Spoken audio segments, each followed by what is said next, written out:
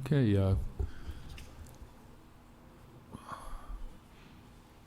good evening, everyone, and welcome to the Worcester City Council budget hearings. And first, I'll do a attendance. Roll call. Council Bregman. Council Bellotta. Council Bellotta. Here. Council Economo. Here. Council Fasolo. Here. Council King. Here. Council Mitra. Here. Council Ojeda. Here. Council Rivera. Here. Council Rosen. Here. Council Toomey. Here. And Mayor Petty. Here. Okay. We have approval of the minutes, May 19th, 2026. Roll call. Council Bregman. Council Bellotta. Yes. Council Economo. Yes. Council Fasolo. Yes. Council King. Yes. Council Mitra. Yes. Council Ojeda. Yes. Council Rivera. Yes. Council Rosen. Yes. Council Toomey. Yes. And Mayor Petty. Yes. Okay, we have budget, Worcester Public Schools, Section 8-1, page 211, or we have the budget book presented by Superintendent. Mr. Chairman, Mr. McGurthy, what's that? just want to recuse myself. Sure. Okay, please, for the record, Thank that Council here has recused himself. Okay, Chairman? so, Mr. McGurthy, do you want to, Excuse me, Mr. Chairman? yeah, I'm sorry, Council Bellotta? Yes. Could we motion to suspend the rules? Oh, sure, so you want, we're supposed to do a, To recognize ALS Awareness Month, please. yes, okay. All those in favor, or do a roll call? Roll call. Council Bregman. Council Bellotta. Yes. Council Economo. Yes. Council Fasolo. Yes. Council King. Yes. Council Mitra. Yes. Council Ojeda. Council Rivera. Yes. Council Rosen. Yes. Council Toomey. Yes. And Mayor Petty. Yes. Thank you, Okay. Mr. Chairman. I just wanted to take a moment to recognize ALS Awareness Month. We know May is ALS Awareness Month, and just wanted to take some time to recognize ALS Awareness Month and read. There was a proclamation that was shared with us, and just thought I would go ahead and share that if that's okay. Sure. Thank you. So we have a proclamation here. Whereas thousands of new amyotrophic lateral sclerosis cases are reported every year, and estimates show that every 90 minutes, someone is diagnosed with ALS, and someone may pass away from ALS. Whereas on average, patients diagnosed with ALS survive only 2 to 5 years from the time of diagnosis, and whereas the exact causes of ALS are unknown, and there is no known cure for ALS.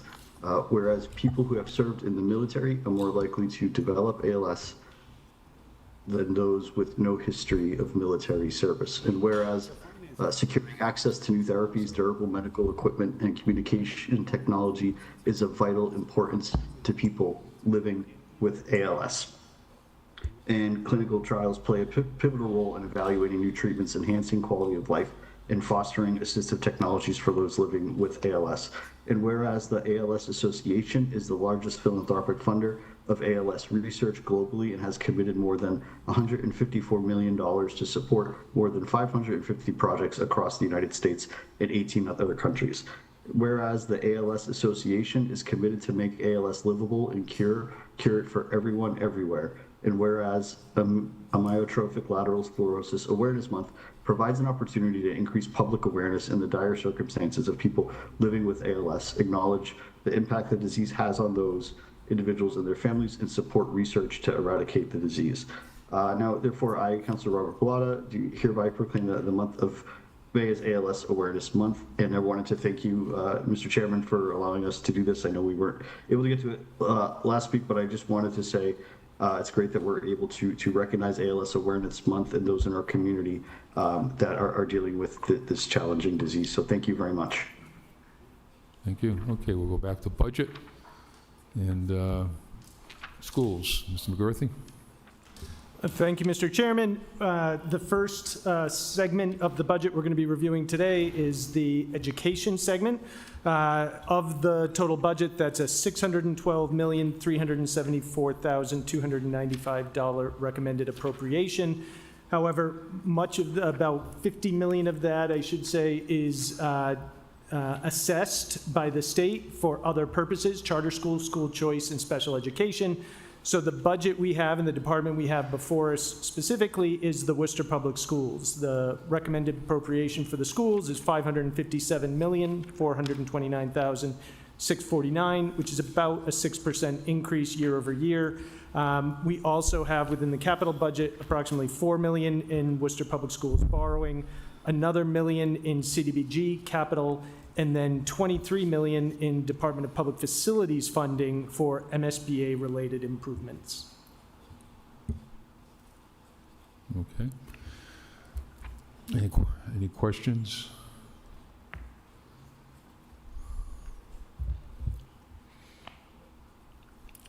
Councilor Fazolo?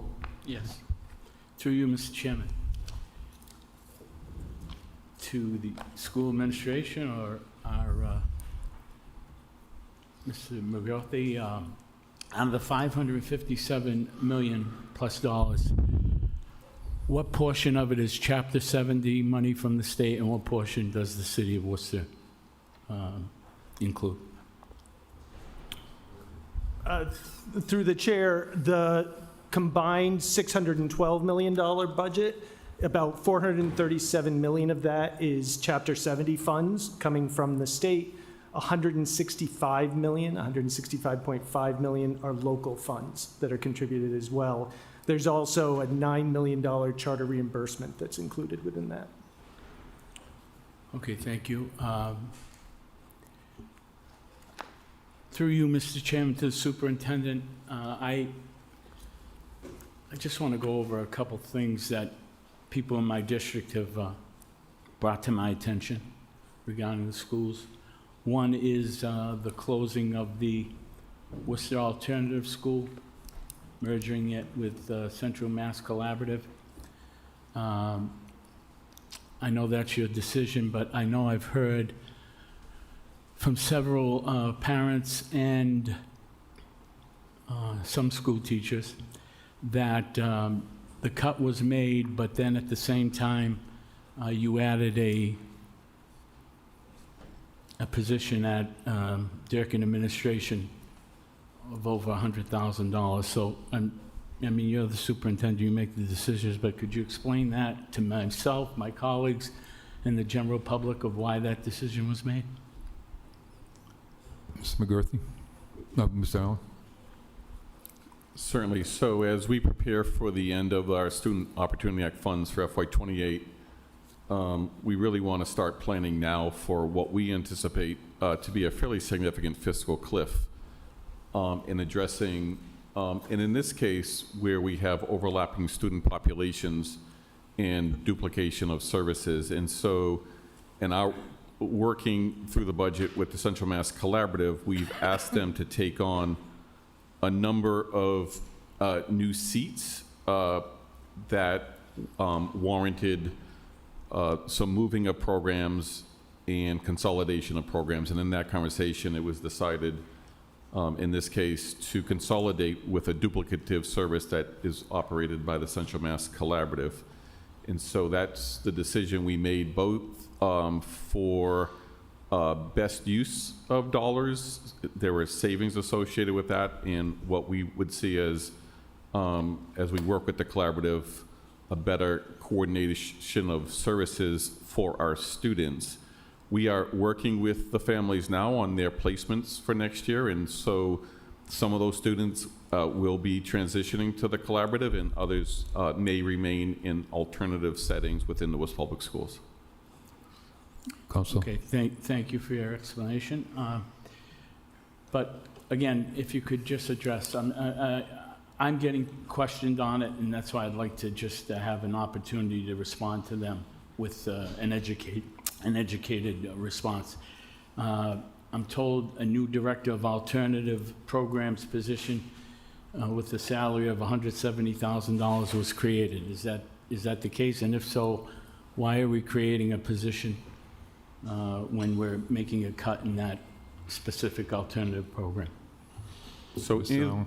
through the chair, any of the positions that are in the FY27 budget are through reallocation of existing positions, which may include upgrades. The coordinator of alternative programs, that particular title doesn't exist. We will have a coordinator of alternative programs, but that position is the current coordinator of Worcester Alternative School.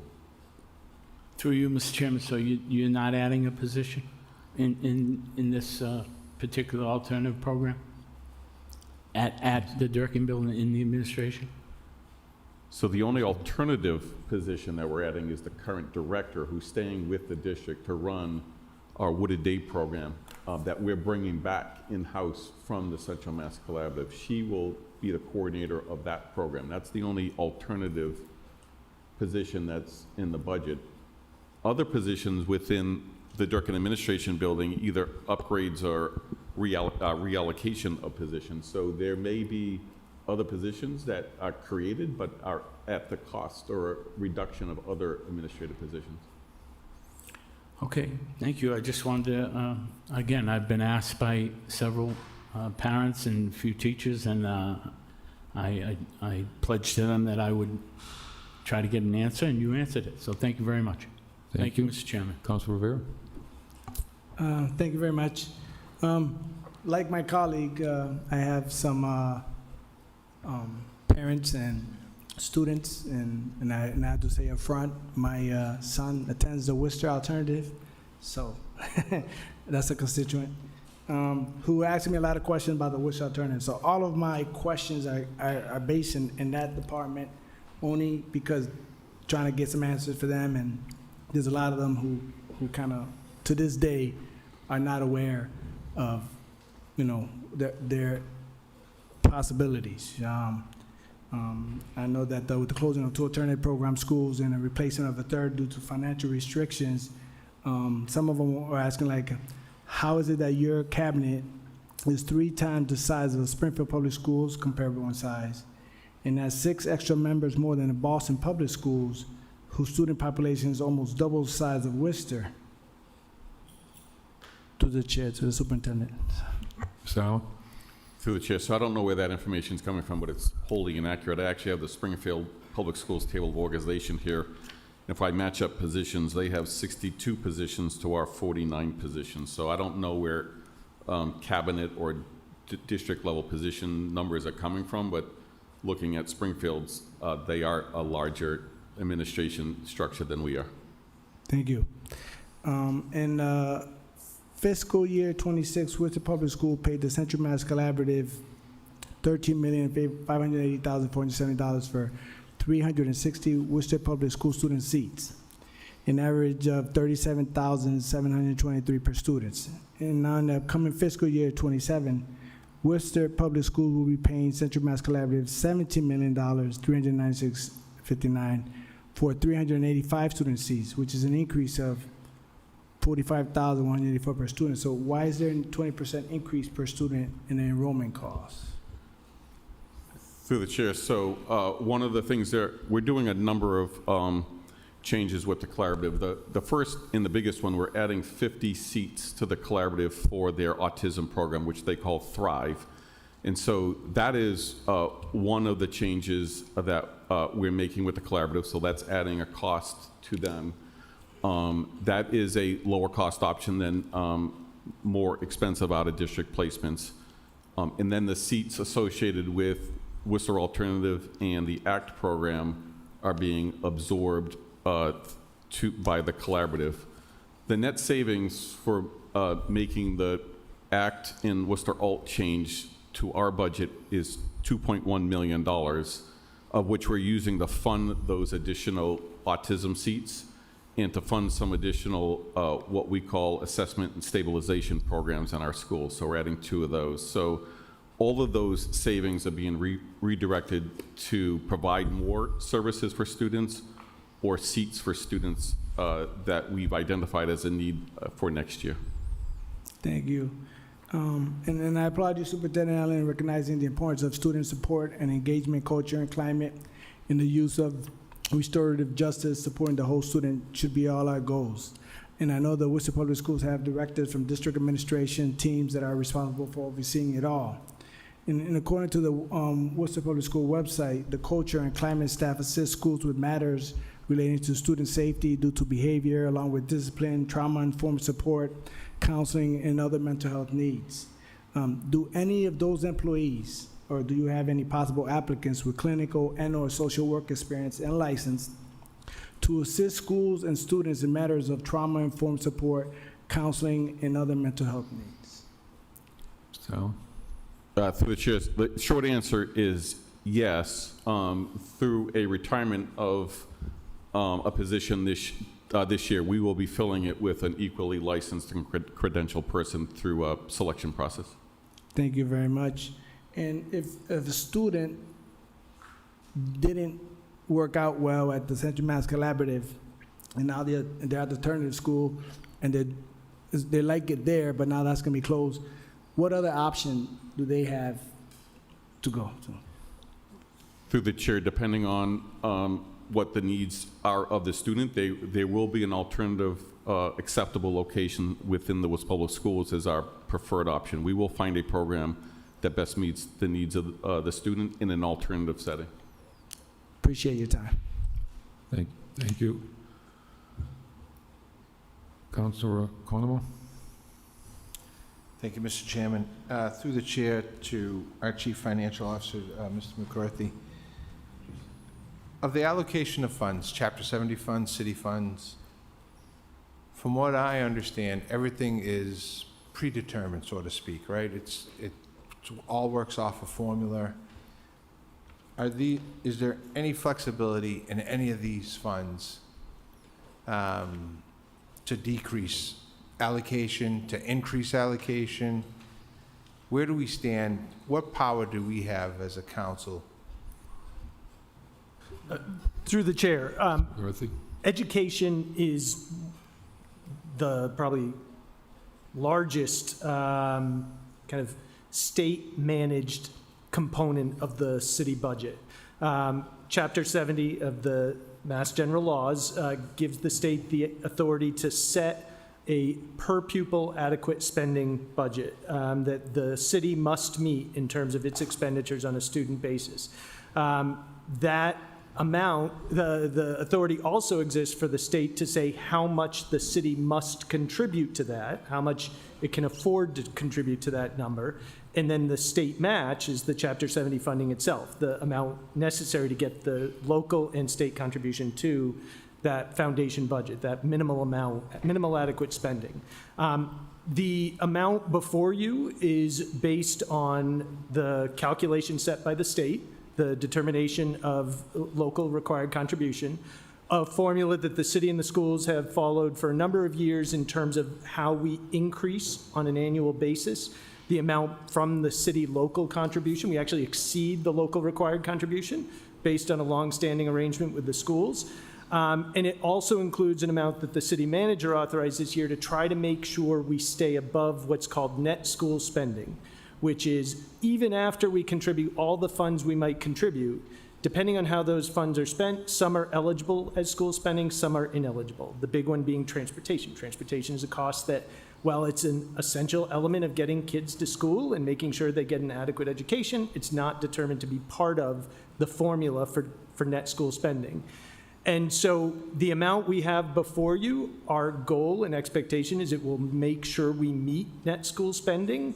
Any cuts, I would anticipate we would fall below net school spending and therefore have to make it up in future years. To your comment, there is always the potential to increase that funding, but as you know, increasing that funding in one department means cutting that funding from another department. There's not an additional source of funds that could be used for this purpose. It would just have to be trade-offs within other city departments. So to the bottom line of your question, I don't believe there's any room to cut in this budget as presented based on all the various formulas that come into play as we set the school budget each year. And just to be clear, I wasn't looking to cut. The point I was trying to make that a lot of the funds that we're putting towards our schools are predetermined by formula, by the state. Through the chair, that's correct. As we approach school funding each year, we treat it almost as a fixed cost in our calculations, both between the Chapter 70 requirements and then the year-over-year growth per the long-standing agreement between the city and the Worcester Public Schools is how we capture that funding. No further questions, Mr. Chairman. Thank you. Counsel Mitra? Thank you, Mr. Chair. Through you to the school superintendent, and maybe to the CFO as well. I have a similar question. What is the foundation money that the city has to give? Do we give more than that, or we just make the required amount to get the state funding? Mr. McCarthy? Through the chair, our required amount under the foundation formula is $143.5 million. This year, we are contributing through this budget $165.5 million. So as you can see, we're about $20 million above the local required contribution. Does that give us the opportunity to get a little more from the state, or? Through the chair, no. The state only matches, the foundation formula is set, determining how much must be spent locally. The local required contribution is set, determining how much we can afford to spend locally. The difference is the funding that comes from the state. They won't provide additional funding as a match in any way. Okay. So through the chair again, I have the similar question that we're looking at all these allocations as a city council here, but there isn't anything that we can really do rather than just looking at the allocation that is done, because it is pretty much all set. The council doesn't have any power or the opportunity to change anything. Am I correct on that? Through the chair, as mentioned, the council's power, and I don't want to speak out of turn, but the council's power is to call for reductions within the budget at large, not within individual line items. However, in this case, any reductions within that budget, I suspect we will fall afoul of Chapter 70 and net school spending requirements. So any decreases that might be requested could result in a shortfall of funding. Net school spending is determined after the fact. We do a budgeted net school spending before, but that is just the budget. We do expect a positive budget for net school spending in FY27. But we calculate it, and DESI calculates it at the end of the year. So there's even still the possibility we will have a shortfall in net school spending when the year ends. But right now, on a budgeted basis, we think we'll be above. Can you give me a little understanding of what is not eligible for net school spending? Mr. McCarthy? So through the chair, there's two elements that go into the Chapter 70 formula.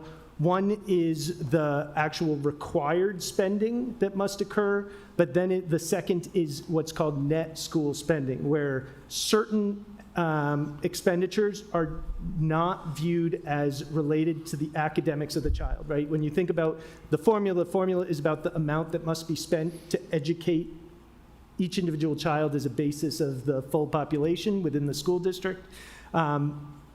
Costs such as transportation, leases, crossing guards, adult education are removed from that. Even though monies are spent on those areas, they're removed from the formula as DESI deems those to be non-net school spending. They are not related to school spending. They are outside of the foundation requirements.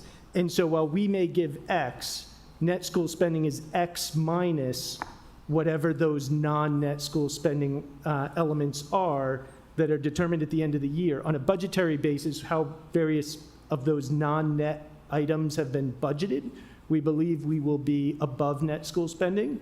On an actual basis, we always look at the end of the year to determine whether or not we met the criteria. Any non-net school spending carries forward into the next year, and we have to make it up in future years. So as you said, that we can make the cut if we want to, or if we see appropriate, but we cannot add it on to somewhere else at this point as a city council. Mr. McCarthy? Through the chair, the city council does not have the authority to add funds elsewhere. They would not have the authority to add funds here.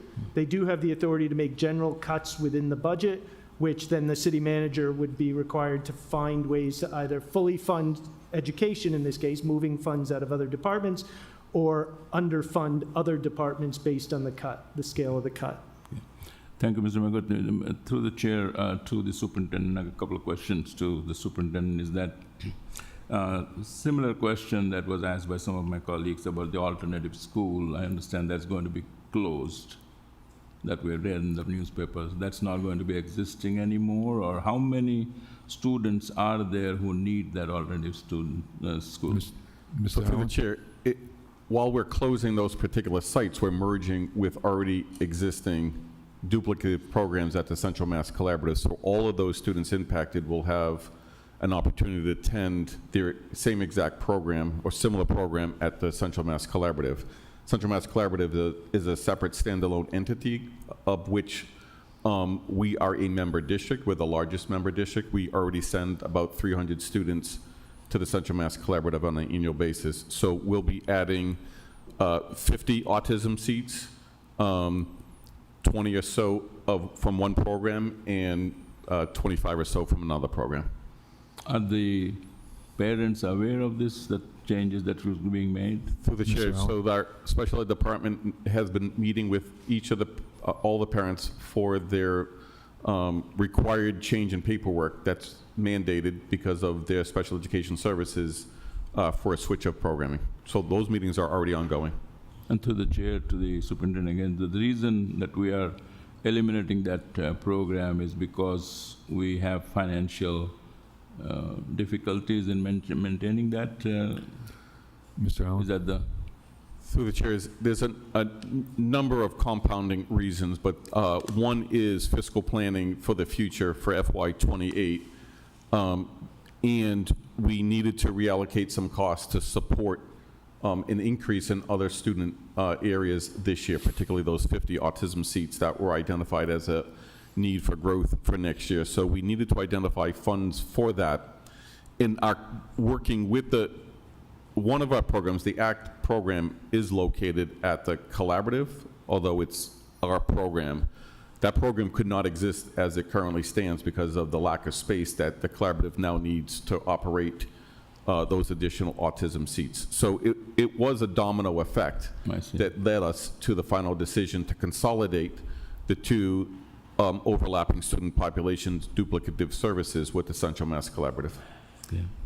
To the chair, one more question about the students of our schools, the standard of the students, the performance of the level of standard. Is that, where does it stand? I was reading about it that it says that our student standards are below the average standard of the state. Is that true? Mr. Allen? So I'm not sure I understand in terms of standard, but in terms of performance, we do recognize that we have work to do. We've made that a goal. It's one of my 5 goals the school committee will be evaluating me on in the next month or so. It's around student performance, and so that is something that we work on every day in terms of level of achievement of our students. So that is in the forefront of what we do. So to me, my thinking is that our students should uphold a very good standard, and maybe the best in the nation. That's what I dream for, that our schools should perform in such a way, deal with our students in such a way that our students are distinguished and not below the average, of course. I mean, we're having a budget of over $600 million spending money in school, buildings, sophistications and all that, but I need to do something that raises the standard of our students' performance. So that's something that I need to know what's that we're going to be doing to raise that standard. Through the chair, I Mr. Allen? welcome you to visit Worcester Technical High School or the Goddard Scholars Program or the Engineering Biomedical Program at Doherty Memorial High School. I think we have exceptional standards for many of our students. We recognize particularly our multilingual learners do not pass standard assessments because of their learning English, and so we know we're working on that every day. But overall, I think we have extraordinary students performing great work every day, led by exceptional teachers. I know the Worcester Technical School. I've been there, and I'm very impressed about the way the students are learning things there. No doubt about that, but that's not probably truth for every school that we have. We have about 45 schools, 25,000 students, and we want to see that they are really upholding a very high standard in whatever level they're studying. May I ask a question that, do we have the courses of financial literacy to juniors and senior level? Is that there in the school these days? So that they, before they go to college, they have some idea about the financial literacy. Is that course being there? And also the civic sense. Mr. Are Hall? those courses given to the students these days? Through the chair, so one of the aspects of the Student Opportunity Act was around financial literacy, and that's something we'll be working into the curriculum as we go. So we recognize that as an important learning component for our students, and so we'll be seeing more financial literacy courses as we unroll, particularly once the new graduation requirements come out next month, how that will fit into our high school sequence of courses going forward. So through the chair, I would just like to mention, I think I had come to see you some time back, and also had seen the previous superintendent as well, that I strongly believe that our students should have some knowledge, basic knowledge of the financial literacy, how to manage money, what is the budgeting, and simple things they should know. And I, being in that profession, I'll be very happy to meet with you and kind of help you in kind of generating a course level which can help at least the juniors and seniors before they get out of school and go to colleges and know how to use their money in the proper way. So that's something that I have dreamt of, and I like to offer my availability to talk to you if you need. So, and also same day, I like to see that our students these days have the ability to know the civic sense, which is very important these days. When to go to vote, what to do about the civilized society, and that knowledge should be. I don't know that whether there is a course given. When I was studying, civics was a subject that I had to study when I was growing up. So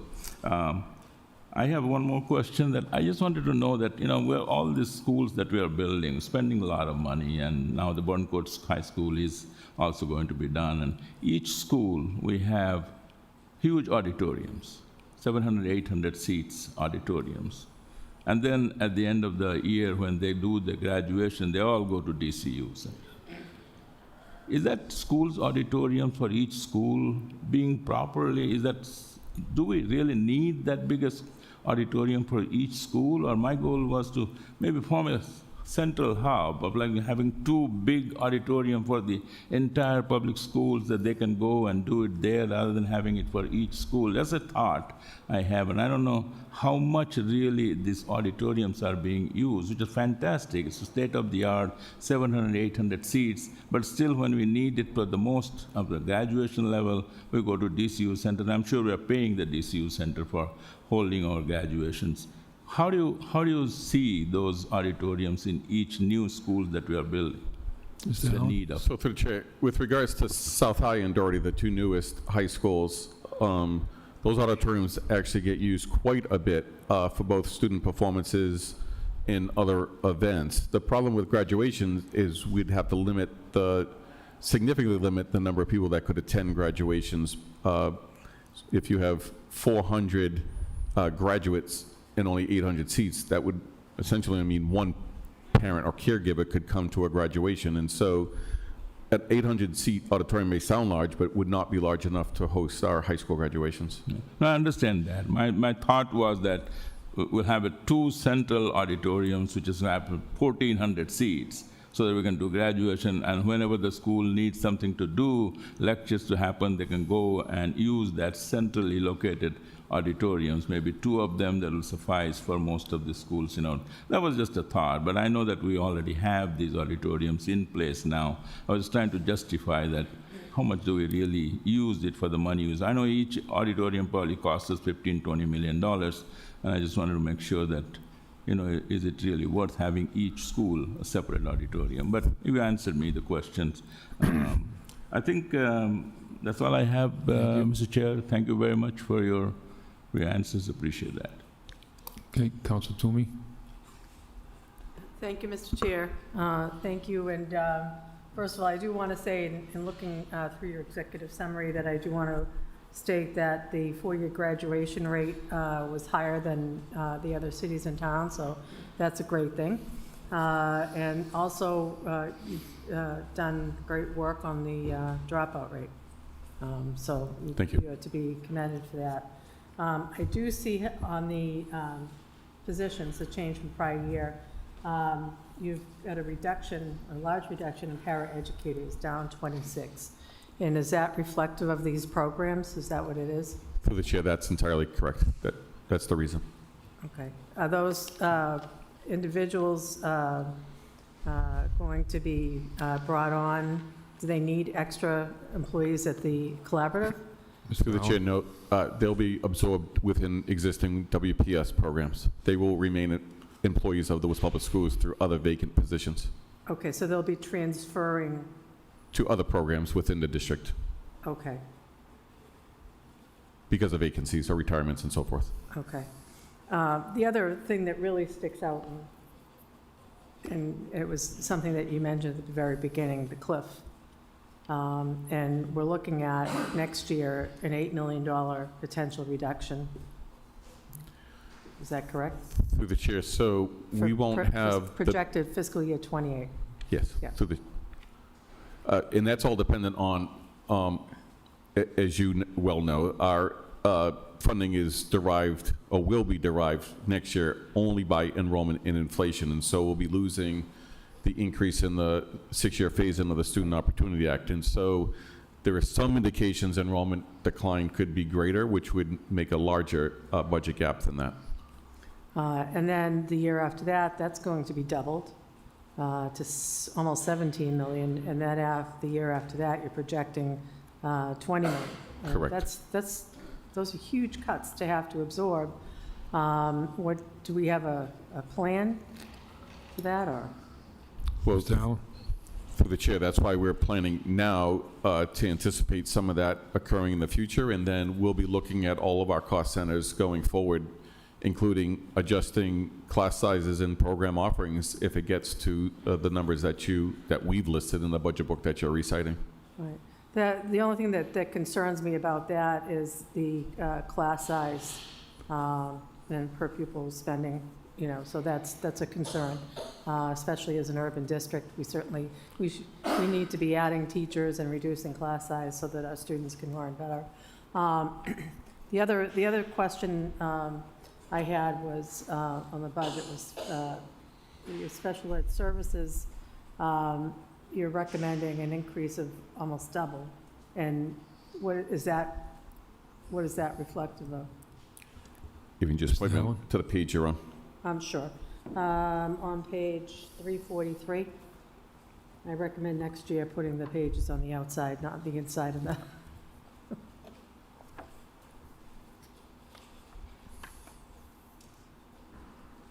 Nice graphics, but.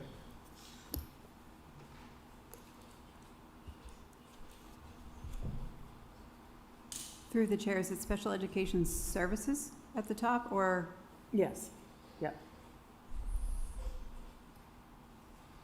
Oh, through the chair, there's 2 contracts that are increasing due to the IDEA funds that will no longer be carrying those. So it's a reallocation of grant funds. Okay, thank you.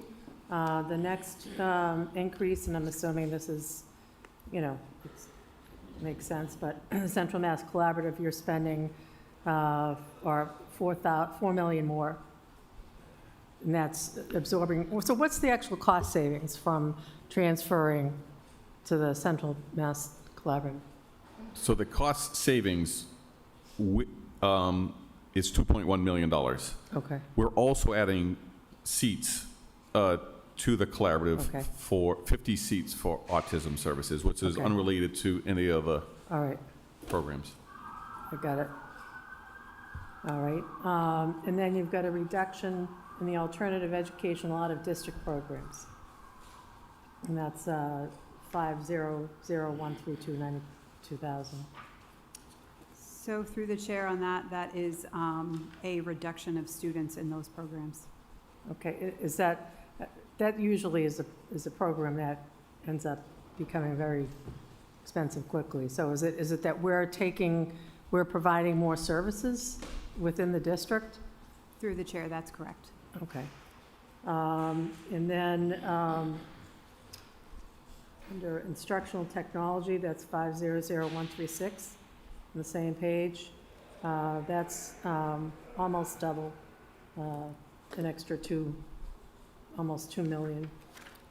What is that going for? Through the chair, that is for our student devices, for our leases. We are increasing, replacing a Chromebook lease, which Okay. is the majority of that cost. Okay. And then lastly, on that page, instructional materials is down 800,000. And that's, why are we,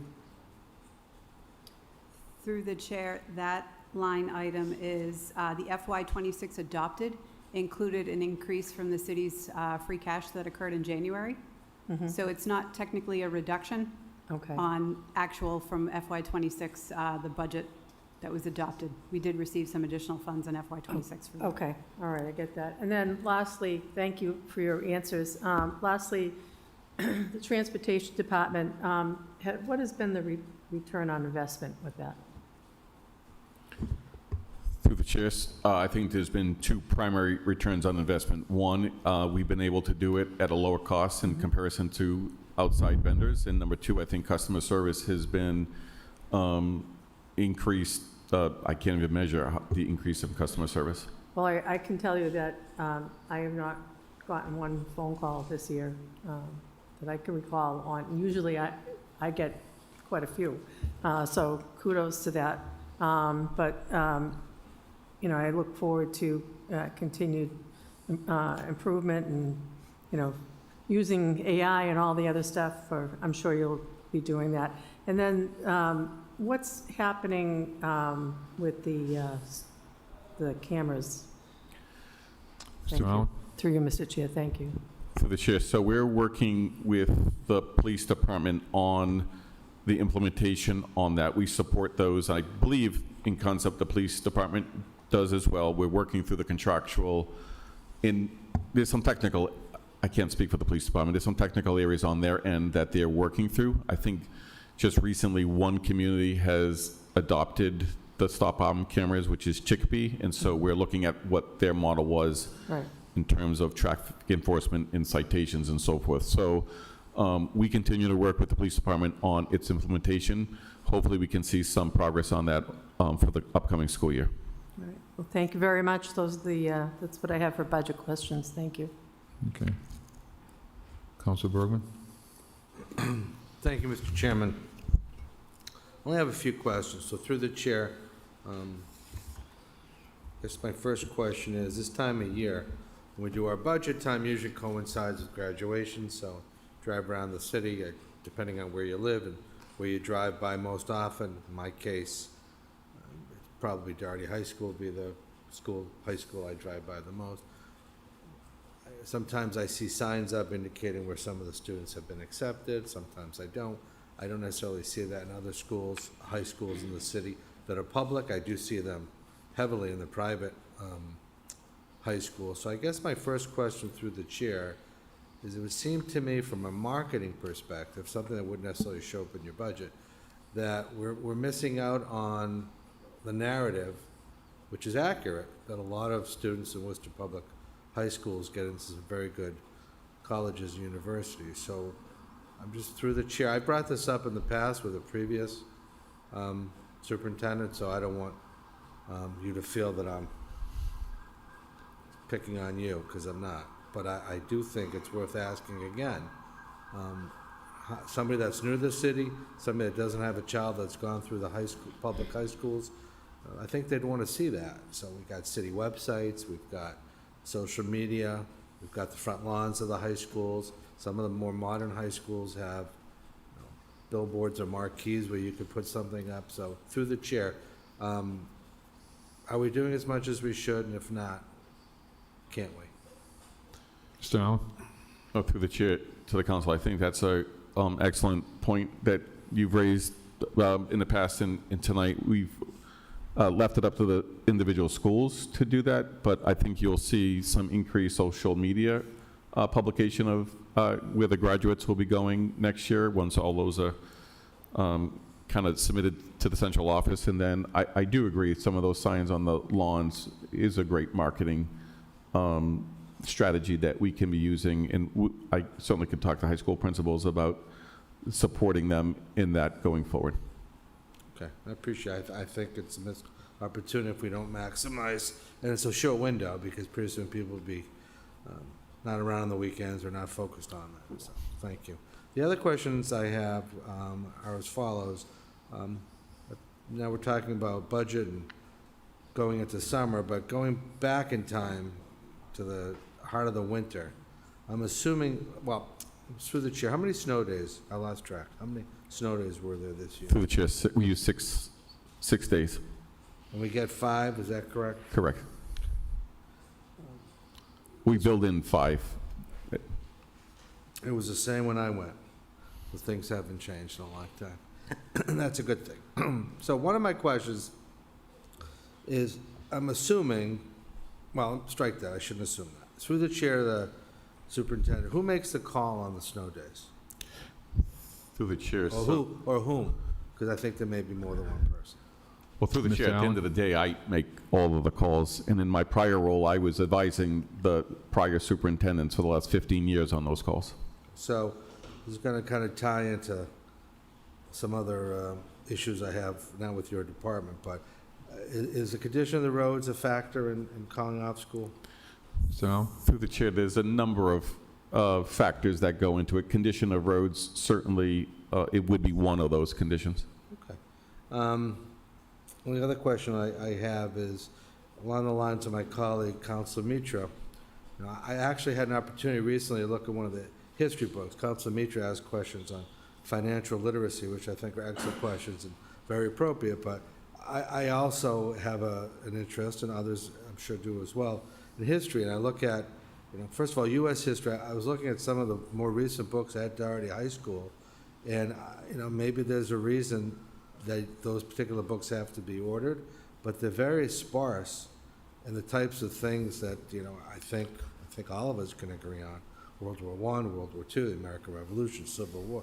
They're very sparse on some of those topics. I mean, is there, and they're particularly absent, what is particularly absent is Worcester's role in any of that. And I understand there's a standard curriculum that has to be followed, but, you know, I'm just going to ask again, isn't there any way to weave in through the chair Worcester's role in all these significant historical events, particularly when we're at the 250th anniversary of Worcester? I mean, if it's not going to happen this year, I'm realistic. It ain't going to happen.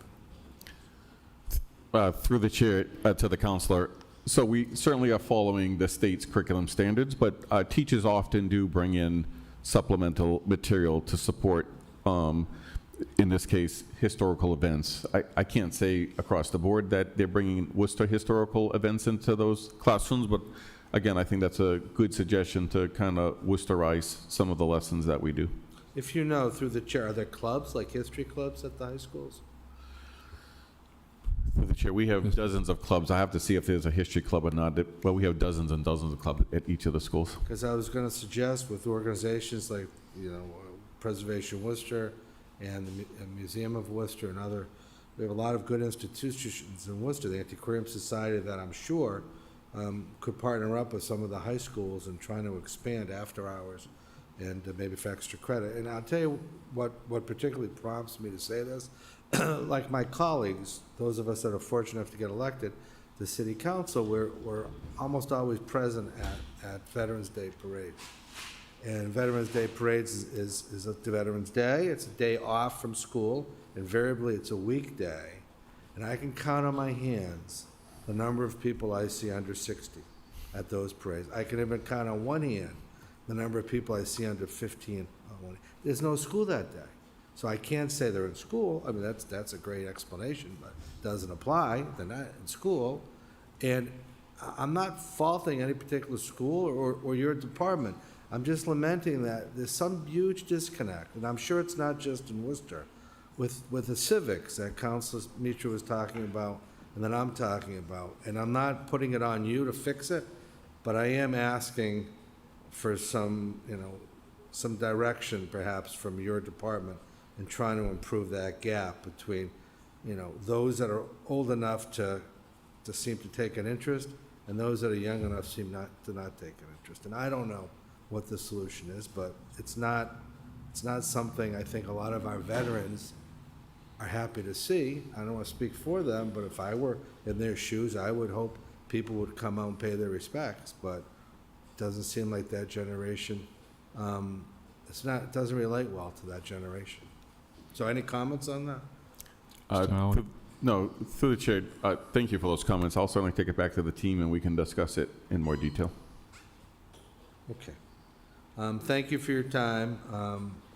As a graduate of Doherty High School, class of '81, and Council Rosen was roaming the halls when I was there, as well, in a different capacity, and having a number of my children graduate, Worcester Public High Schools. You guys do a great job. It's a good story as far as getting out there, how successful our high schools are, and I just hope to see and hear more about it. So thank you. Thanks. Thank you. Okay, we have Council Rosen. Thank you, Mr. Chairman. Everyone knows I love the Worcester Public Schools. I went through K through 12 Worcester Public Schools, taught 17 years, Doherty High, the original Doherty High. I was on the school committee 10 years, so I love the Worcester Public Schools, and looking through the budget, expensive to keep the Worcester Public Schools, but for the great job they do, it certainly is worth every dollar, I think, in this budget. A few quick questions. I think the superintendent, through the chair, the superintendent mentioned we didn't want to duplicate services, especially in terms of the alternative programs. What about duplication of services between the school department and the city? And I think of a department like Human Resources. Is that a department that could be shared with the school department and the city, having just one department? I think maybe the school department is the only other department that falls under the city of Worcester that has its own human resources. I understand how large it is and all those issues, but is it something that the superintendent thinks we could do together as a team instead of two separate human resource departments? Mr. Allen? Through the chair, I believe our Human Resources Department's pretty busy. I'm not sure we could take on the work of the city. Well, I was thinking the city was going to, through the chair, the city was going to take on the work of the school department. So you reversed that. That's not what I meant, Mr. Superintendent. Through the chair, I must have misunderstood you. I believe while there's some similarities, I think there's significant differences between what the schools do and what the city does for human resources. Okay, that answer means it's time for me to move on. Let me take a look at and this is the lawsuit against a lot of school systems in Massachusetts. I think Worcester is involved because we have some groups like the YWCA, and we have the Worcester Interfaith, and some parental groups, I guess, some groups in the city who believe that throughout Massachusetts, and including Worcester, that the state policies of education might be, I guess I'll say, racist in effect, because a lot of policies are based on where students might live. And if your only choice tends to be that you can go to school in an area, district that you live, the lawsuit basically says, oh, that's really not fair. Students in more affluent neighborhoods and communities would have an advantage over those who might be in less affluent areas. So I just wanted to check through the chair with the superintendent. What do you think of that lawsuit and how Worcester is affected by it? Do you agree with any of what that lawsuit is saying about school systems across the state, including ours? Mr. Allen? Through the chair, so I don't know the particulars of this lawsuit at all, but I can say in my 32 years working for the city, from days dating back when former school committee member Toomey and I would go to the State House, to more recent times going to the State House, I can assure you that Worcester has been a leader in advocating for the underfunding of communities like Worcester. I do believe it's an underfunding issue. I'm extremely appreciative of what the state legislature did for the Student Opportunity Act to fund Worcester a little more than $100 million more than we would have otherwise received, but I can demonstrate that Worcester is still an under-resourced community, not by the city, but by the state. And I think my advocacy around that will continue in the upcoming years. So I don't know the details of this particular lawsuit, but I'm going to continue to advocate for additional funding for communities like Worcester. Through the chair, I appreciate that answer, Mr. Superintendent. And if I remember, decades ago, when I was on the school committee, we brought in the magnet schools, and we tried to address problems and issues like this with magnet schools. And I thought we did pretty well, certainly at the time, compared to all the trouble that Boston had. Worcester, really, the magnet schools did so well by everyone in the city, residents, businesses, and especially our students and their families. So that worked out well. Just real quickly through the chair, magnet schools today, are they as important as they were back then, decades ago?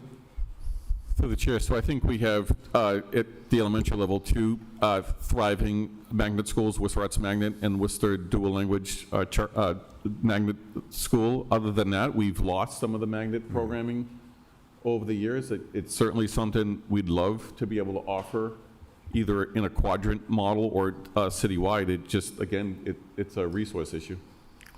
But that might be something that's considered in the future through the chair, am I correct? That if funding allows. If funding, through the chair, if funding were to allow, it's something we would definitely would consider is identifying some specialized type programming to attract students across the city or within the quadrant. Okay, and through the chair, I know across the Commonwealth, the legislature is looking at use of social media by our young people, and related to it, obviously, the phones. So do you see social media and the use of phones in the Worcester Public School System as a problem? Maybe taking too much of the time, the learning time, or the study time of our students? Through the chair, so I think the policy that the school committee adopted 2 years ago now has been effective from my firsthand experience visiting schools, particularly this year, which does not allow for the use of cell phones during instructional time. We do allow it during passing times and other times. Do I think cell phones, social media, and so forth generally is a societal issue that is affecting the mental health of students? Absolutely, and that's something that we continue to work on during the school hours, but it's something that extends well beyond just the 6 hours that we have students during the day. And through the chair, Mr. Chairman, that our City Council Public Health and Human Services Committee, which I chair, with Councilor King and Councilor Toomey, will be looking at the mental health of our local youth and many of the issues they face and the challenges. And hopefully when we have those hearings in a few more months, we certainly will bring in folks from the Worcester Public School to address those issues, and hopefully we can work with the school department on some of those issues.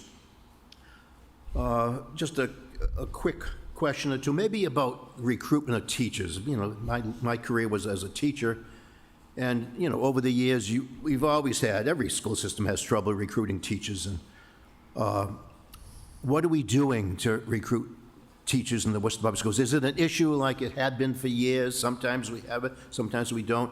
We need qualified teachers. That's just so important in the classroom, and things have changed. I couldn't put my helmet on and go back in the game now. I couldn't do it. The new Doherty High. The new Doherty High is so high-tech and so advanced. Teaching has changed, and those are the people we have to recruit, especially young people. So through the chair to the superintendent, what are we doing to recruit teachers, and are we being successful in our endeavors? Mr. Allen?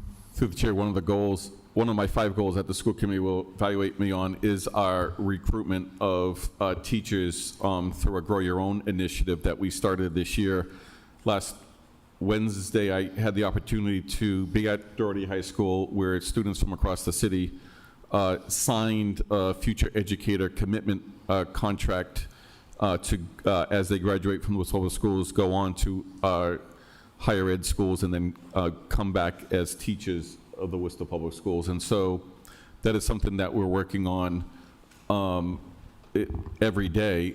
We essentially said it's been a struggle for, as you just said, decades in terms of recruiting teachers and to get more of our teachers to look like our students. So the goal is to make our current students our future teachers, and to do that, to support them while they're in high school, by encouraging them, again, by using some existing systems and structures already in place, by getting them to enroll in early college programs so they can get 12 credits before they even graduate from high school.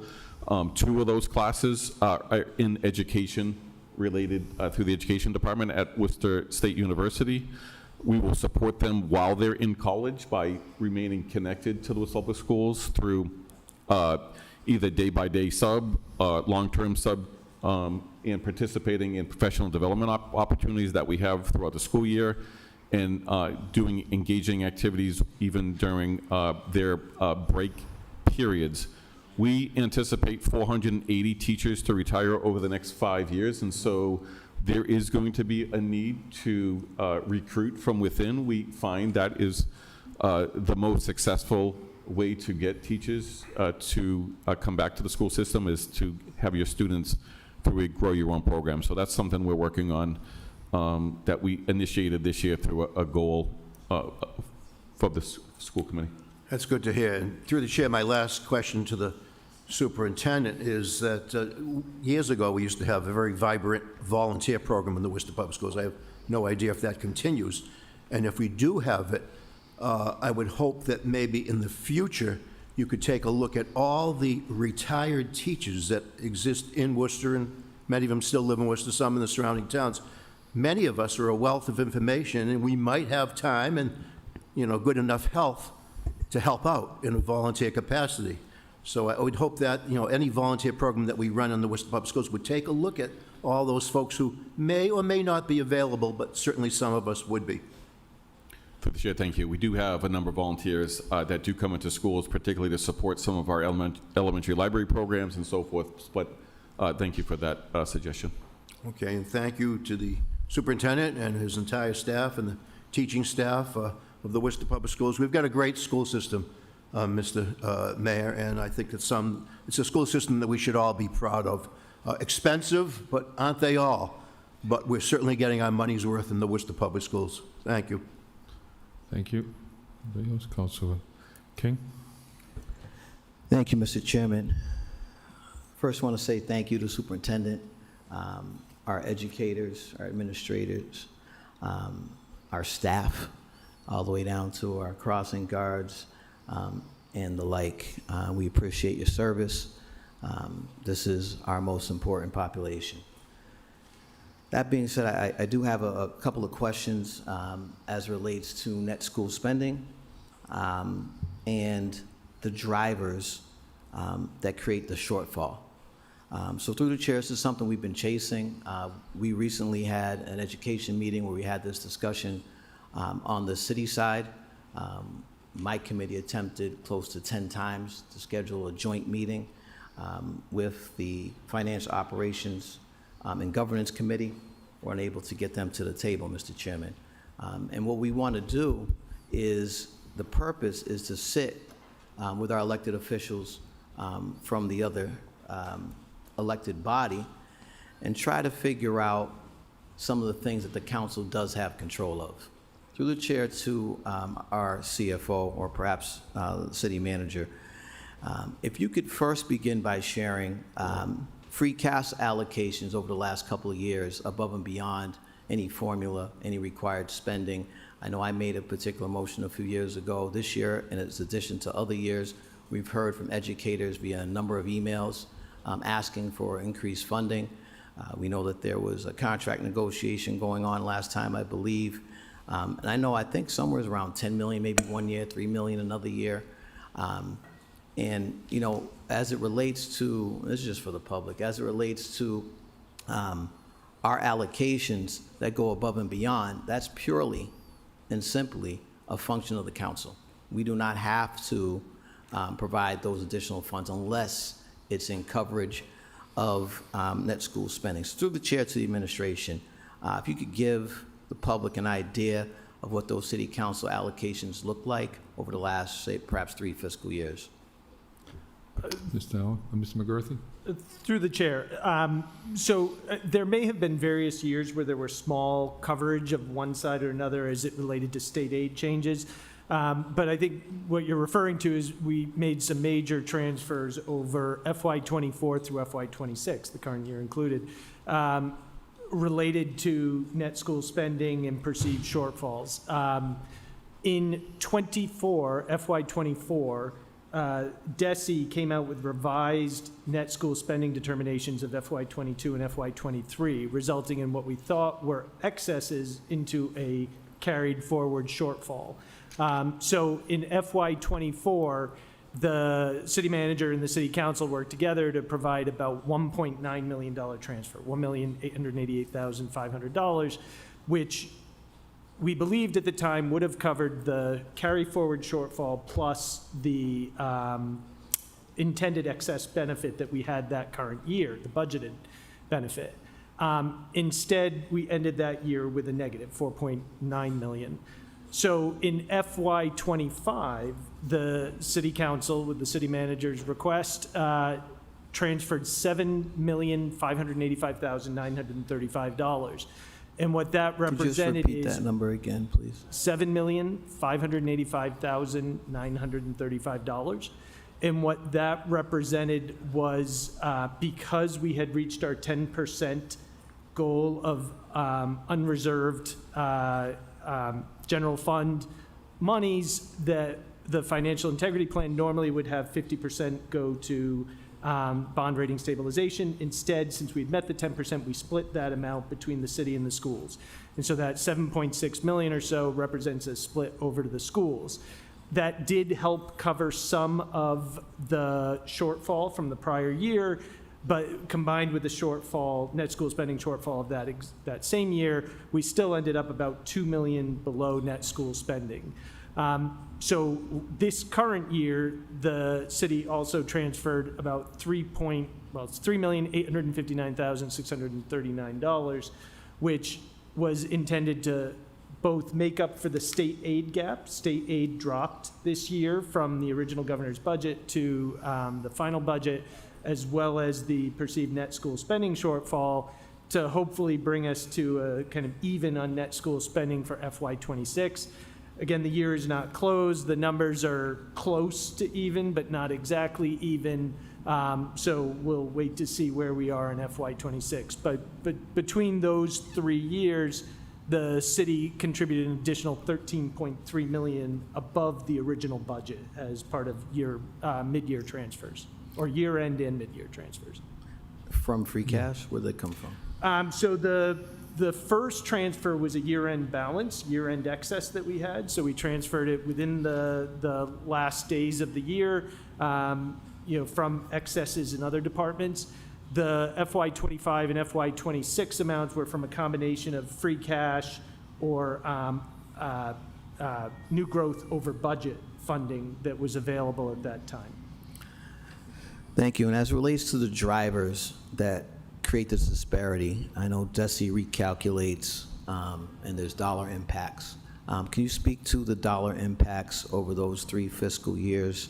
And also for the public, if you could outline once again those drivers specifically. I know transportation costs, et cetera. If you could just kind of speak to it through the chair. Mr. McCarthy?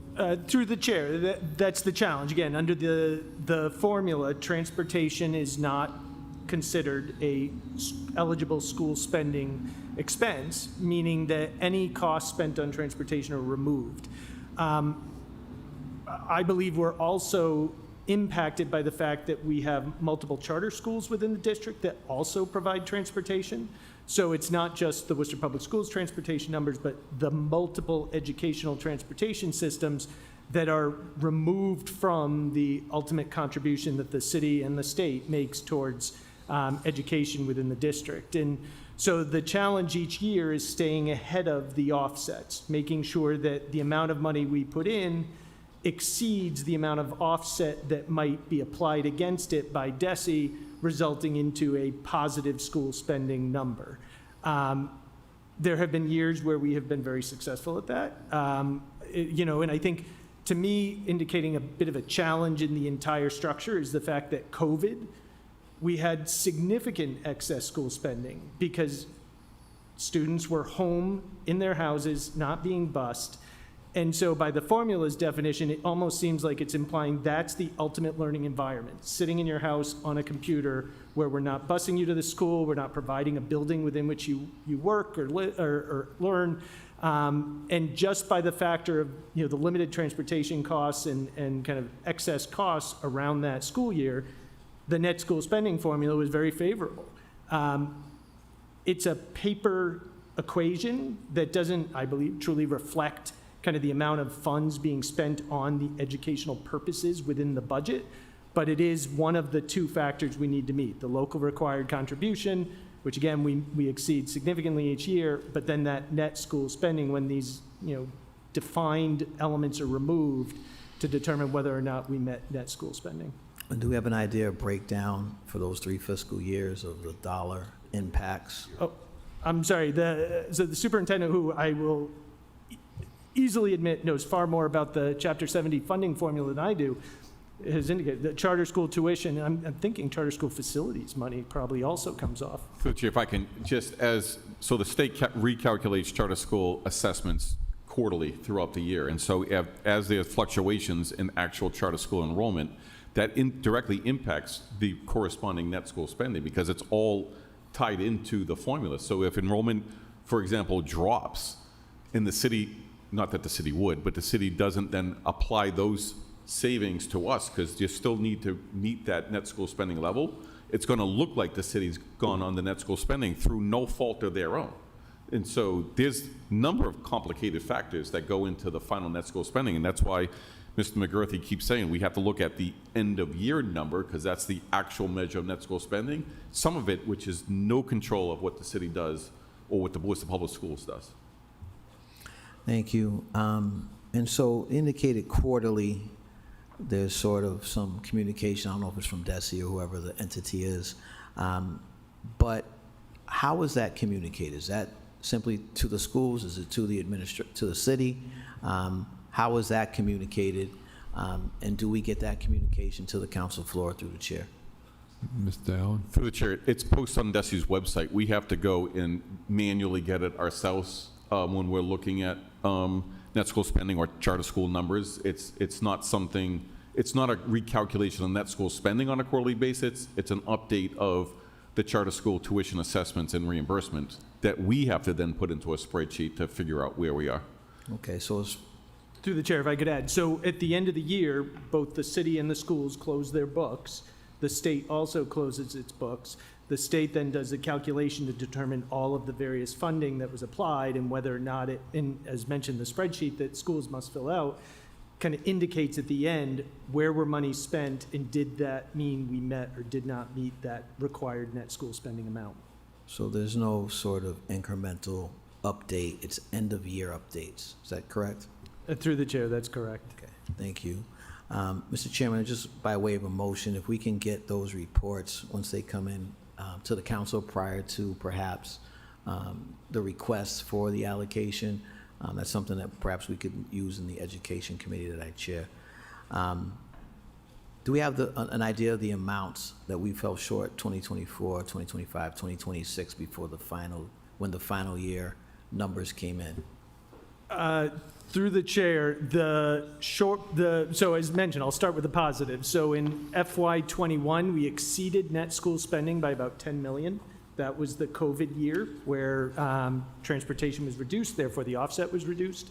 In FY22, we had a negative 620,000.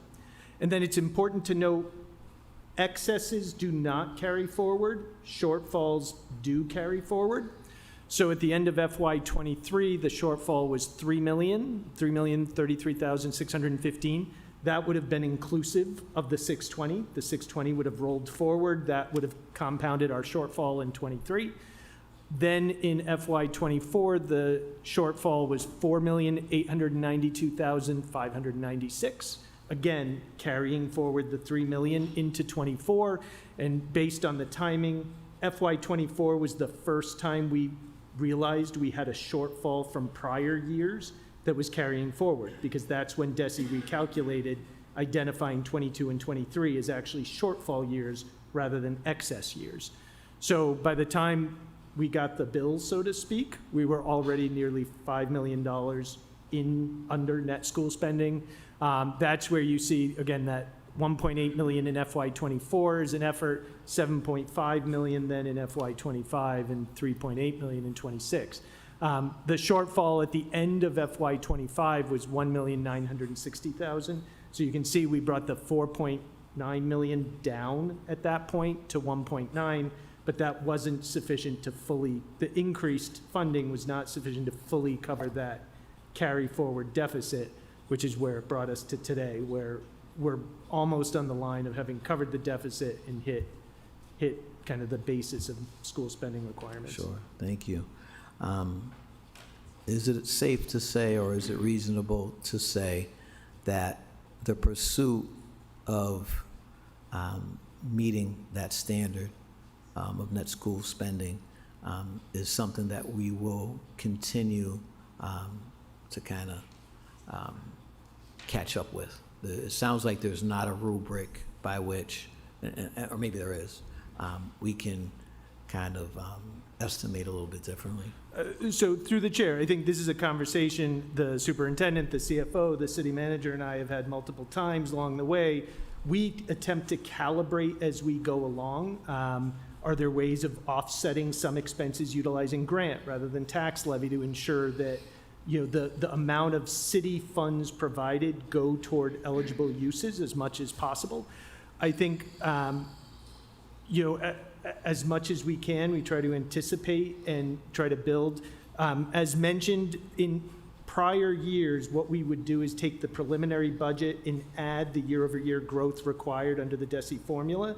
This year, the city manager determined to use the final actual budget, or at least the budget that included the 3.8 million that we put in at budget adjustments as the basis, meaning we're starting out ahead in this fiscal year, going into FY '27 as a basis to try to kind of make that leap that we're above the line on an ongoing basis going forward.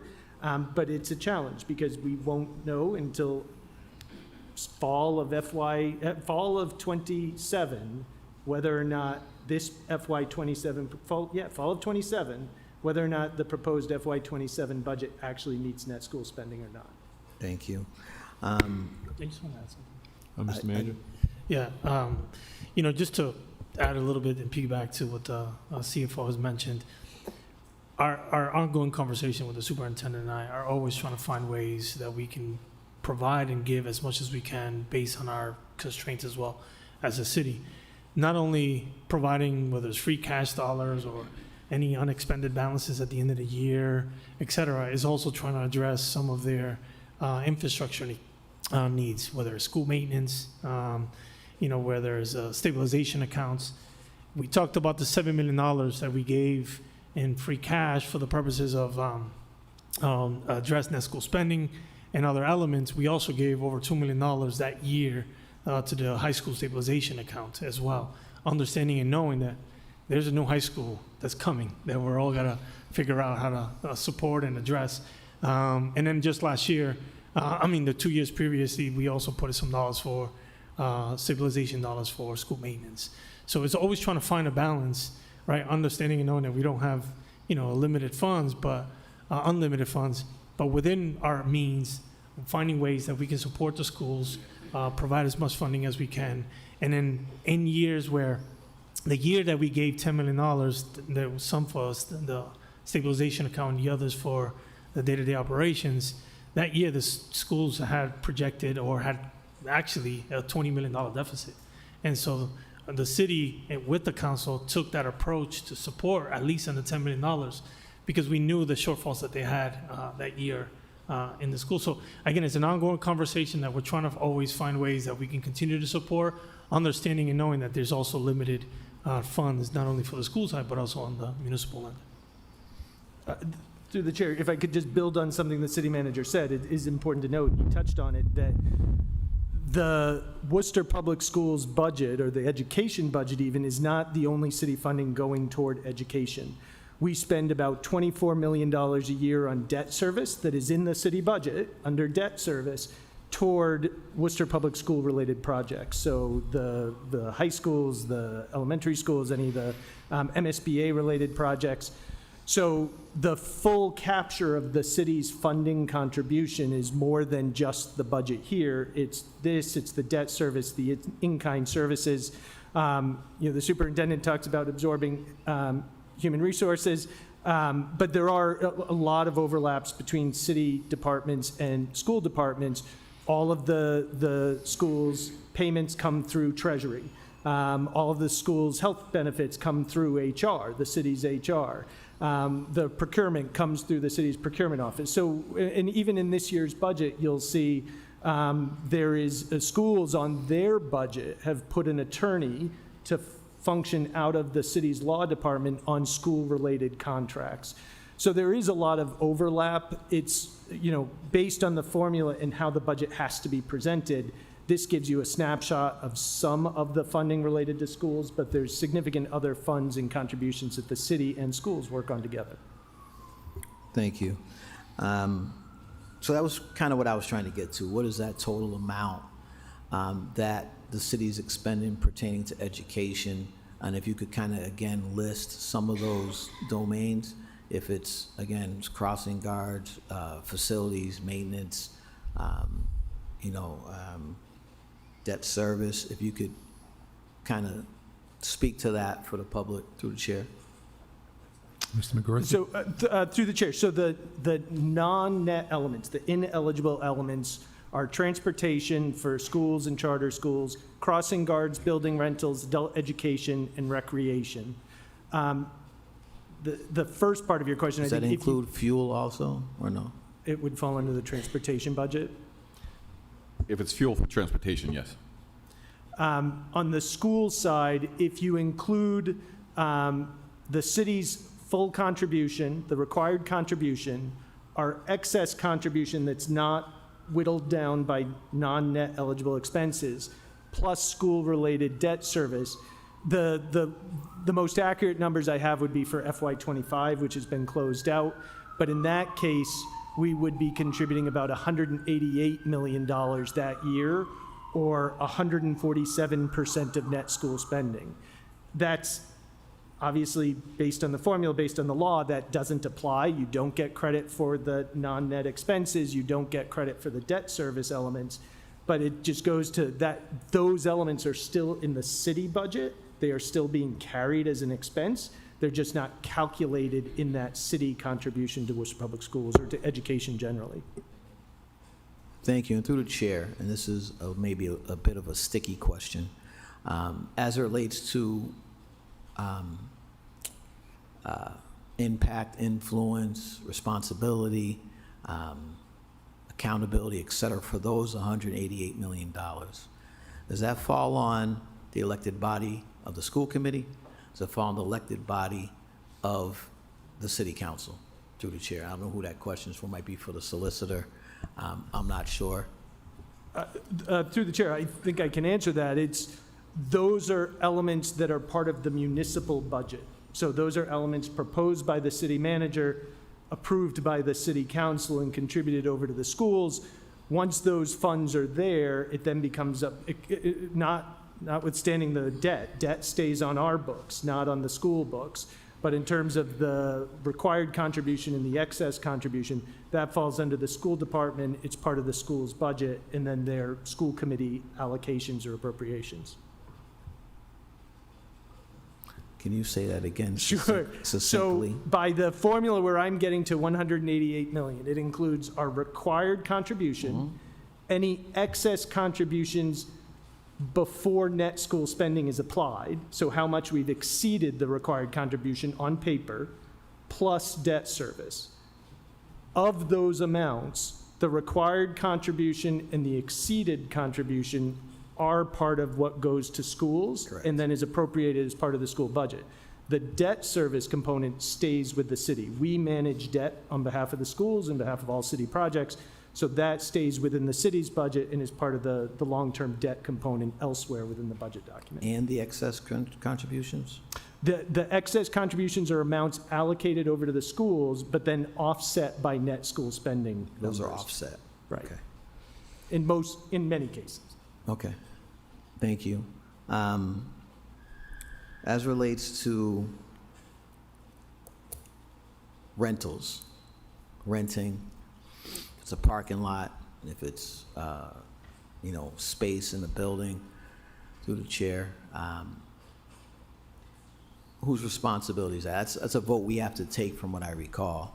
I know that an item, and I asked this, the item came before us on council, asking for a dollar amount for rent on behalf of Worcester Public Schools.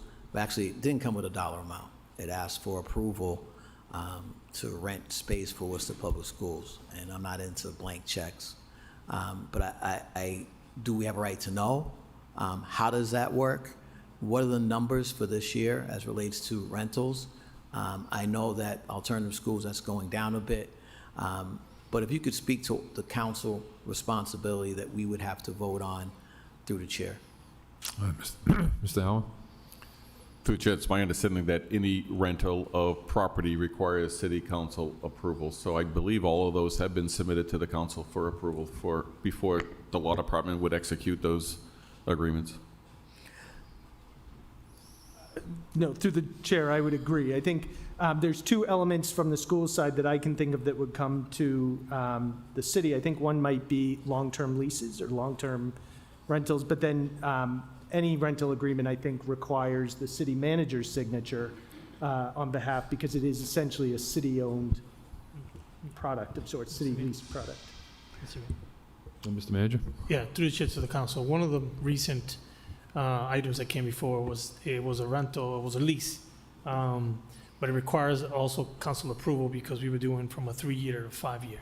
And any times we need any contract agreements, more than 3 years requires council approval, 5-year. And what was that, through the chair? My understanding, I believe that was the parking agreement. Was it Durkin building, or was it? No, it wasn't the Durkin building. It was right next to Fanning, the parking next to Fanning. Yes. Mr. Allen? And through the chair, is that building, are those folks being moved next year? Is that parking going to be used through the chair next school year?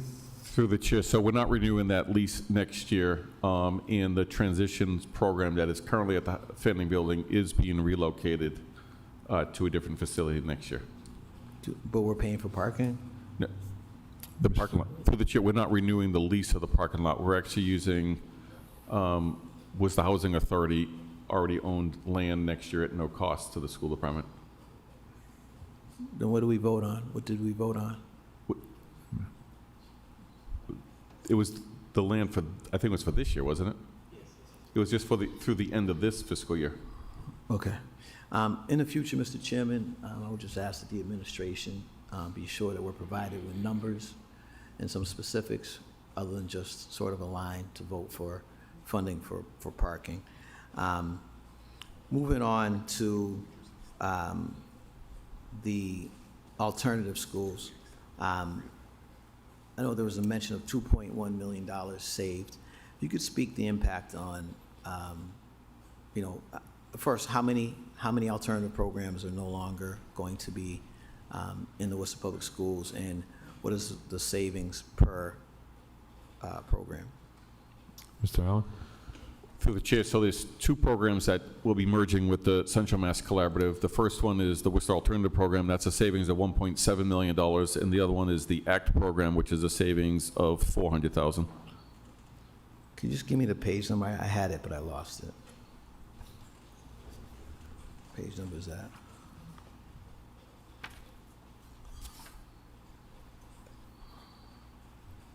Through the chair, page 328 is Worcester Alternative. 338? 328. 328. Jeez. And through the chair, the Academic Center for Transition is 333. So 333, 400,000, and what else?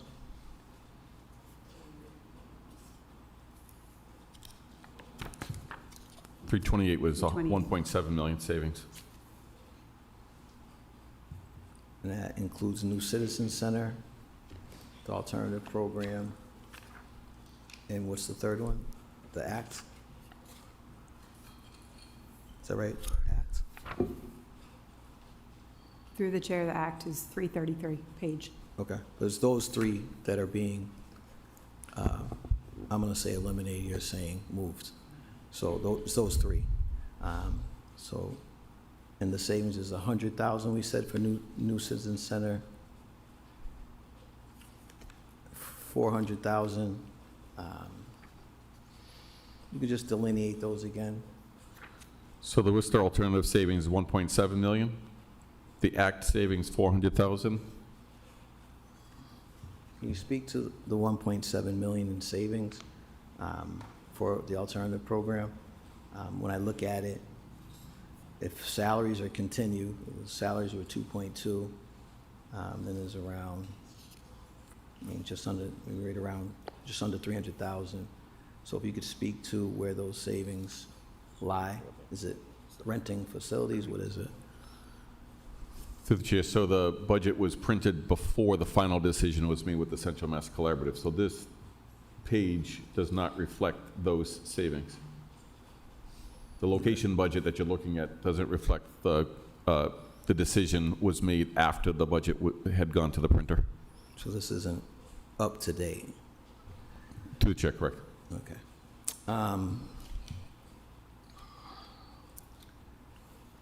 Okay. What impact is it having on student-teacher ratio, through the chair, the elimination of Worcester Public Schools alternative programs within Worcester Public Schools? Mr. Allen? Do you mean globally or these particular programs? For these particular programs? So they will have similar low class sizes at the Central Mass Collaborative. They're substantially separate programs that will have lower class sizes than a general ed classroom would typically have. I understand that, but in terms of the current size of those ratios, including paraeducators, et cetera, in Worcester Public Schools. They will be staffed, they'll be staffed the same way at the Central Mass Collaborative. Okay, and if you could speak to per pupil costs for folks in a Worcester Public Schools alternative program versus in a collaborative? Through the chair, that detail we'll have to provide to you in our report. I could wait if she's gonna find it. Through the chair, I don't think I have the specific per pupil. Do we Give know me if 1 it's minute. more or less, through the chair? Through the chair, I do not have the specific sheet that I'm looking for.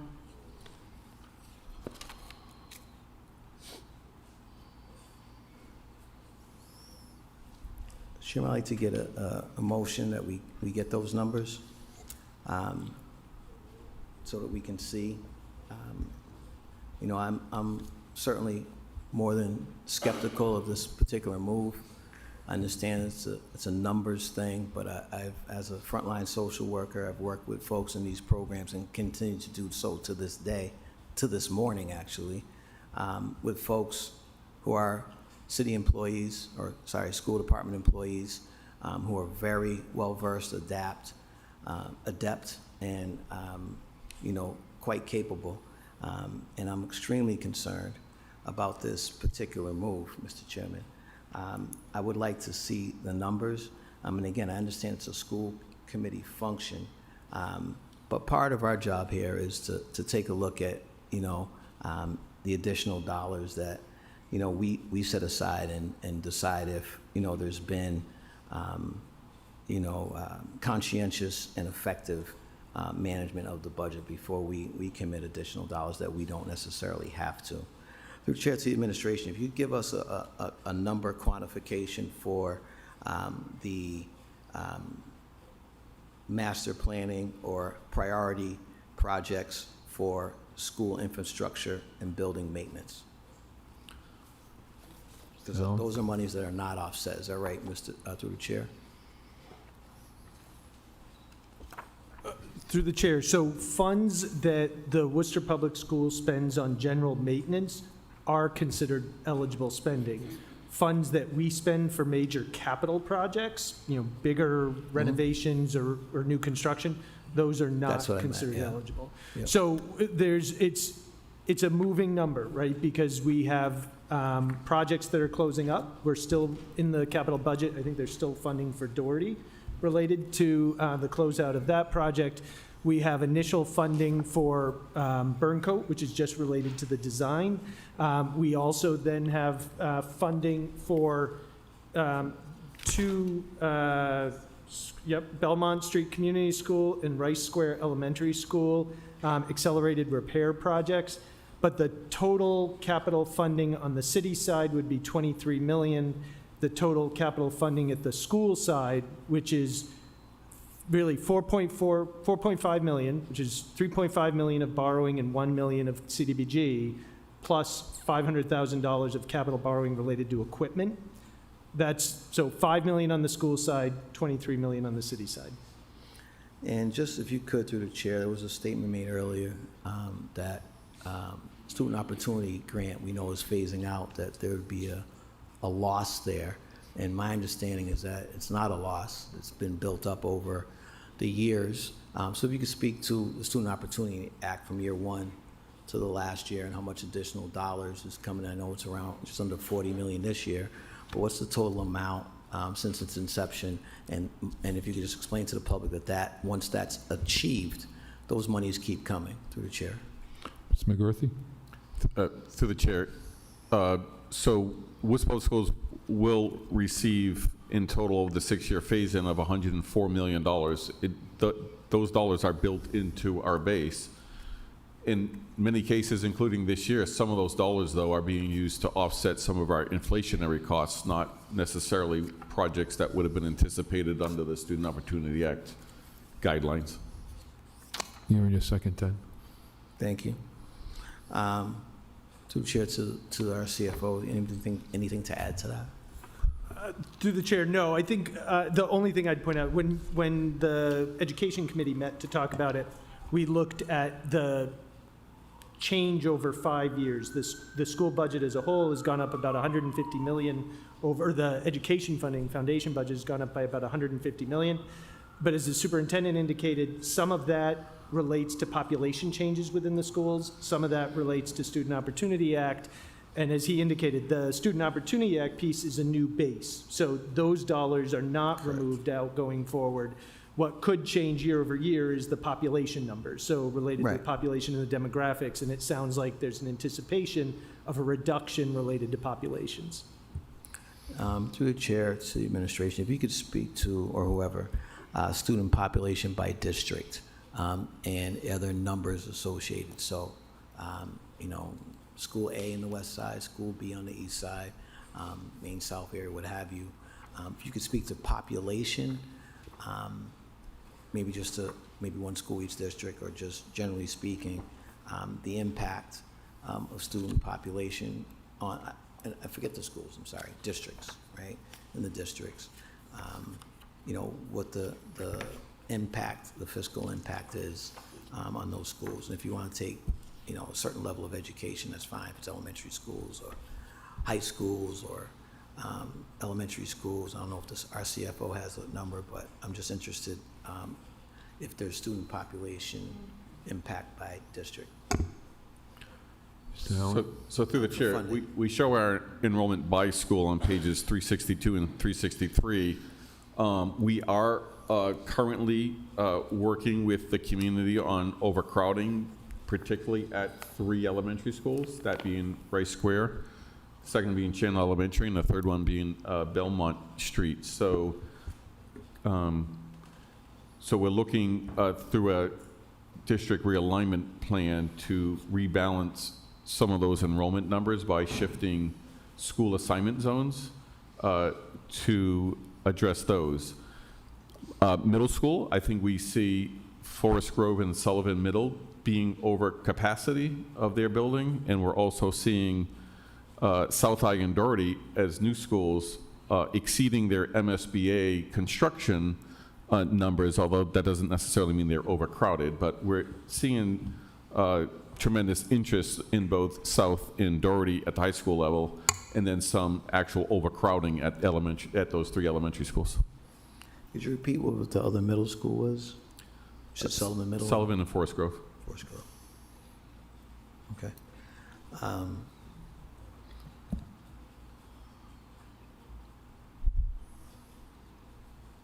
Thank you. I appreciate that. You know, I'm the one that put forward the issues with regards to Seaver Street. My understanding, based on some communication we've had most recently to the council, there was either no bids or minimal interest. That was a particular entity that was actually promised by prior administration to the transition folks in the Fanning building. I call that building the death trap. It's not safe. It hasn't been safe for a few years now. Rice Square School, I've been in that building. We had kids learning in closets.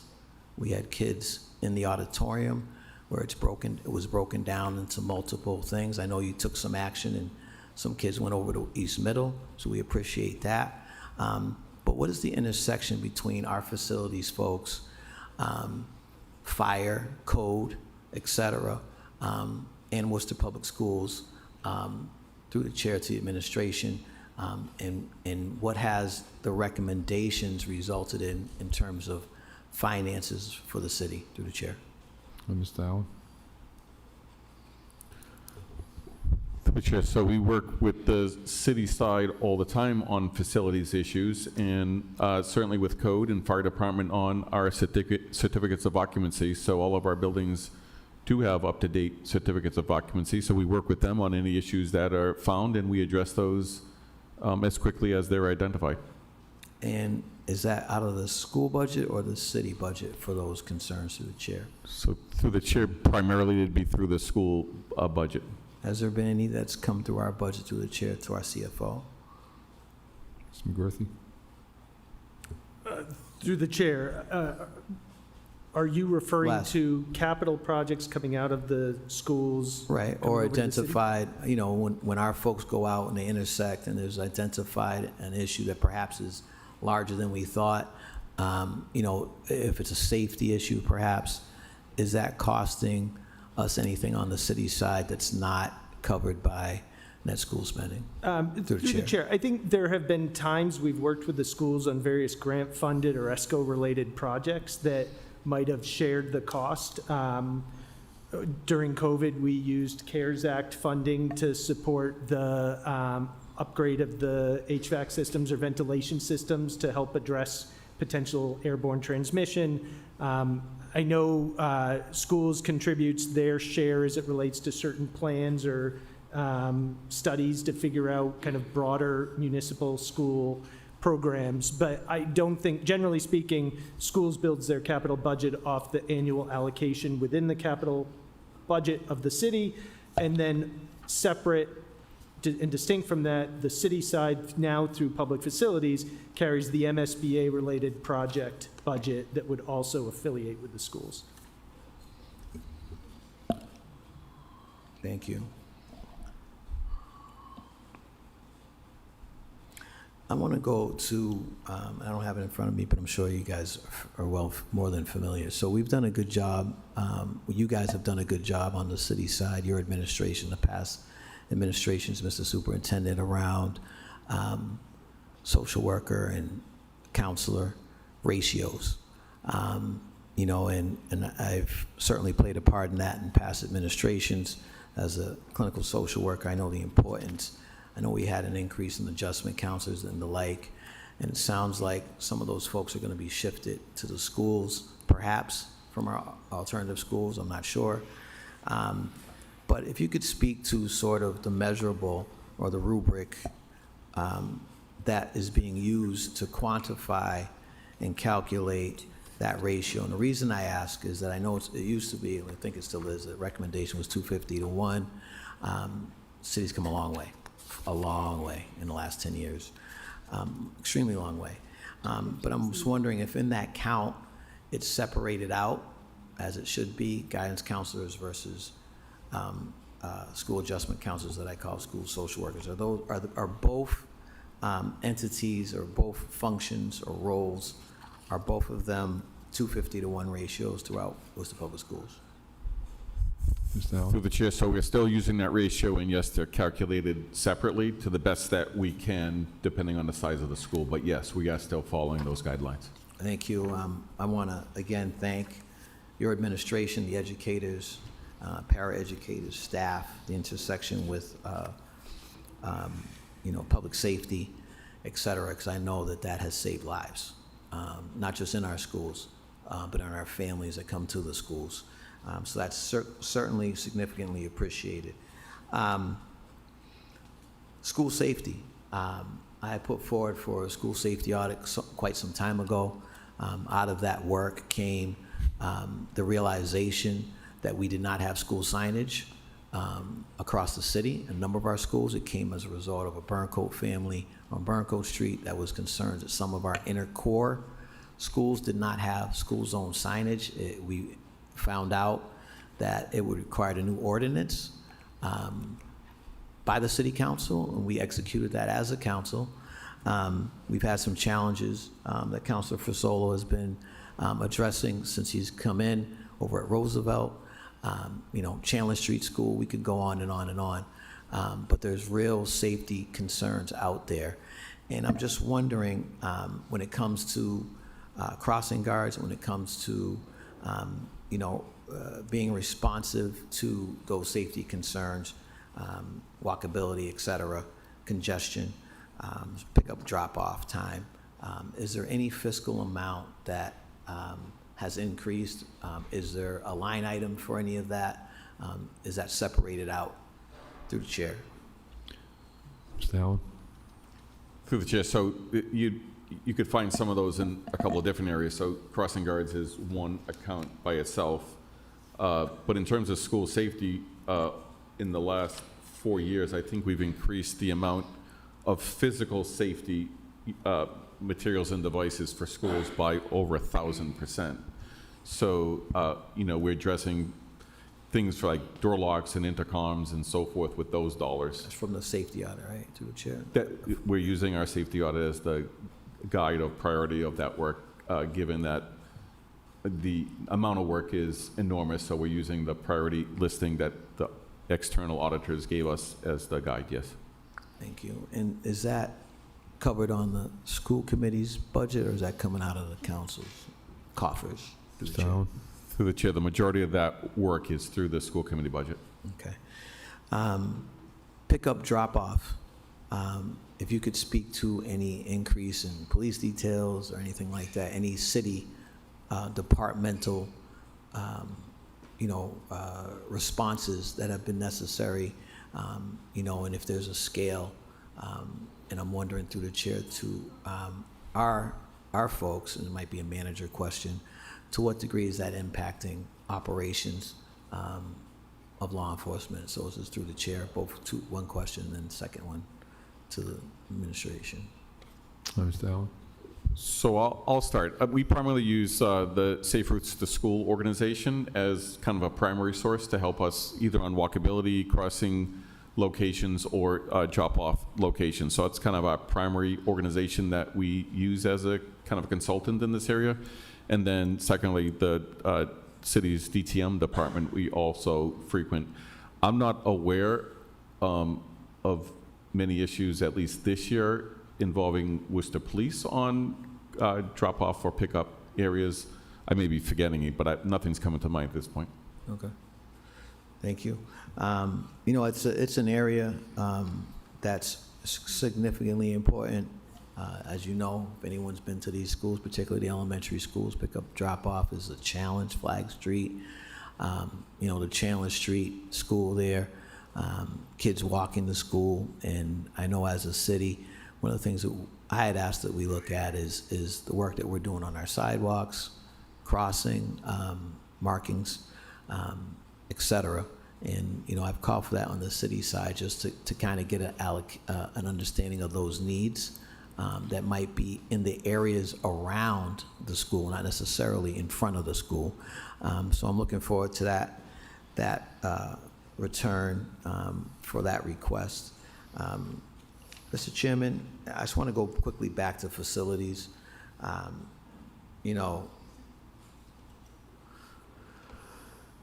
I know if there's a facilities master plan or one that's being incorporated or conducted, if you could just speak to the status of that, that's something my committee may be interested in, because there may be capital projects that require additional city support. You know, I would assume it requires different departments to respond and take a look at things. So if you could speak to the status of that, and if there's any fiscal components. Mr. Allen? Through the chair, so we're finalizing, I think, a joint facilities master plan with the city. I think they're conducting, the selected vendor is conducting walkthroughs in buildings right now. So I would anticipate some of that work is going to take quite some time, but then we'll use that in our ongoing meetings, speaking on the school side with the city in terms of the allocation of capital resources. We started kind of a joint meeting with the city a couple of years ago on capital spending, and I assume once we have that report, that will become the blueprint, as I see it, on citywide capital spending on facilities. City manager? Mr. Manager? Through the chair? To the chairs of the council, I support that message. Yeah, we're working through a building survey right now. The idea is that we knew that there was competing interests, for lack of a better terms, competing interests from the schools in the city, and there's desires of many different municipal buildings. And so we needed to, in some ways, understand and survey and audit what we have as a collective, and then create a schedule to prioritize those projects, where in one year it might be that we may do more school projects than where the city projects, or it would be vice versa. So again, we want to present that to the council and the school committee, so we're all fully aware of kind of how we prioritize the needs for these buildings, and we can work collectively as a city, in addressing the needs of our infrastructure. And through the chair, what role would the council be asked to play in that? Mr. Manager? To the council, the biggest role the council would play would be in the allocation of funding to support. We will present those reports to the council, so the council can review the reports, and then it would be working with the council on the allocation of funding as we work to prioritize and support the infrastructure moving forward. Thank you, Mr. Chairman. I'd like to make a motion that we get a report on those projections, or, well, let me take that back, a motion that we get a timeline for those projections. I'd like to see that come back to the Education Committee, so we can take a look at that as well, Mr. Chairman. You know, I also would like to ask through the chair, as it relates to grants, do you have your own grant writing through the chair to the schools? Do you have your own grant writing positions, offices? I know there was a recent middle school sports acquisition that I'm particularly proud of, given that the role that I played and fought for to bring that back to the schools. If you could speak to that process, and are there any numbers associated this year? Is there a number, maybe it's to our CFO, a second question, is there a number that that's quantified that offset you know, budgetary commitments related to the net school spending through the chair? Mr. Allen? Through the chair, so yes, we have our own grants department that writes grants. Most of it is around compliance and entitlement grants, none of which would be eligible for some of the net school spending items that were mentioned for direct home-to-school transportation. That'd be a supplanting of services. Generally, those grants are for supplemental services. So we do seek other grant sources beyond that, but as you can imagine, state and federal grant sources are really not plentiful other than through the entitlement grants. Through the chair to the CFO, is there any, you had mentioned when you spoke that if there's an opportunity to offset, we do. No, through Is there the any chair, numbers so associated with anything outside of what he's talking about? Well, through the chair, just the CFO for the schools and I have kind of talked through various transportation type, not only grants, but internal reserves and funds that could be used to offset budgetary funds, which could potentially move some of those transportation costs off the tax levy budget. I can't quantify the number at this point for you, but it's something we've been looking at to see if we can move costs around in order to keep more of the monies in the eligible activities. About a minute left. Thank you, Mr. Chairman. You know, I certainly understand we've gotten, I think you said somewhere over $100 million or so from the Student Opportunity Acts. That's kept pace with inflation. I understand that. Get another 36, just under 40 million this year. You know, the city's doing what we can on our side. You have responsibilities. If you could speak to the pension obligations to the chair, to the CFO, and sort of, you know, what departments are doing what as it relates to that. So through the chair, in terms of the pension itself, each entity pays for pension costs related to its own employees. On the school side, it's mostly MTRS, so it's outside the city's pension system. On OPEB, which is yes. Kind of a important and different component, the city and schools each pay for their current employees. So the schools allocate funds for retiree health care. We allocate funds for retiree health care related to current employees, current working employees. For retirees, the city alone puts monies aside into the budget to go towards the OPEB trust. We give 30% of free cash each year to go towards the OPEB trust. And then both city employees and some school employees contribute 1%. It's something we've been phasing in over the last few years, where on turnover of a position, on the city side, it's 100% of the positions at this point. On the schools side, we're simply waiting on the EAW to resolve questions about their contracts to have it included in theirs. But all other employee positions at the schools, also on turnover, 1% of their salary goes towards the OPEB trust. And in that way, OPEB has about $1 billion outstanding liability. It is one that currently under the law or under regulation, we're not required to fund fully, but it's coming. Pensions used to not be required to fund fully. Now we are. We have till 2040 to fully fund. We're on a plan to fully fund by 2034.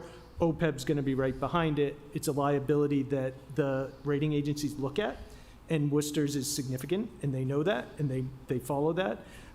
So with the three funding sources, the budget, the city budgeted amount, the free cash appropriation based on the amount of free cash, 30%, and then this 1%, these are all kind of critical legs of the stool to ensure that we're continuing to put more and more funds toward that OPEB obligation to some future undefinable date at this point that we will have a fully funded OPEB system, just like the fully funded pension system we expect to have by 2034.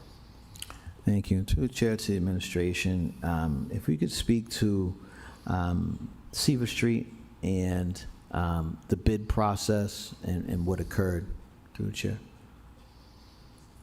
Mr. Manager? To the chair, to the council, we submitted that to bid. There was some initial interest, but we did not receive any proposals. Right now, we're evaluating next steps in terms of how to pursue that bid. There's some initial interest. There's still some interest in that property. So we're working through that, and we've also kind of entertained that conversation as well with the Worcester Public Schools in terms of what potential need could be utilized for that property. Thank you, Mr. Chairman. I'm going to encourage the school side and the city side to try to figure that out. The number last I remember was around 3 million or so. Maybe that's doubled, tripled, who knows, since then. However, you know, I know that there were other private schools looking for access to create a great school campus for their schools. And I've always said if it's good enough for private schools, why is it not good enough for our public schools? I know there's some neighborhood challenges there, but certainly I would support exploring all options. There might be able to do some shifting as relates to some of the buildings that the cities and the schools have at their Can you wrap up? at their hands. Yep.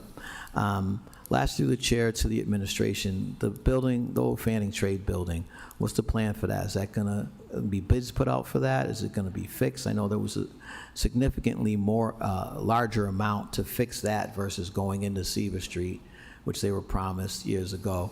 If you could speak to what's happening to that facility, through the chair. Okay, after this, your time is up. Mr. Allen? Through the chair, so those are conversations that we have with the city manager in terms of funding that might be needed for that facility. We're considering the use of that building in our district-wide realignment project, which the recommendations will be submitted to the school committee at the end of next month. And what's the amount for that, through the chair, Mr. Allen? to get that? We're going to wrap it up after this answer. Through the chair, so excluding windows, roof, and boilers, I think we had estimated over about $10 million in needed repair. Thank you. Again, thank you. the Seaver Street is significantly less, and I encourage the school committee, and folks to try to access that campus. It's a beautiful campus, and we should be using it for our kids. Thank you. Thank you. Council Bellata?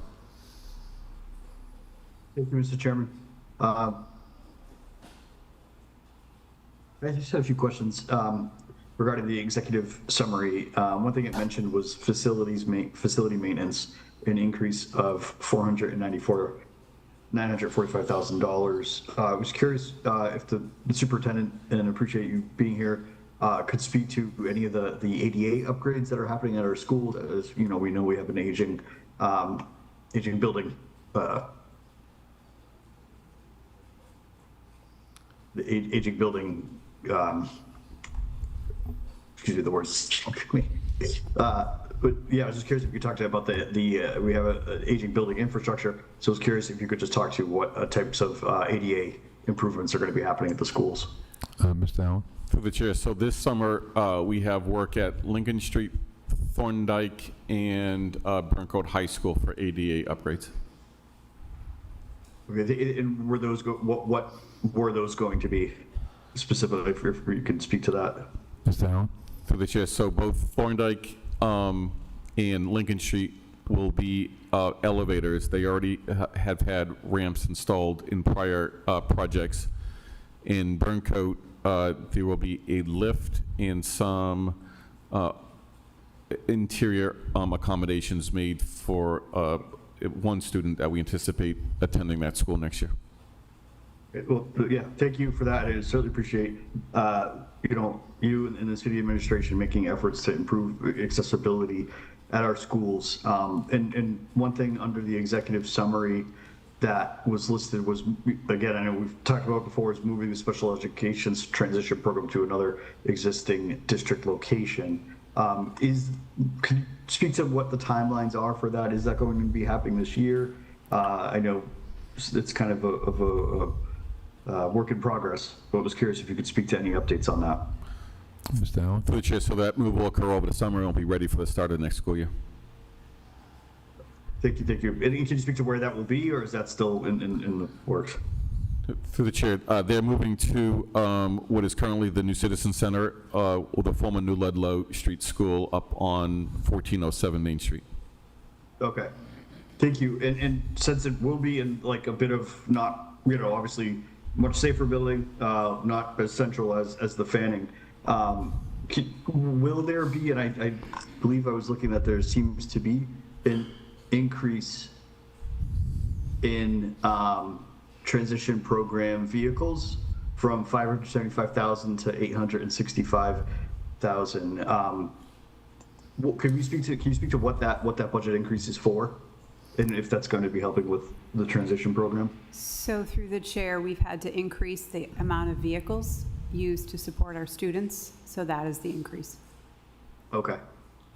And my final question, I was just curious, I noticed in the line item, the special education out-of-district tuition programs, it went from 9 million down to 7 million. Is that because of shifting different budgets, or I'm just curious if you could speak to that?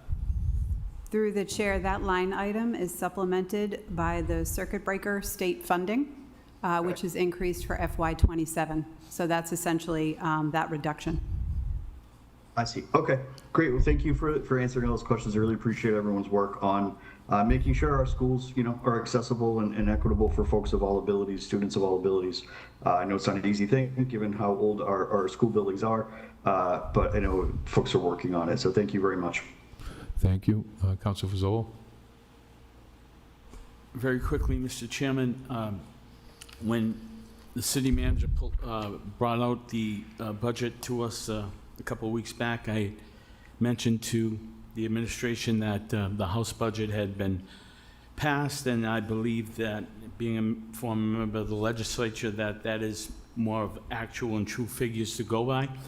In turn, the House delegation sent us a letter, sent the council a letter, stating where they have improved on some funding that would be better than you are planning on with the governor's budget. So I just want to run a few things by, and maybe you can tell me through you, Mr. McCarthy, or the superintendent, how much ballpark, how much funding this could equate to.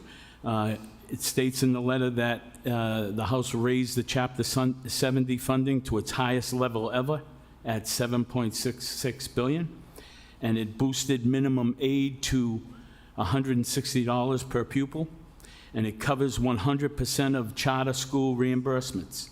Also, it allocated $653 million for the circuit breaker transportation reimbursement and a nearly 7% boost to Chapter 70 funding. I know we were planning, I heard earlier, 6%. So, through you, Mr. Chairman, could anybody tell me what the ballpark, how much money that could equate to? Mr. Allen? So through the chair, under the House version of the Chapter 70, there was no change for us. We're not a minimum aid community, so that increase doesn't affect Worcester. It affects 275 other communities, but Worcester is not one of them. And I think all the other figures we had anticipated. I actually believe the House version of the budget, we lose money because of charter school tuition assessment. Okay, well, I'm sorry I asked the question. As you say, to the chair, if I could add, not to get myself into trouble, but yes, it's true. Schools lose about $675,000 under the House budget. The city loses about $892,000. I will say, I'll put in a plug for the Senate budget. The Senate version of the budget, the city increases $269,000, but schools still lose $675,000. Wow. Well, I All guess, yeah, I'm all set, Mr. Chairman. Someone should tell our delegation that the news wasn't that good. Okay, thank you. Okay, so we have a motion to approve the motions that were made. Roll call.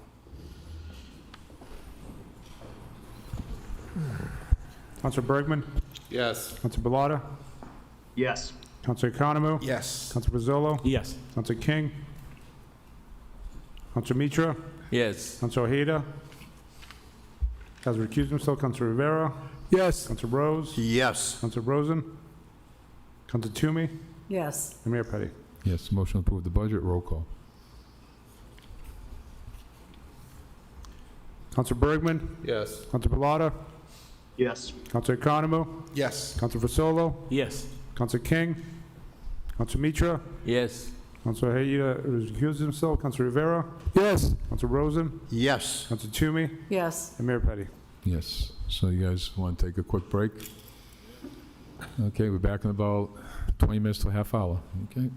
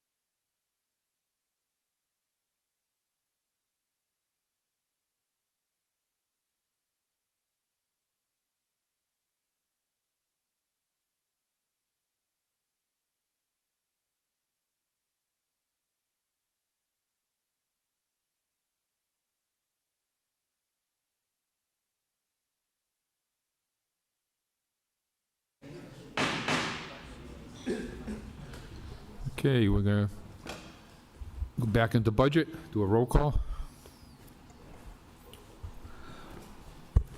Counselor Bergman? Here. Counselor Balata?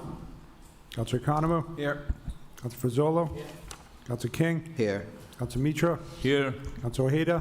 Here. Counselor Rivera? Here. Counselor Rosen? Here. Counselor Toomey? And Mayor Petty. Here. Okay, we're on economic development on page 173. Any questions? Motion to approve. Councilor Economo? Just a comment, Mr. Chairman, thank you. Great department. I don't have anything to pick apart here. I just want to say thank you to our Chief Economic Development Officer and to our city manager as well for fulfilling that position for an OBUDS person. I think that's an important piece of the puzzle going forward. And I would say to both of you now, as I have you here before me, that whomever gets hired for that position has to have their ear to the ground for small business. They're going to need to know what their needs are, how to handle those needs, and when it comes back into the departments, to have the ability to make contact with the department heads to get solutions to issues. So I just want to say thank you, and I appreciate all that you do. I really don't know how you do it all, Peter, and the staff you have is outstanding. So thank you very much. Thank you. Councilor King? Thank you, Mr. Chairman. Through the chair, if you could speak to the ordinary maintenance. I know it's level funded. It's like 1.9 or so. A slight increase. What are those things going for? What is that paying for? Through the chair. Mr. McGurthy? Through the chair, there's actually a reduction in the Yep. economic development OM. It's mainly because of the shift of the Discover Central Mass marketing funding over to the DCU Center Special Funding District, and a reduction in consultants related to the closure of a consulting contract. What was the consultant contract for and how much? To the chair, it was the New Now Next contract, the planning initiative that had been done. It's really more a postponement of that initiative, or that cost of that part of the initiative. Can you get an explanation for the pause or postponement of the cost, whatever the situation is? Mr. Dunn? Sure, through the chair to the counselor, I think it's a little bit of right sizing in the sense that we had this consultants line item that the majority of it was used for the consulting contract with UTIL, who helped us with the Worcester Now Next plan, which is really the framework for where we're going with zoning reform in the city. There are some other contracts involved in that too, some matching requirements for some other planning-related grants, but we are moving forward with the zoning rewrite, so we will have a significant need moving forward for that same consultants line item with the zoning rewrite. But because the zoning rewrite is a multi-year process, we plan on cash flowing that over the multi-year duration of that process, and don't need all of those dollars in any one particular fiscal year. Thank you. What role do you play, does the department play, as it relates to oversight of whatever it's called, Discover Central Mass, whatever it's called, the 500,000? What role were you playing, or was your department playing with them folks? Through the chair. Mr. Dunn? Sure, through the chair to the counselor, Discover Central Mass is a separate nonprofit organization, and we facilitate the administration of this contract with them for the city's contribution to them for the marketing-related activities for Worcester, and particularly for the activities at the DCU Center, events, conferences, and the like. Is their marketing solely related to the DCU? Is it beyond that? And if so, is your department, do they have any oversight with regards to the effectiveness of their marketing campaigns? Through the chair. Mr. Dunn? Through the chair to the counselor, historically, it has been focused on driving tourism. So what typically happens, or the biggest impact of that, is when you get larger events and conferences at the DCU Center, those are what lead to hotel room stays. Some other types of events in the city that could be more localized, like a Railers game, for example, don't necessarily generate hotel stays. So that's kind of the focus, but it does include some other Worcester-specific marketing efforts. There is some campaigning for the Worcester Regional Airport, for some of our sports offerings as a city, for U.S. rowing, as an example. They're working this year with the Pan Mass Challenge coming to Worcester. So those are the types of activities that are driving tourism in the city. Thank you. And again, just for clarification, perhaps it's to the city manager, is this just completely a pass-through in terms of dollars, or is there any sort of city oversight regarding their functionality and effectiveness through the chair? Through the chair, this will be a grant contract. So as Mr. Dunn indicated, Economic Development will initiate a grant with the organization. That funding will then be managed through Economic Development, like all the grants they do. I will also point out the city has a representative on the executive committee. Matt Moore from the city manager's office sits on the executive committee of DCM and kind of helps determine direction. And through the chair, if you just explain again, from what I recall, there's a state matching component or something to this, some of the funding. And if you could speak to, again, is there any oversight on the city side? Looks like this is going to be coming out of grant money or something, but if you could explain, and if the manager can explain, I've always been someone that says it's better to bring that sort of position in-house and fund it. I've been saying that for a decade. We successfully voted down this $500,000, I think that we paid perhaps with it with some different monies, maybe COVID monies, I'm not sure, ARPA, I'm not sure. But I'm just wondering how we're measuring what they're doing, particularly given the fact that there was indication that there's a small portion of what they do relative to specifically Worcester. Through the chair. Mr. McGurthy? So through the chair, this is when Boston built the Boston Convention and Exhibition Center back in the day, Springfield, the Mass Convention Center Authority took over the Springfield Convention Center.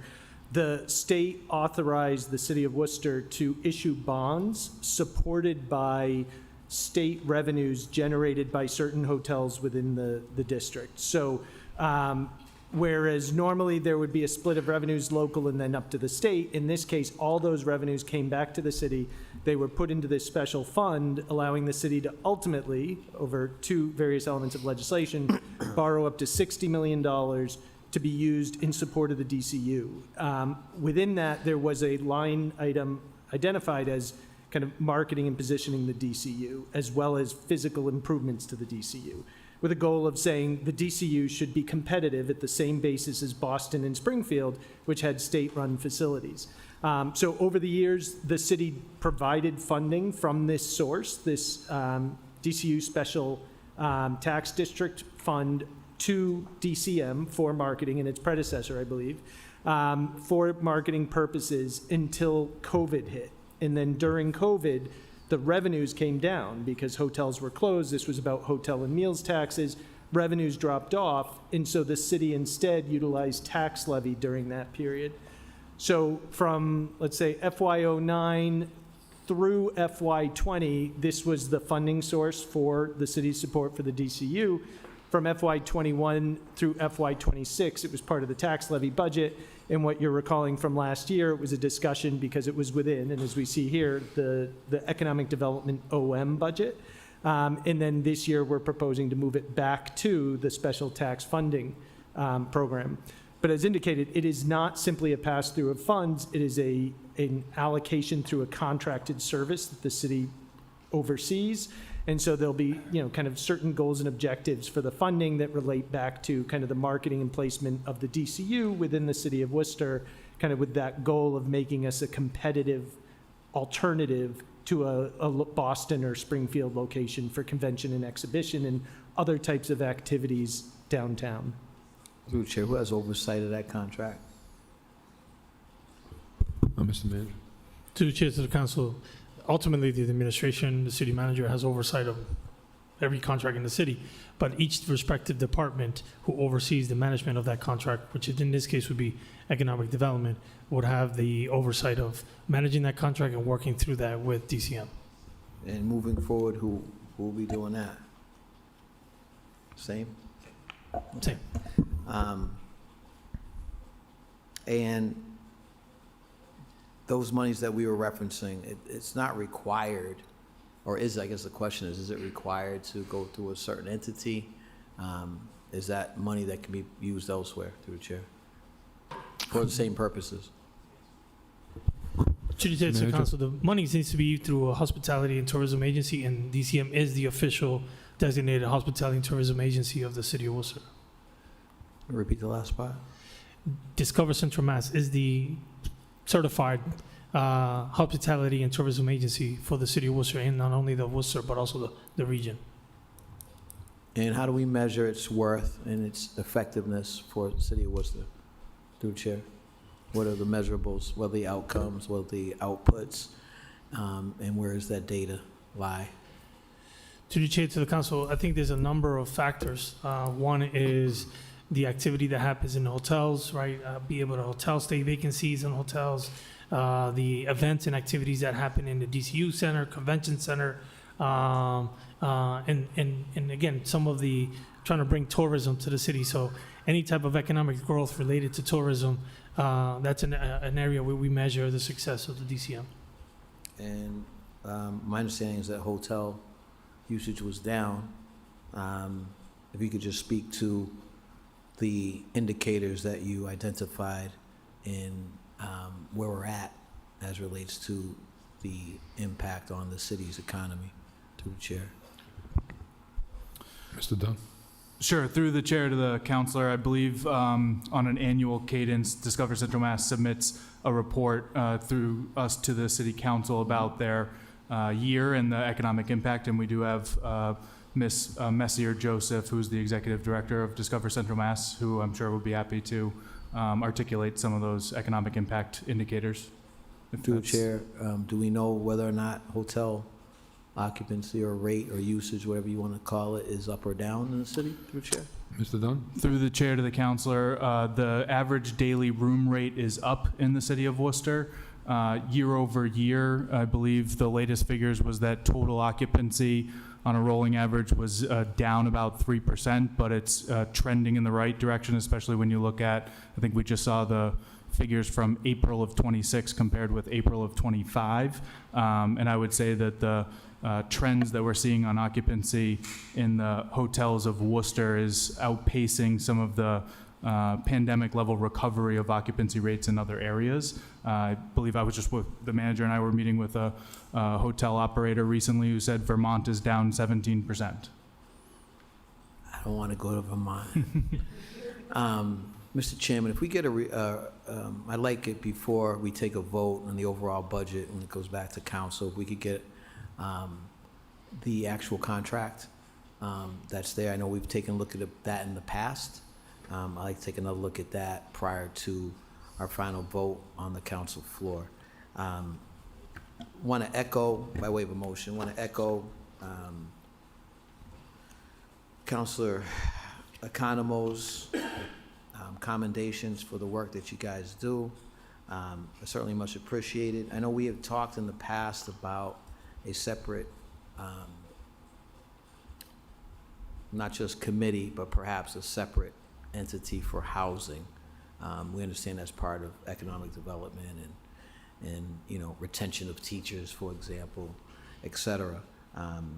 If you could speak a little bit to the community housing expenditures that are listed on page 206, and please, through the chair.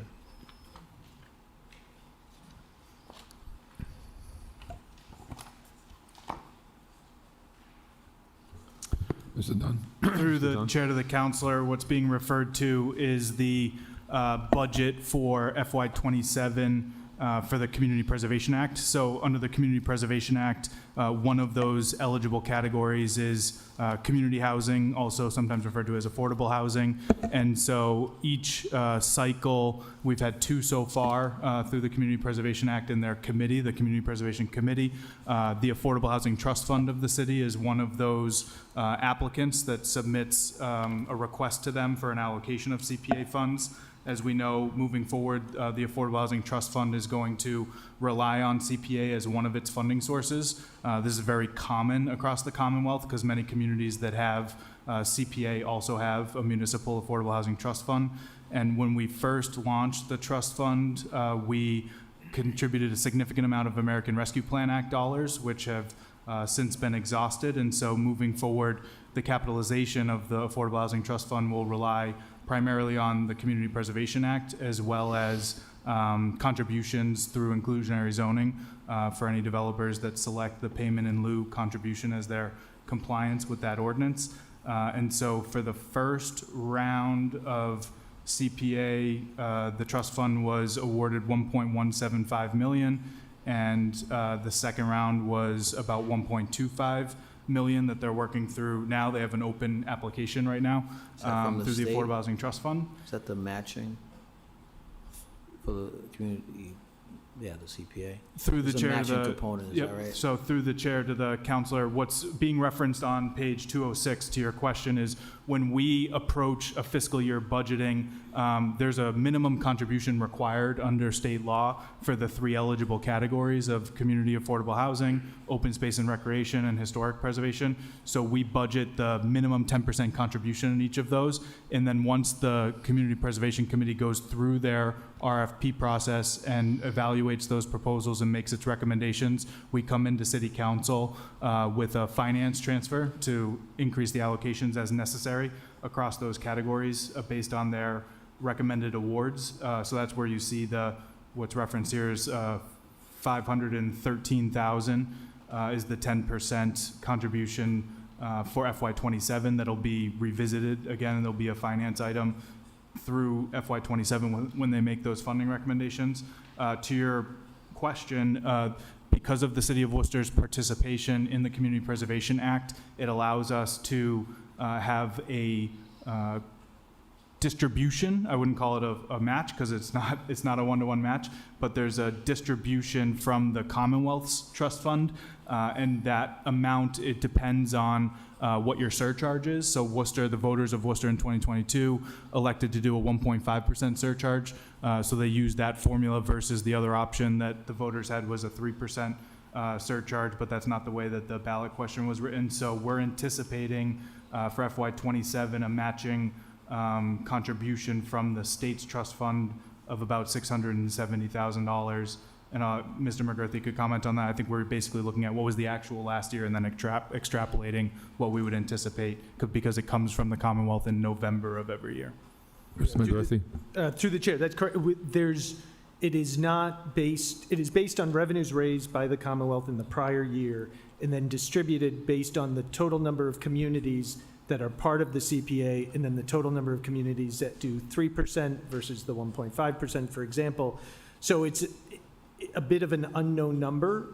The DOR recommendation is to assume a 15% comparison almost to what you anticipate raising locally, but that number could go up or down. I will say our budget estimates in prior years have been lower than the actual match that was provided by the state. They've actually given more money than we budgeted based on that 15% number. But it's based on deed transfers going on at the Registry of Deeds statewide. So it really is a factor of the real estate market. If real estate slows down, the match will slow down. If real estate picks up, that number could go up. Thank you. And payment in lieu of, what are the numbers as it relates to that? I'm Mr. sorry. McGurthy? Payment in lieu? Inclusionary zoning. Through the chair to the counselor, you're referring to, I referenced that the other source of funds that the Affordable Housing Trust Fund will rely on moving forward is not just CPA contributions, but also the payment in lieu compliance method of inclusionary zoning. And so what we are tracking are those projects that have pulled a building permit that are subject to inclusionary zoning. So these would be projects that would otherwise be market rate, but because they're triggering the inclusionary zoning requirement, they need to select a compliance option. And so since that was adopted, obviously the real estate cycles take a while. We have 6 projects that have pulled building permits. Of those 6 projects, 3 of them have selected the payment in lieu contribution, and the total of those 3 projects would be $475,000. And what we have a general sense of, but we're not tracking because I think it could give some misperceptions about revenues that'll come into the trust fund, is all of those projects that may have come before the planning board or maybe the zoning board for a variance. A lot of times they're indicating what they plan to select as their compliance method for inclusionary zoning, but we're really tracking those hard numbers when they pull the building permit, because we, as you know, have many projects that come before a planning board and then never commence construction. So we don't want to be anticipating those revenues until we know the project is real, that they've actually, filed for a building permit, that they're commencing construction, which is why you see a bit of a lag. We have those 6 projects that I mentioned that are, really under construction at this point. There are many other projects that we hope, will pull building permits and that number will grow. But that's the specific data that we have right now are those 6, half of which have chosen payment in lieu, half of which have elected to create the units within their project. Thank you. As relates to the Worcester Redevelopment Authority and Union Station, can you speak to the tenant revenue?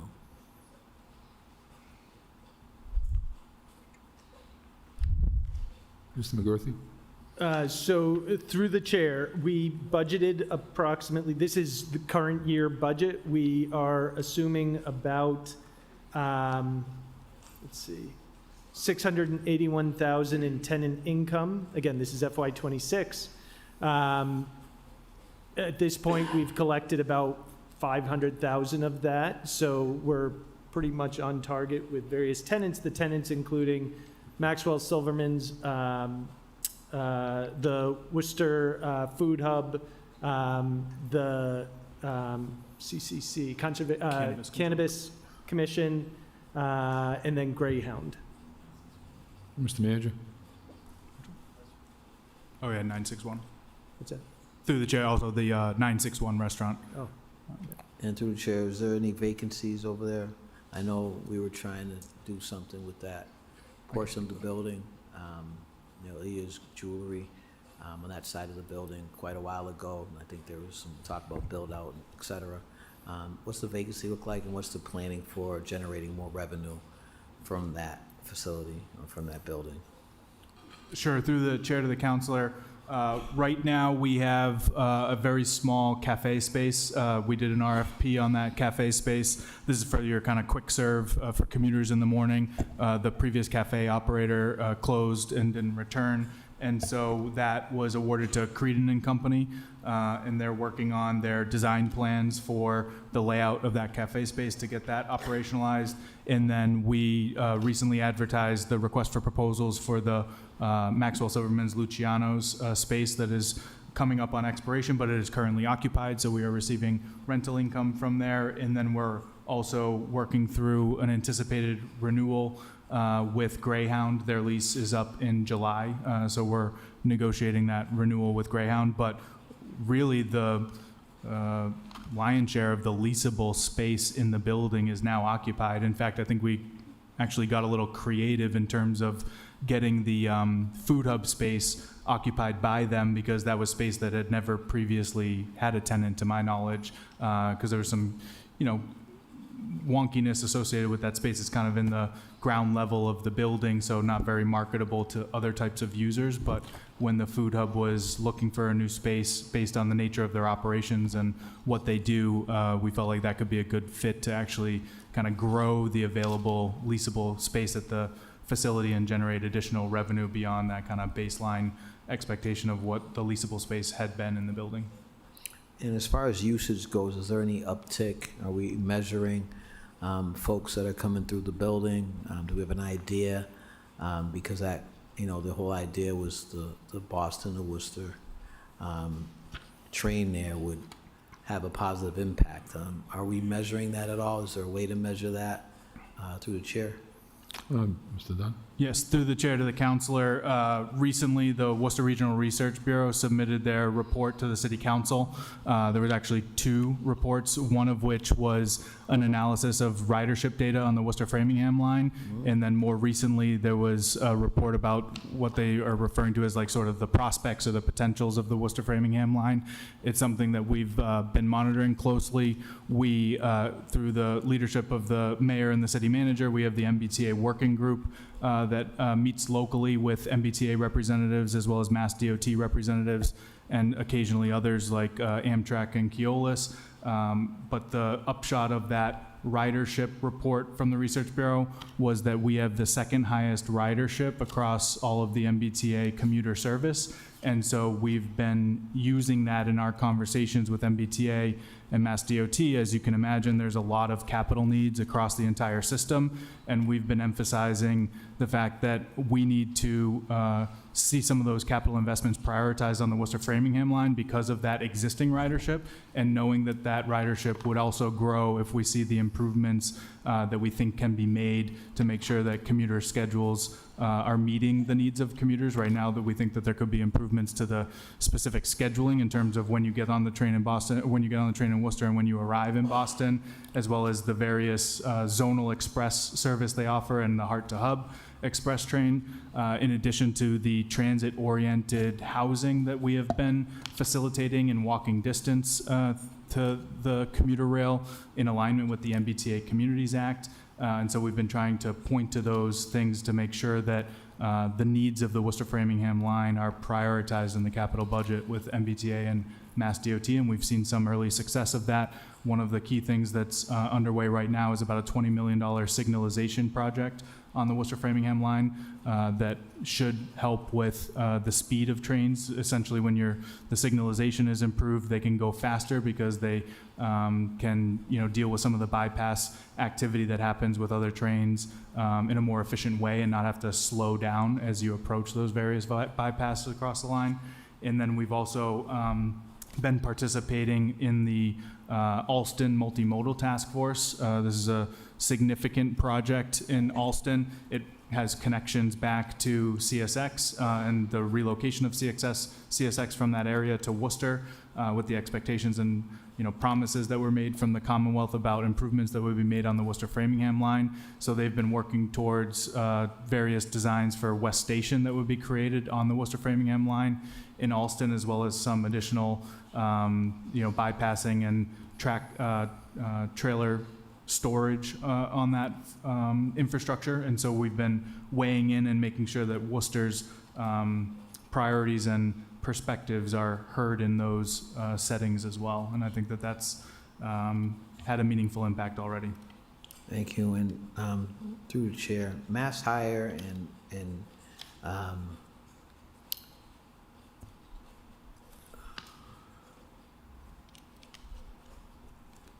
Mass Hire and the Central Region Workforce, along with the work that they do there. Can you speak to, are you able to measure their fiscal impact on the city? I know you're talking about career intersections with folks looking for employment.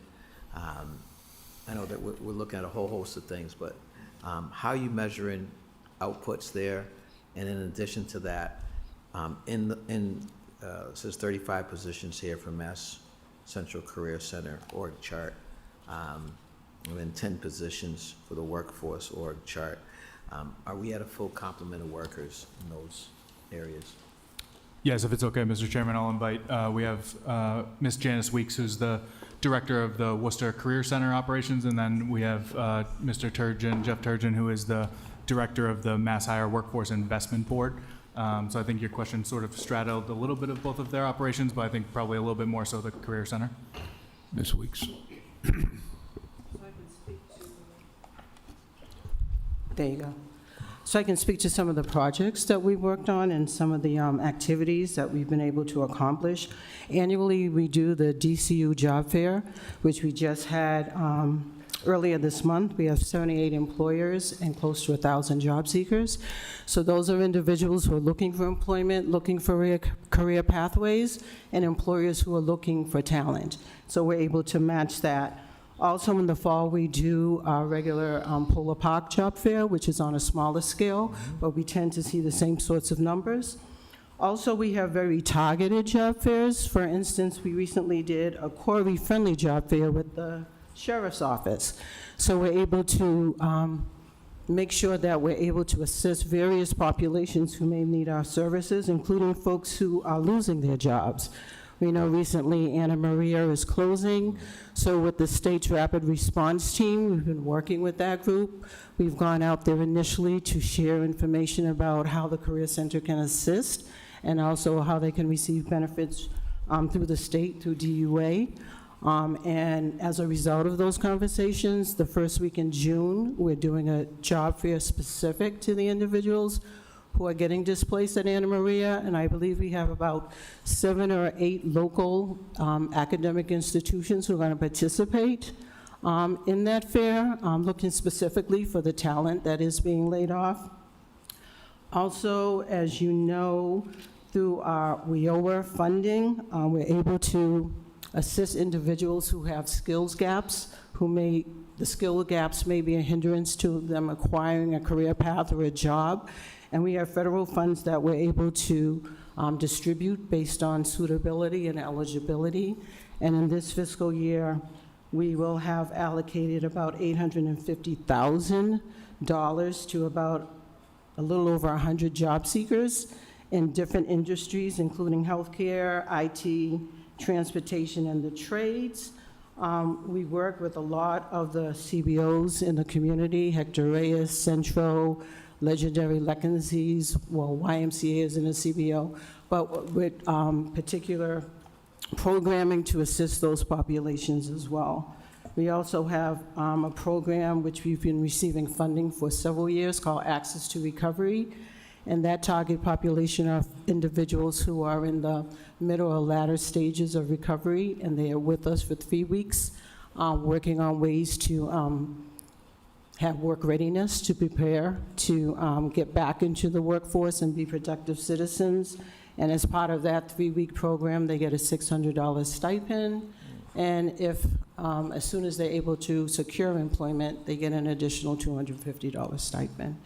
So I feel that we're making a major impact in this community as it relates to job seekers and employer-targeted populations and working with very diverse populations. We also provide unemployment, Department of Unemployment Assistance support at the Career Center, and we actually now have a DUA rep in the Worcester Career Center 1 day a week to assist Worcester residents and Central Region residents, because we serve Worcester and the 37 surrounding towns. So we're able to bring that resource into the city to meet the needs and answer the questions regarding unemployment insurance. Thank you. 35 positions, are you at full capacity? No, we're in the process of filling positions now. And the other piece of it is we have integrated staff. So I have Commonwealth of Mass staff as well as City of Worcester employees. Okay. Thank you. That's important work. I know in the work that I do, a lot of folks avail themselves of the job fairs and the services that you provide. Just wondering, the recommended appropriations in 2026 and 2027 through the chair are significantly more than the actuals. So if through the chair to the city, if they could speak to that. Mr. McGurthy, Ms. Weeks? Page 199. Through the chair, I think it sounds like you're looking at the decrease as a result of vacancies. Total expenditures. So when staff positions are vacant, the actuals will be lower than the budget. The differential is caused by kind of vacant positions throughout the year. Okay. Thank you. And as far as the workforce board, how are we measuring them as well. I know it's sort of connected, but if you could explain through the chair. Through the chair. The board, along with the Career Center, the funding comes from the federal government through the state. There's a robust data collection that they do on our services, on the numbers served. So just to give you a bit of flavor, the Career Center serves over 8,000 job seekers per year. Of that, many get basic career counseling and then are able to kind of move forward on their own. Others may need that additional training that Ms. Weeks talked about. In terms of the board, we, besides helping to strategic plan and identify areas that are needed to receive more support, industries or occupations or particular populations that we go after and gather additional resources through grants, such as reentry population, new Americans. This past year, we received more than $1.5 million for emergency assistance to shelter residents. So we're very aggressive in bringing those state and federal resources here to Central Mass. And when we do that, we're looking at the numbers served, numbers enrolled, then the numbers that are finishing up or graduating from the training or the service that we're providing, then go into placement and the wage rate. One of the challenges is that we're dependent on DOR to get us after the fact the placement information and the wage information, and there's a fair amount of lag that goes into that. It's about a year, 9 months to a year, that we're able to find out from the state on okay, did that person get back? And so they can report it to us in the meantime, but it's not really official until the DOR revenue number gets matched at the state level. Thank you. Again, very important work that you do. I look forward to some of the information I asked regarding the marketing campaign. I like that by way of motion that I requested earlier. But certainly the work that's done here is important. I'm always interested in vacancy factors and what have you throughout this budget. We are in a time of fiscal constraints. We're doing pretty well as it compares to other towns that are accessing additional taxing and what have you. And that's a commendation to Economic Development Department, the city manager, this council. So just trying to take a look at those bottom lines. Mr. Chairman, thank you. Thank you. We have Council Mitra. Thank you, Mr. Chair.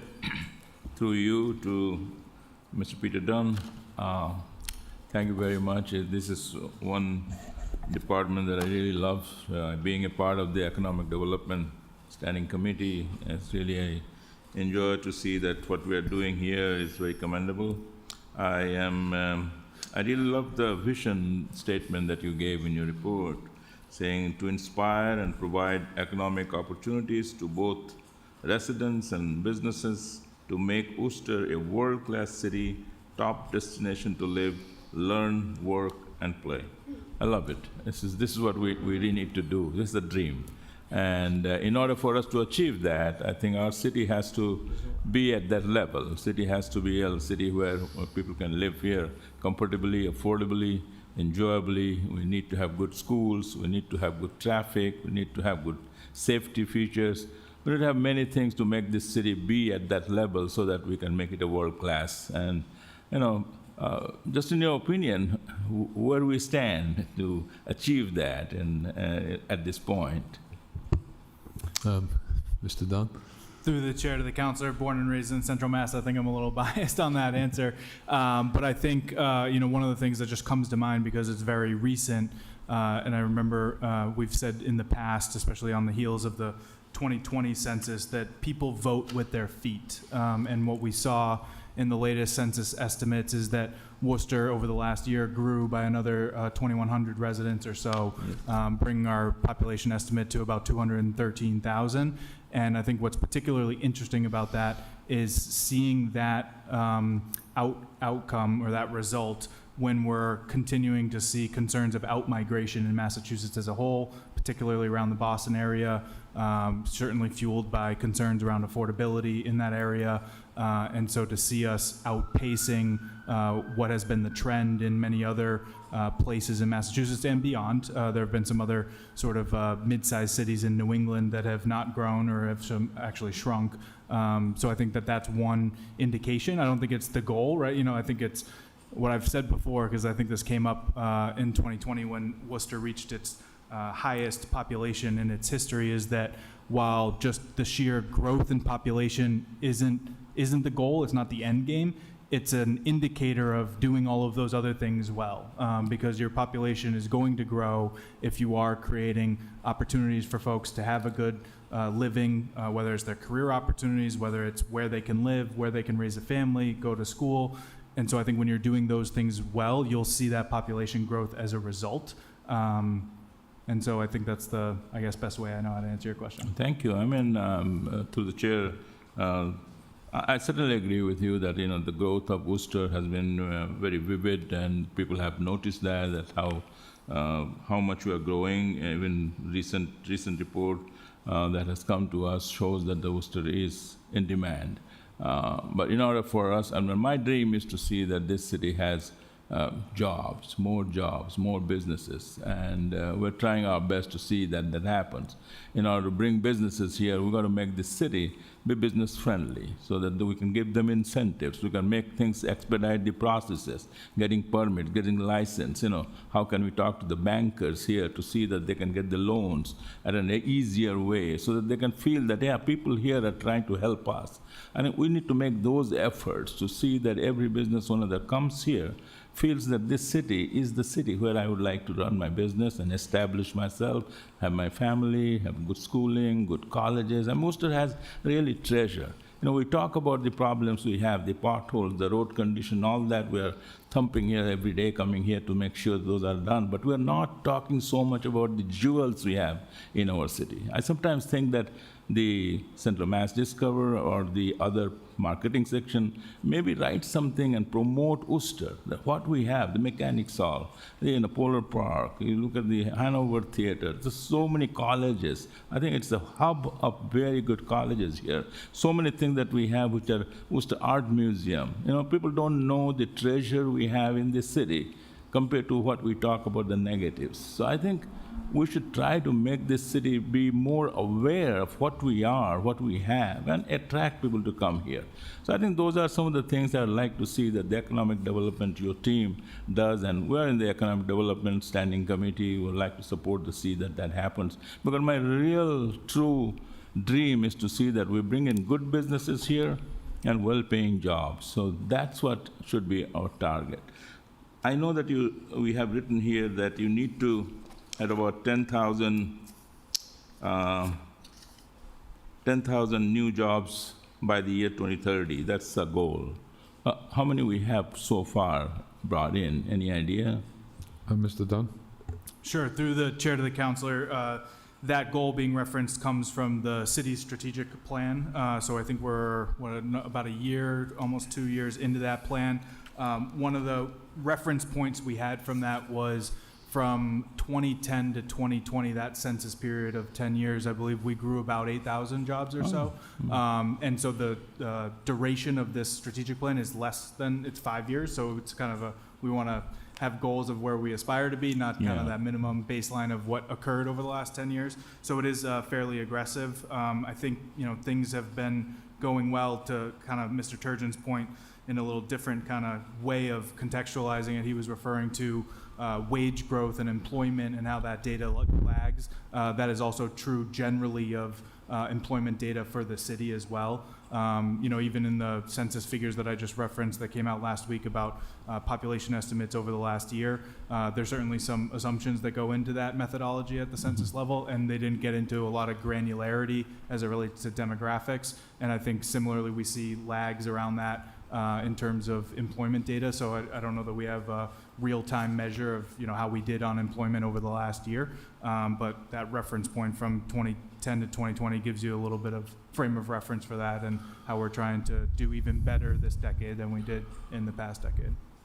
Thank you so much. Through the chair, to Mr. Dunn, what do you think are the hurdles that you think we face in bringing in businesses here, regulatory or otherwise, that we need to get over.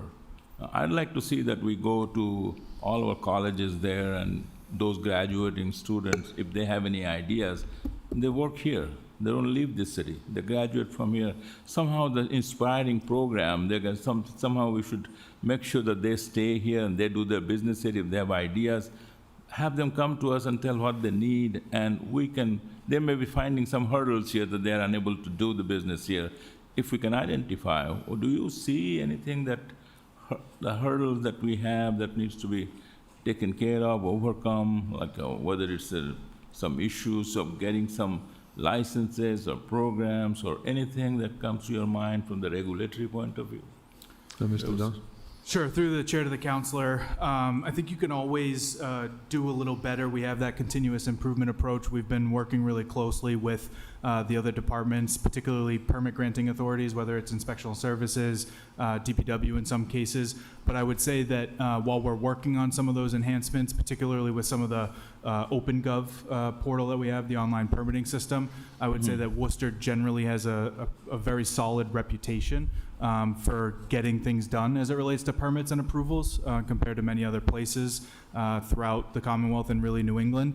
So I don't think that that is something that holds us back when you think of that comparison. Maybe if you compare us to North Carolina or Texas, but I think as it relates to doing business as a municipality in the Commonwealth of Massachusetts, I think we have a great reputation in that regard. For sure, one of the biggest issues facing further commercial growth in the city is the cost of doing business. Some of that is not unique to Worcester. Some of that is partially, based on the characteristics of New England. When you look at the cost of energy in New England, the cost of energy in Massachusetts, cost of healthcare for employers, other regulatory cost implications that employers have. Certainly, I know it's referenced every year, and this is more of a legislative decision, but the dual tax rate as it relates to, when you kind of control for those factors that are consistent across Massachusetts and maybe New England about the cost of doing business in New England. Those are things that maybe we can't control so much as we would like, but certainly having I think it's now the 7th highest commercial tax rate in the Commonwealth, that it is an impact. And, we've always appreciated the council's support when we come in with a tax increment financing request for a project that, has strong merits to consider something like that. But I always think it's important to then contextualize the fact that of all of the TIF agreements we have, it's a fraction of 1% of the commercial taxpayers in the city. So we can't just rely on tiffing our way out of that cost issue. We have to work on other strategies. Again, not just thinking about the tax rate, but thinking about those other cost drivers that businesses have, and how do we try to mitigate some of those things, because it has a real impact on the viability and success of businesses, as we've seen with a number of businesses that have had to close in the wake of the pandemic. Thank you. So, Mr. Chair, to Mr. Dunn, I would like to say that, very recently, ever since I have joined the council from January through now, I have personally gone to so many small businesses that has opened in our city. And that is so exciting. I think small businesses are the backbones of any business community. Yes, we want to have some manufacturing businesses come in here. Green Park is one of the examples. But I think small businesses should be given incentives, should be given opportunities, should be created what they need to find out from them, to provide them those tools so they can really survive here, establish here, and also promote themselves, saying other friends to come and do business here. And also maybe sometimes bring them in. Maybe, Mr. Mayor, we can bring them into the council, those new businesses who are opening here, to acknowledge them, to applaud them for being here, to make them feel that we are a very business-friendly community. I think you have one program in your department that will incentivize the new businesses coming in here. Those are all great items. I have always faced one thing, about our responsible development ordinance, and I think now we are doing this Day Resource Center. The developer or the builder, I've received some emails about the issues that are you satisfied with the new developer that we have, or doing the Day Resource Center, the builder that we have? Some issues there, anything with them, or you're okay with them? Through the chair to the counselor, I think you're referring to not really the developer, but maybe the general contractor that was Yeah, selected by the developer. So the Day Resource Center is being developed by the Central Mass Housing Alliance, a nonprofit here in the city of Worcester, and they went through a bidding process and selected a general contractor by the name of Allegroni. We did receive a communication from the Carpenters Union that expressed some concern about an issue that occurred in 2019 on one of their jobs with a subcontractor related to the handling of some asbestos-containing materials. That went into an appeal process and was resolved in 2025 with a consent judgment, effectively a settlement agreement with that. So there's no admission of guilt or wrongdoing on the part of the general contractor. They're also not on any department list. So that matter, we are finalizing our official determination, because the communication we got from the Carpenters Union asked us to look at all of the information and then make a determination, an interpretation of our responsible development ordinance, and whether they, were in good standing or if there was any issues there. So we are still, working on that official written letter back. But that's my, initial take on the information that we've reviewed thus far on that situation. Thank you so much. I'm so relieved, because it always bothers me whenever that kind of issue comes in mind. But whenever we see anything that is being developed in our city that creates jobs, that creates so many other opportunities, it's very exciting to see that that's how we develop our economy. And thank you very much for giving all the answers, and your department is doing a great job. We are with you. And I think one of the major dream that I have for the city as a city councilor is to see that we bring in new jobs, good paying jobs, and bring in the businesses here. Thank you all for coming and giving us the answers. Thank you, Mr. Chair. Thank you, Councilor Bergman. Thank you, Mr. Chairman. Just a couple quick comments and then I think very few questions.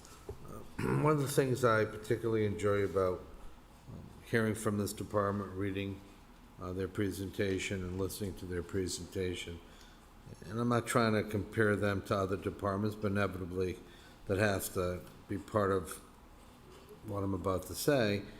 They come in, economic development comes in with what I think is a rather lean budget. I think they punch above their weight, and things are actually getting done. And, to me, that's very refreshing. They're not asking for a lot more. They're getting things done with no excuses. And all you have to do is look around the city. The development buzz hasn't slowed down. I remember when I started on the council a number of years ago, there was always this underlying critique, criticism, whatever you want to call it, of how difficult it was to do business in Worcester. I rarely hear that anymore. And even when I hear it, it's few and far between, and it's probably situations in which somebody's complaining about something that's of their own doing and not of the city's doing. So I think it's amazing the attitude that people have when they're trying to start a business in Worcester about how business-friendly Worcester is. I will say that this is especially impressive to me because we're dealing with some issues that economic development has no control over. Most often in major cities, and I consider Worcester a major city, for people to shop and to purchase goods and go out to dinner, there's a robust public transportation system. A robust public transportation system. In the city of Worcester, others may disagree, economic development keeps going, particularly at the retail level, and keeps going in an impressive way, despite the fact that if you're not using a car, there is no robust public transportation system to get to where you need to go to spend money in the city of Worcester. So I think it's particularly impressive because not only are they punching above their weight, they're almost punching with one hand behind their back. So I'm very impressed and very appreciative of the work Peter Dunn, his staff, and the department does. I know the manager provides a lot of support to this department. I know my colleagues and myself do as well. So I just, like I said, I had a comment, maybe two or three very brief questions. So through the chair to Mr. Dunn, do you see the commercial, how do you assess the commercial interest as far as development in the city over the last year? Do you see it As much interest as it was sitting where you're sitting a year ago, less interest, or about the same? Mr. Dunn? Through the chair to the counselor, some of these commercial investments really take on a life cycle beyond 12 months. I think some of the really positive signs that I think we're seeing over the last year is the expansion of AbbVie. When you're seeing contraction of the biotech sector, not just in Massachusetts, but beyond, and particularly the vacancy rate that you're seeing on lab space, and issues related to certain biotech companies in the Boston area, having that anchor employer in the city and actually making a $70 million investment in the future here in Worcester, I think is really significant. So that's a great sign to see. I think what we're seeing on the proposed hotels really picking up that momentum, where we've seen one building permit applied for the extended stay hotel off of 146, and then just yesterday a site plan application for the proposed Washington Square Hotel. I think that speaks volumes in terms of the confidence that that sector has on our occupancy rates and on the daily room rates that we have in the hotels right now.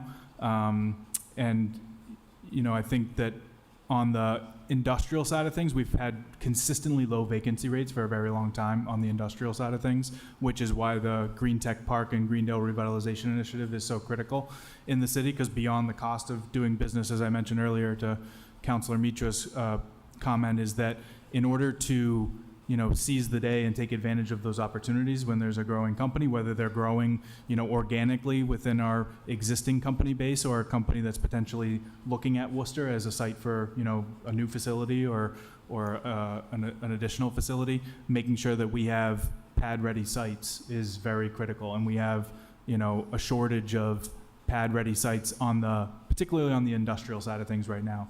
When you look at the growth of a lot of post-industrial cities over time, like Worcester, and very similar in other gateway cities, you see that, manufacturing base and the building stock of that manufacturing base no longer conducive to modern day manufacturers. So when you think of, Worcester in the turn of the century with the mill buildings and all the jobs that were created there and the companies that were in those facilities, you're seeing residential conversions, which is good. It's a good use of that facility to address the housing needs of the city. But that building stock in that manufacturing zoned area of the city that, existed for its legacy is no longer conducive to modern day manufacturers. So when you think of that, sector and that employment base, we need to be doing things like the Green Tech Park Initiative to pave the way for that private investment, make that site selection decision a lot easier for those companies, because there's no demolition or remediation to have to deal with on the front end.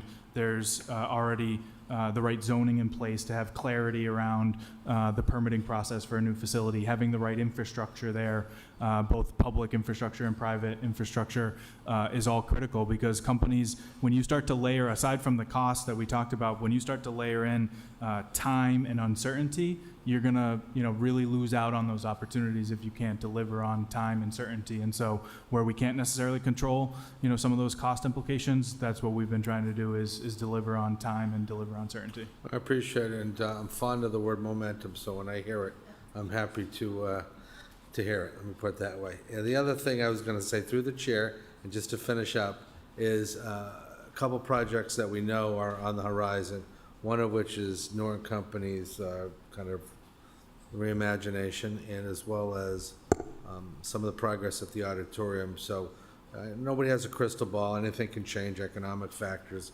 unbeknown to us today, can weigh into the future without us, having any say. But what would you say the expectation would be through the chair regarding the Norton property and the auditorium when we sit here next year, God willing, talking about the budget? Do you see any major changes? Do you see slow momentum forward? Do you see things happening at great speed? If you could just give us a little bit of your insight on that. I know it's all basically your hunch as opposed to not necessarily having specific facts, but I'm curious. Thank you. Mr. Dunn? Sure. Through the chair to the counselor, our partners at the Worcester Business Development Corporation, who you know are really leading that, what we would refer to as like horizontal development of the Green Tech Park area, the former Norton campus, have really turned the corner on progress and kind of getting that to a more pad-ready stage. So they've completed a substantial amount of the demolition and remediation, as well as putting out to bid any moment now the bid specs for the upgraded public roadway and infrastructure improvements there. And I know that there is great interest from the private sector on that land. You know, some of the land more than others. As we know, they've been trying to, you know, find a way to come up with an adaptive reuse plan for Norton Hall, the administration building. It's a challenging property, but as it relates to the kind of premier site that's really along that 190, it's got greater width than because if you can picture it, it's kind of an L shape, and the area of land, about 30 acres or so along 190, has greater depth in terms of the siting of a building footprint. As you go up New Bond Street, it's a little tighter in terms of the depth for a building footprint, but I think they're having, you know, great private interest across the board on that. So I think by this time next year, I think we will see at least, you know, one of those parcels identified in terms of what its future reuse will be. Hopefully we'll even see, you know, planning board approval for a building to be sited there, hopefully even more. And so that's kind of where we're at on that one. As it relates to the auditorium, our partners at the Architectural Heritage Foundation, I think, have put a solid plan in place. Their land disposition agreement with us runs through some month in 2027. I think it's probably April or so of 2027. And I think they have put together a solid plan for a very complicated building. It's not like, you know, some of the other strategy we had on the North Main Street area with the other, you know, civic buildings, the former courthouse and the former boys club, which was then part of the Voc School. Those laid out well for a residential conversion. The Voc School was a little tricky, as you could tell with the expansion, the new addition that they had to do to make that project viable.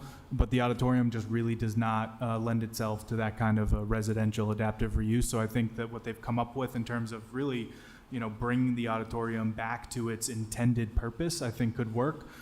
Based on their research and the plan that they've put together, and speaking with some of the, I'd say, renowned nationwide experts on these types of facilities as they've developed their plan and pro forma, I think they believe it'll fill a good niche in terms of the size of that facility as it relates to other, you know, multi-purpose venues that the city has. It's not, you know, going to be competing with the Hanover Theater or competing with the DCU Center or competing with the Palladium. But I think the ability to execute on that, you know, it's not an easy project, as we know. I think they made substantial progress with the historic tax credits, with the commitment from Governor Healy. We have some MassWorks funding already allocated to that. There is this kind of last leg, a pretty substantial leg, that'll likely be funded through a combination of private capital as well as philanthropy. So I think this next year will be pivotal in terms of making progress on those two sources of the capital stack. And I think the big thing that they've been working on, but we just don't have, you know, I guess a final conclusion to yet, is, you know, the operating structure of the facility, because they've put together a solid plan. They've been talking to all the right people in the industry, but the organization that, you know, we have a relationship, the Architectural Heritage Foundation, they're a nonprofit that focuses on historic preservation. They do not have a depth of experience in, you know, managing and operating, you know, 3,500 to 5,000 capacity type of facility. And so I think they've, you know, made the right connections in terms of operators for that. But that's going to be, I think, a critical piece in order to see this move into construction and be successful is structuring that operating agreement, essentially. Well, thank you. Well, we'll see where we're at next year. I know one thing for sure, specific projects, you know, are hard to predict, but in general, I think we're going to continue to have the growth that we've been having, perhaps even to a greater degree. And I'm confident with all of you in charge, and Mr. Dunn leading the pack, we're going to continue to grow as a city economically and prosper. So thank you. Thank you, Council Toomey. Thank you, Mr. Chair. So thank you very much, all of you, for all of the work that you do. I know that you are a very hardworking department. Everyone understands the message, and you continue to excel in the efforts that you give. I do want to, one of the things, as I'm going through, one of the things that was highlighted was the ADUs, which, you know, I've been advocating for a long time here. And on page 174, prioritize projects with 10% or more ADA units when considering financial assistance, et cetera, and facilitated a pipeline of nearly 100 new ADA units. Could you expound upon that pipeline of nearly 100 new? Because I thought we only had 33 at one point. Through the chair to the council, I think the answer is somewhat twofold. So as you're referring to accessory dwelling units, I know in Commissioner Antanavica's report, he had referenced about 30 or so, and that figure was specifically for FY26. Okay. So in highlighting FY26 accomplishments, it was 30. In terms of year-to-date, or not year-to-date, but I guess since inception of us passing the ordinance, which was back in 2024, we're up to about 70 now. I believe at least 14 have been completed, but that's kind of the distinction of maybe, because we had submitted an economic development report recently that talked about the full duration of since we've adopted ADUs as an ordinance as a city versus the commissioner's report, which was highlighting those that were permitted in FY26.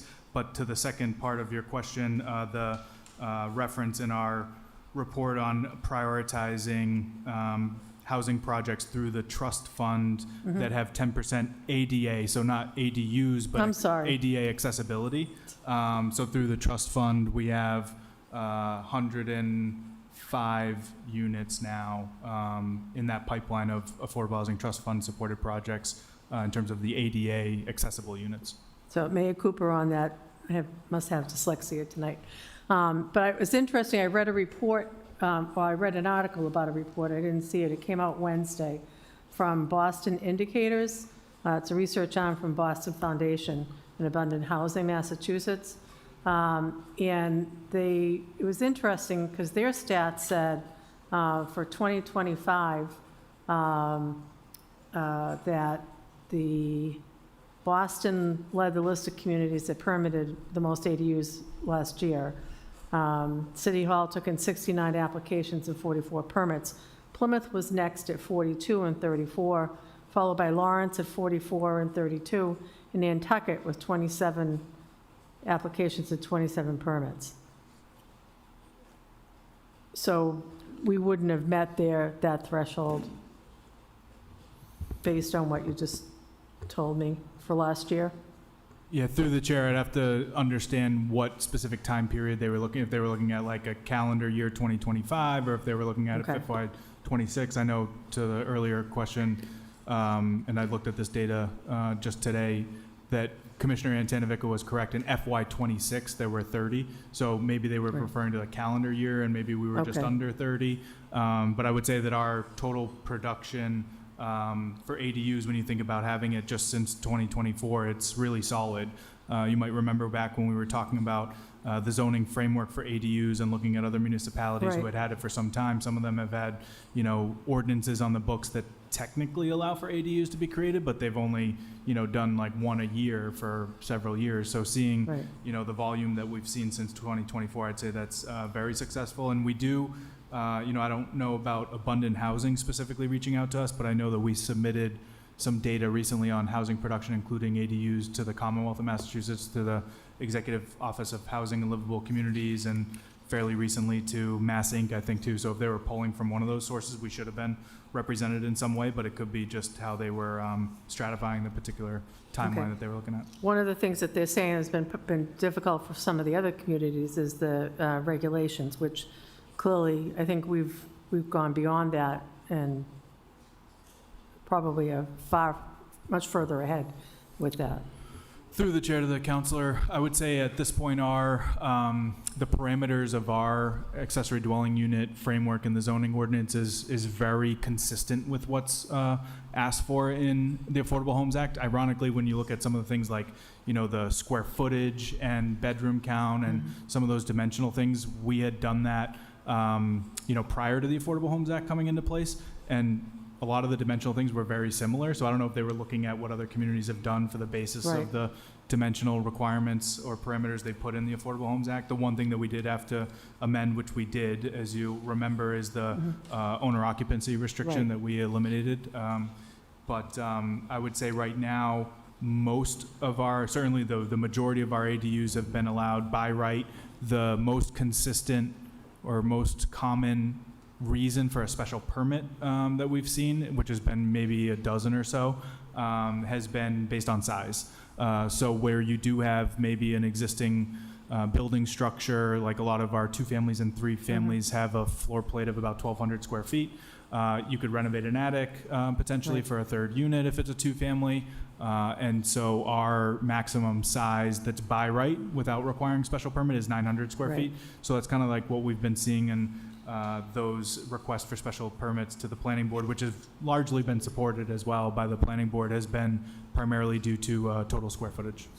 I do want to commend you for the elder home repair program. There were 14 homeowners assisted in 2025. How can we expand that number? Because I know we've got a lot of our older housing stock is owned by our seniors, citizens who, many of whom struggle with the ability to be able to pay. So how do we expand on that? Is it just knowledge of the program? Is it people just don't get it? I don't know. Through the chair to the Mr. Dunn? counselor, I'd say that number is fairly successful in terms of doing, over 1 per month in the course of this last year. The 2 primary constraints that we have is available funding. Okay. So it's funded through the Community Development Block Grant, and Yep. there are many things that we try to accomplish through Community Development Block Grant on an annual basis, and the federal government, as you can imagine, has not been putting additional federal dollars No. to that program. So we've been trying to do what we can with the resources available. And then the other thing that can certainly come into play because of that funding source is the eligibility criteria.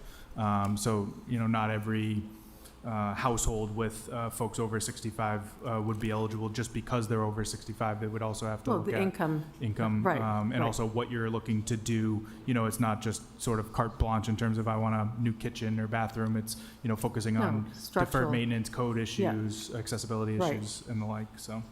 Okay, well, I think maybe just informing people, maybe doing some presentations through the chair at senior center, et cetera, would be helpful for folks. I also want to commend you for the 22 affordable homeownership opportunities through 22 Elm Street.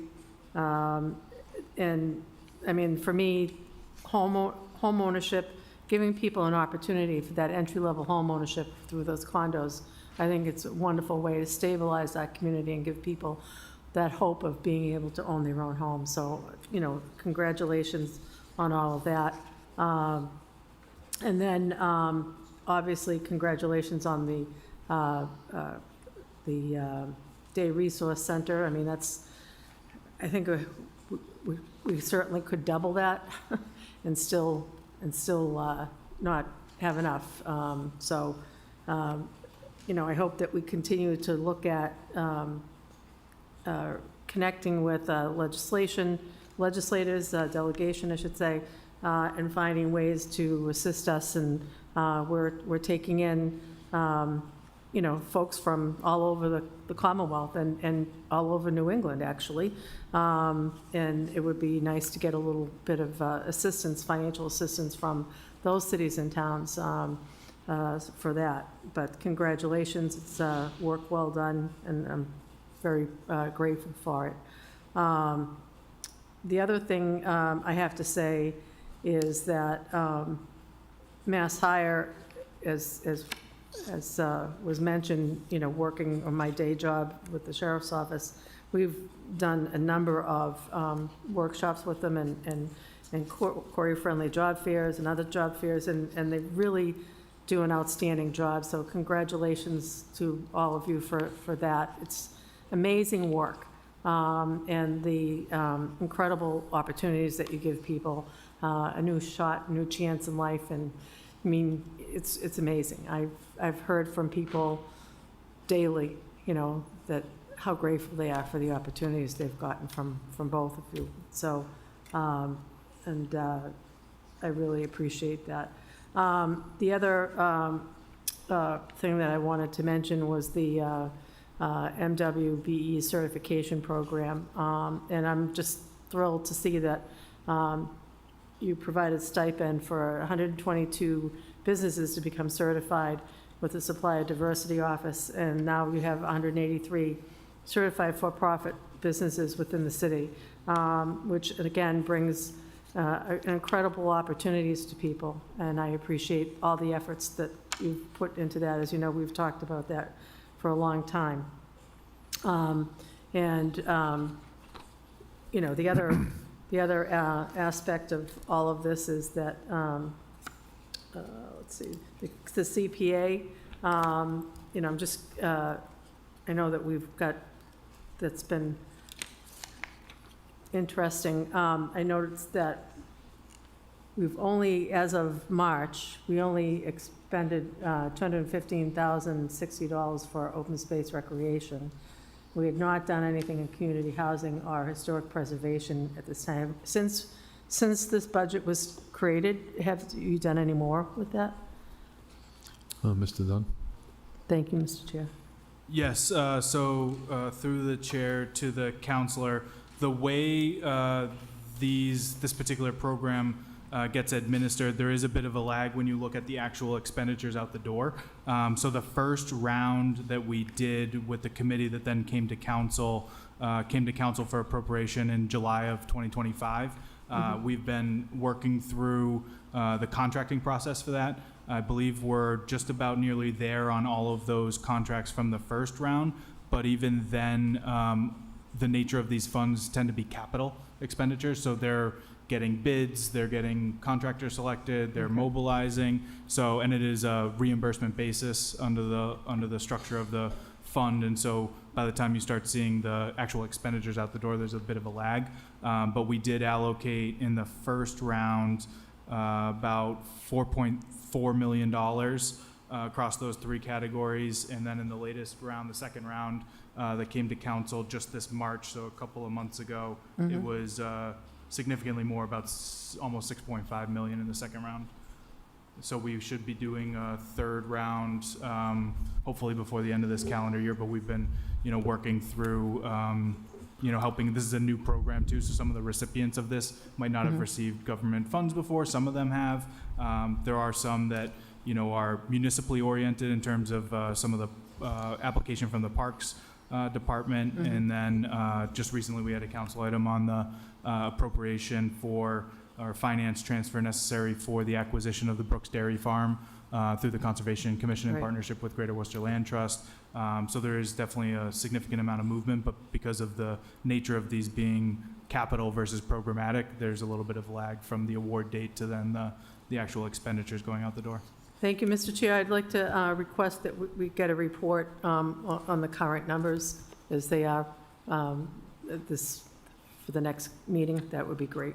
Thank you. And then finally, you know, I want to say that I'm grateful for the work that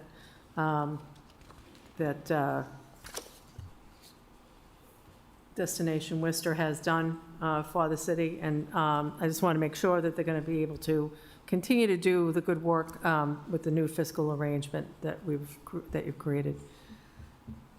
Through Mr. Chair to Mr. Dunn. Mr. Dunn?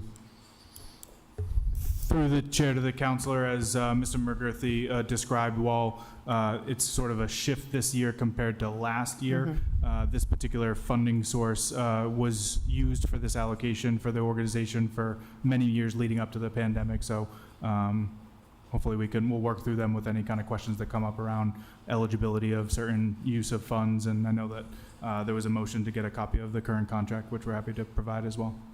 Yeah, I just want to, they've been doing a good job, so I do want to say that I appreciate that, and hope that won't change anything. And that's all I have. Thank you. Thank you. Councilor Rivera? I'll be short and sweet. First, I think it goes without saying the tremendous work that yourself and your staff do. And everybody keeps saying how the city's growing, and I think it's wonderful. But I think the masterpiece of your department is going to be helping us create more affordable housing. How's that trajectory looking for the city of Worcester? Mr. Dunn? Through the chair to the councilor, it's a very important topic for sure. I think that we very much benefited from the pandemic relief funding from the federal government, the American Rescue Plan Act, that allowed us to make significant capital contributions to the Affordable Housing Trust Fund. Just through those ARPA dollars, the Affordable Housing Trust Fund was able to leverage 536 new housing units, again with a particular emphasis on accessible ADA units, and that total ARPA contribution was about $18.4 million, and that leveraged almost $380 million of other investment into those projects. So we know that there will be, fewer resources available through CPA and the payment in lieu contributions moving forward. So we're going to have to continue to roll up the sleeves and work on other, strategies, leveraging state funding, federal funding, as we always do. We've had a great partnership with the Worcester Housing Authority over the last several years with the efforts they have on Curtis Apartments and Lakeside Apartments. I think those will be, very impactful and positive for the community in looking at those complexes, and then, really working through some of the zoning things. As I mentioned earlier, I think that, Worcester has had a pretty development-friendly framework under zoning. Just as an example, under MBTA communities, we didn't have to make adjustments. You saw a lot of communities really grappling with that across the Commonwealth in terms of having a certain acreage in their communities zoned for multifamily housing by right. We did not have to make changes to our zoning ordinance to accommodate that, but there are a lot of things, as we know, through the recommendations of the Worcester Now Next plan. I think over the next 3 years, we'll probably have some really healthy dialogue about where we're going as a city with the zoning ordinance. And I think, it's human nature to, like things to stay the way they are. But there are some real opportunities to look at in alignment with those recommendations out of Worcester Now Next. So as we embark on, kind of moving away from what we've really done over the last several years, whether it's accessory dwelling units, inclusionary zoning, prior to that, the commercial corridors overlay district, have largely been Band-Aids to the zoning ordinance. And as we embark on this, multi-year effort to really rewrite the zoning ordinance, it's a monumental task, and it will inevitably come with some change. So I'm sure we'll have some real thoughtful dialogues with the council, the planning board, and the community about that. And not to bring up a sore subject, but with the developers now having to still deal with the stretch code as it is, do we have how many developers and waiting to help build affordable housing? Mr. Dunn? Sure. Through the chair to the councilor, not much has changed from our report just a month and a half ago or so to the council about the pipeline of projects that have come, before the planning board or have been proposed that have not been able to get off the ground. It's, over 2,500 units that are sort of in the pipeline but stalled at this point. But as we know and as we discussed, there's a variety of things that impact a project's, financial feasibility. And so while, in some of these examples, the specialized stretch code could be particularly challenging to accommodate, there are a number of other things also affecting the feasibility of those. So as we kind of also described, we're trying to, pull on the various levers that we can at a local level to really unlock that housing production. But there are certain things related to construction costs, interest rates, utility connections, things like that that are certainly outside of our control. So we'll, just continue to do what we do in rolling up the sleeves in partnership with the private sector partners that we have to try to get more of those proposed and permitted projects into construction. Thank you. And just the 2,500 that you spoke about, is that just affordable housing or just housing in general?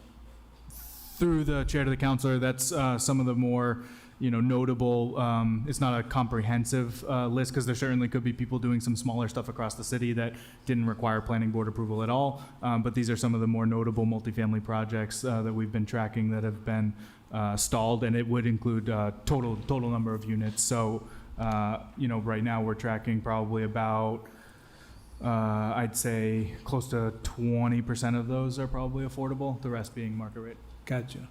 And the last question, I know that we work on TIFs and stuff for big projects, and that I think is great. It's gonna, is there a possibility of, since, like I said, all these developers still have to work during the current stretch code, and we want them to come to the city and build affordable housing, does the city have anything that they can do to work with the small developers to help bring more possibilities to build more affordable housing in the city? Mr. Dunn? Through the chair to the counselor, there are a suite of programs. We try to match, the right program, whether it's at the local level, state level, sometimes federal level, but usually the federal kind of flows through us to match the right program with the right project. So, generally speaking, the tax increment exemption program we have that provides specific local tax relief, that is under the state program requirements, a market rate program. It's not an affordable housing program, it's a market rate program. So we try to look at the, the nature of the project. What are they doing? Is it the adaptive reuse of a historic building? Have we tried to secure historic tax credits to offset that, make it more feasible? So we, I think, have a very good knowledge of the portfolio of resources that are out there and try to create that matchmaking. And obviously different, in addition to what I referenced about, market rate versus affordable, programs could have other types of eligibility conditions or other terms and conditions that sometimes work for a certain project's approach, and sometimes they don't work for that project's approach. So we try to understand how these projects are being put together as it relates to the financing, and what things could be compatible, what things are a good match depending on the types of units being created. And we want to make sure, certainly as it relates to the programs we have on a local level, that they're meeting the priorities that we have as a city. Some of those being, as we've talked about before, if it is a market rate project, trying to have a mix of incomes in there. If it's going through the trust fund, really stretching on the ADA accessible units in there.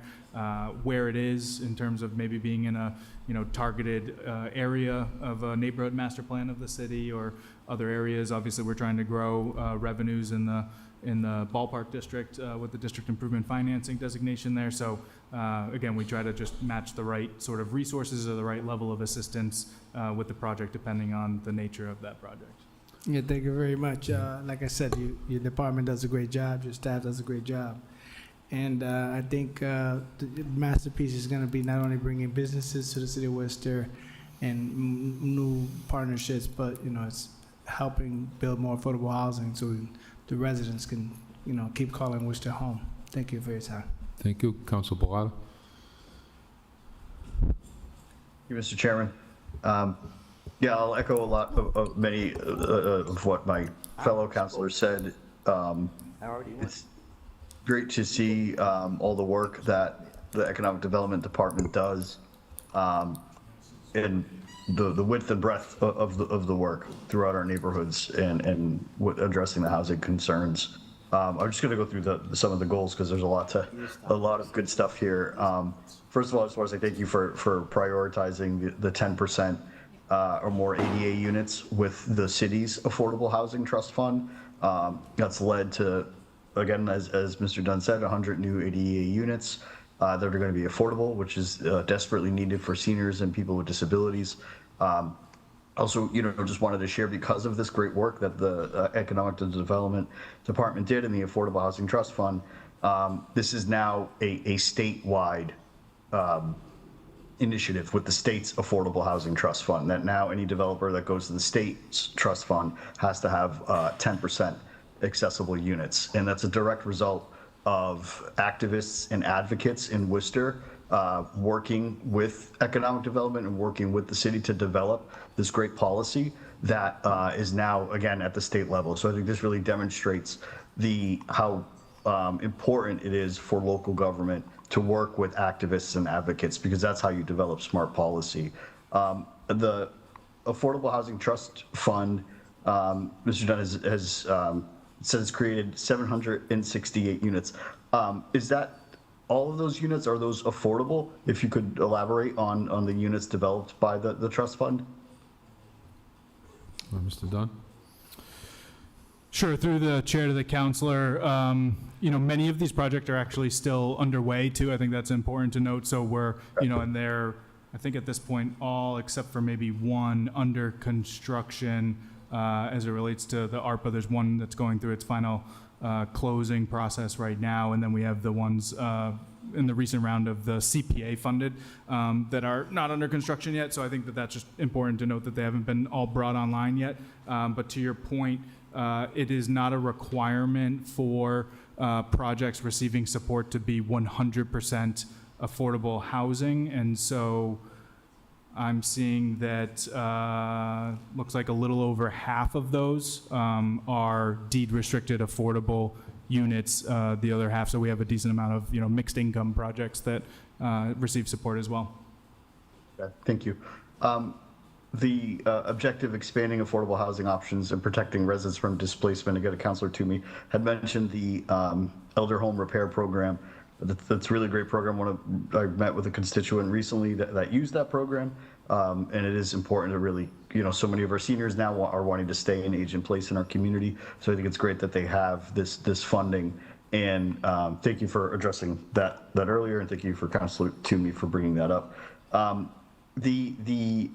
again, wanted to move on to the objective partner with service providers, reference 3.2, partner with service providers to develop a more comprehensive place-based housing. Again, we're all, really excited to see the day center opening up on Gold Street, and also the developments that have happened with the 18 new permanent supportive units at 30 Winfield Street. Could you talk about it says 20 additional units underway at 237 Chandler Street. Could you elaborate on that? Mr. Dunn? Yes, through the chair to the counselor, SMOC is the owner of 237 Chandler Street, and they're in the process of converting a portion of that building to 20 units of permanent supportive housing. So they're not online yet, but they are underway now.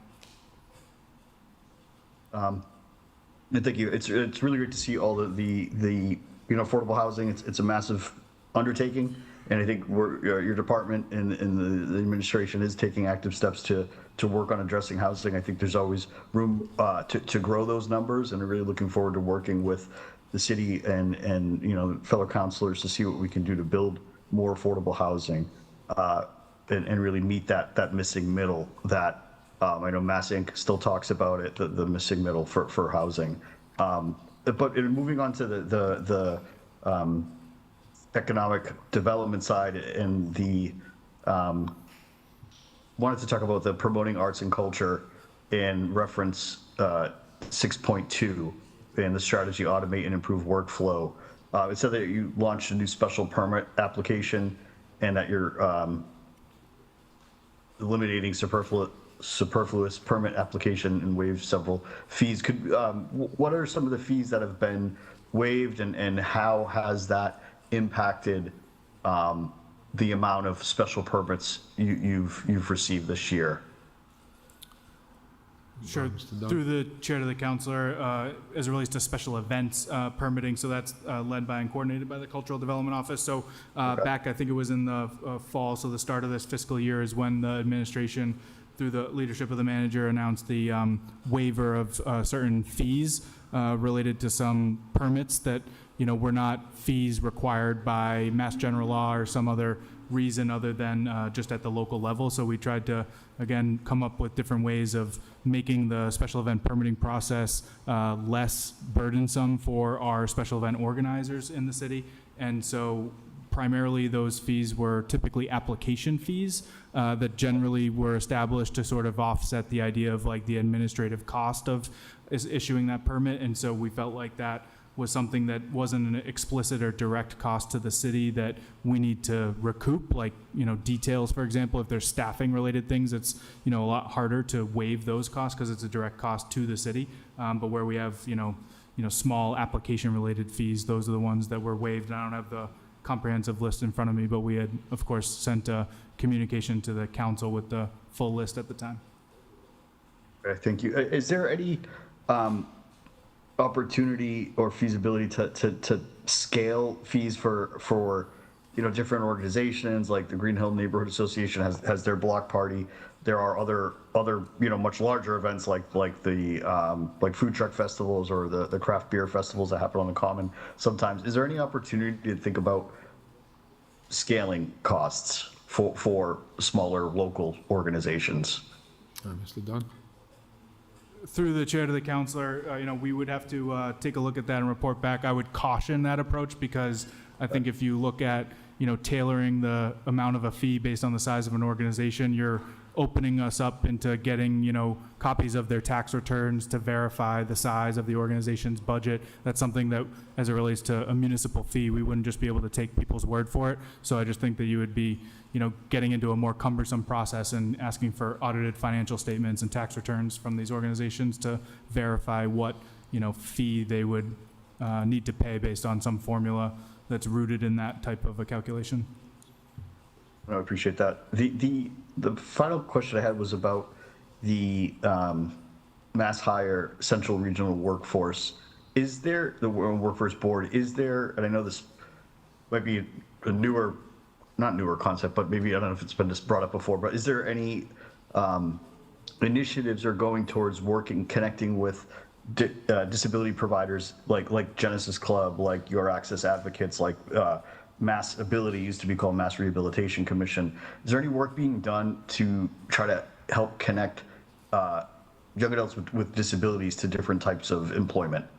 Sure. Through the chair, we do work very closely with Mass Ability. They're one of our federal funded partners. So Great. We actually have a formal partnership and an MOU with them. And Janice can maybe speak to this. There's been a lot of direct work and some special events that we've run in partnership with them. We also, our counselors team up to cross-refer joint customers, especially as it relates to some of the funding that they have for job training and ensuring that they can leverage the resources our Career Center has. We also do reach out to them. A lot of the grant projects that we run, we do reach out to them to make sure that their customers are aware of different trainings and special events and projects that we're doing so that they can inform their customers about that. Okay, great. No, it's great to know. Thank you. I was not aware of that, so thank you very much.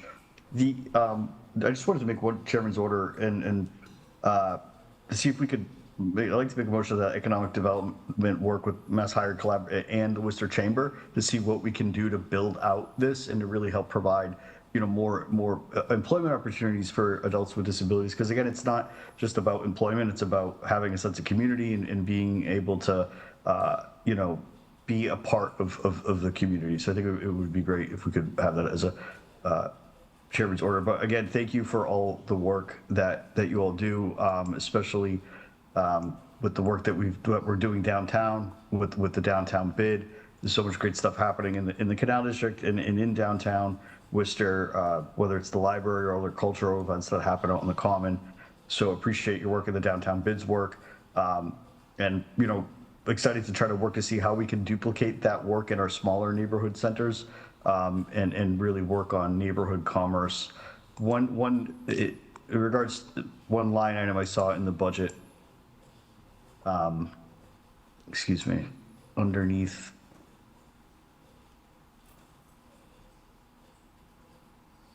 the Director of Neighborhood Development, I noticed there's 1, 2, 3, 4, 5 positions there, and a project monitor position didn't look like it was eliminated in this year's budget.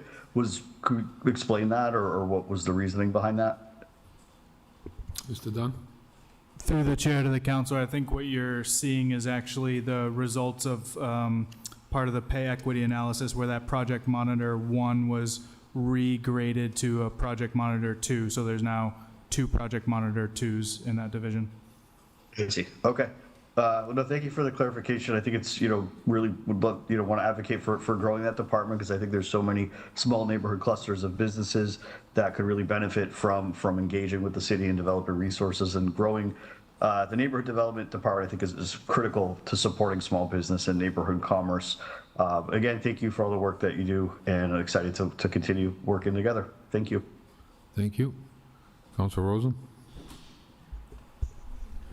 Thank you, Mr. Chairman. I know Mr. Dunn and I will agree certainly on one thing, and that's the RDO. We both support the responsible development ordinance. We may just at times disagree on, what constitutes a violation of the RDO, and that's fine. Just through the chair to Mr. Dunn, what steps can we take, and I assume we're taking some already, to make sure that developers and contractors do adhere to the RDO? I mean, everyone wants that. That's what we all want, and that's what we all need here in the city of Worcester. So are there other things we can be doing? I always thought that developers should be doing more to make sure that the contractors they hire and they work with are following every step of our RDO. So that certainly is their responsibility. But what can Worcester do, through the chair to Mr. Dunn, to make sure they adhere to it so we don't have to have any more discussions on should there be, some further punishments of developers or contractors? Mr. Dunn? Through the chair to the counselor, our relationship starts first and foremost with the developer for which we're entering into a contract with. It is those requirements and expectations are all outlined in that contract. Then we work with them collaboratively because we view this as a partnership, not a punitive type of relationship, where we ensure that they're communicating that as early as possible to their general contractor partners, and then through their general contractor to all of the subcontractors that'll be participating on a job. On some of these large jobs, you could literally have 20 or more companies participating. So there's a lot of cooks in that kitchen, and I think it's hard to say that we're going to control every action of every employee that works for every one of those subcontractors. So I think the best thing we can do is make sure that they have the information, that they're sharing that they're educated on those expectations, and if something happens, that it gets addressed. I would say that the entirety of what we have in our responsible development ordinance is stronger than any other community I've seen. So if there's a stronger one out there, I'd love to take a look at it, because I'd say that ours is stronger than any other one out there, and it also, in some respects, exceeds Mass General laws, as we heard about the one example where we had a contractor that, through the eyes of our ordinance, might be viewed as not being in good standing, but they're not disbarred from participating on public construction projects that are 100% taxpayer funded. So in many ways, we go beyond what the expectations are under Mass General laws as it relates to our local ordinance. Through the chair to Mr. Dunn, so I know the question was asked about the homeless day center, and do we as a city have any say in who is chosen by the developer, what contractors might be chosen by the developer? If we are notified, and if it was the Carpenters Union, and it could be other unions too, we find out, we think that maybe a certain contractor might not be, one that we would like to do business with, even though the business is being done with the developer. Is there anything we can do, let's take, and especially the homeless day center, or does the organization that's running that, do they have full say and we have none? Mr. Dunn? Through the chair to the counselor, in these types of projects, we do not have a contractual relationship with the general contractor, so we would not be involved in selecting them or negotiating their contract. What we have is a contract with the developer, and so if there's an issue related to the project that requires some sort of remedy or some sort of enforcement related to our contractual agreement, then that's the recourse that we have. And through the chair, if the Carpenters Union feels that this contractor is not going to follow the RDO, and they mention that to us, do we take any steps? Do we have any right to take any steps? Mr. Dunn? Through the chair to the counselor, I think as municipal officials, I would be concerned about taking actions that could relate to contractual interference based on what a stakeholder group might feel a certain way about somebody. Well, through the chair, do we investigate what the stakeholder group is charging or saying? Do we investigate? Through the chair of the councilor, we do. Okay. A different topic. There's probably been a couple of projects in Worcester over the years that certainly I've been involved in my service to the city. And one might be the old mall that we made a deal or two along the way with, I think, a developer from Boston. And we had a lot of issues on that, and that's not the one I'm concerned with right now, because that's really done. The one I'm concerned with is a deal that the city made several years ago. And I think it's one of the worst deals this city has ever made. And I don't know how long we're married to this company, this project, but I don't see any good coming out of this company and this project for the city of Worcester. I don't know if you haven't said yet which one I mean. Okay. I don't see any good coming out of it. Someone will say, well, the tax money that they pay us. Yeah, but the land is so valuable now. I remember, because I guess I was on the council, during our desperate days where any developer comes to the city, oh, we'll talk to you, we'll do what we can, we'll bend over backwards to get you here in the city. Even though maybe places like Alston said, oh, we want to get rid of you. We want to get rid of you. But Worcester said, we'll take you because we have land that no one else is ever going to want. So I'm talking about the CSX project. Talking about that. I think it was one of the worst deals this city of Worcester ever made. And there's many reasons for that. And the main thing is it's valuable land now. But during our Worcester desperate days, we never thought that this land would become that valuable. So through the chair to Mr. Dunn, are we married to CSX forever? When I say forever, 50 years, 40 years, 100 years, I have no idea. Mr. Dunn? And through the chair to the councilor, as it relates to the company's use of the land, they do have property rights. And I believe even if an extreme example of trying to consider some sort of, eminent domain taking of that land, I believe they're protected under federal law, under the Federal Railroad Act. Through the chair to Mr. Dunn, because I know you know 1,000 times more about development than I do. Do you think the CSX project was good for the city of Worcester? Mr. Dunn? Through the chair to the councilor, I don't really think it's my place at this particular hearing to, make a call on that. I think they would require further analysis to get you a more comprehensive response to that question. Okay, so I think I made my point about CSX, and, maybe it's a question for the law department in the future.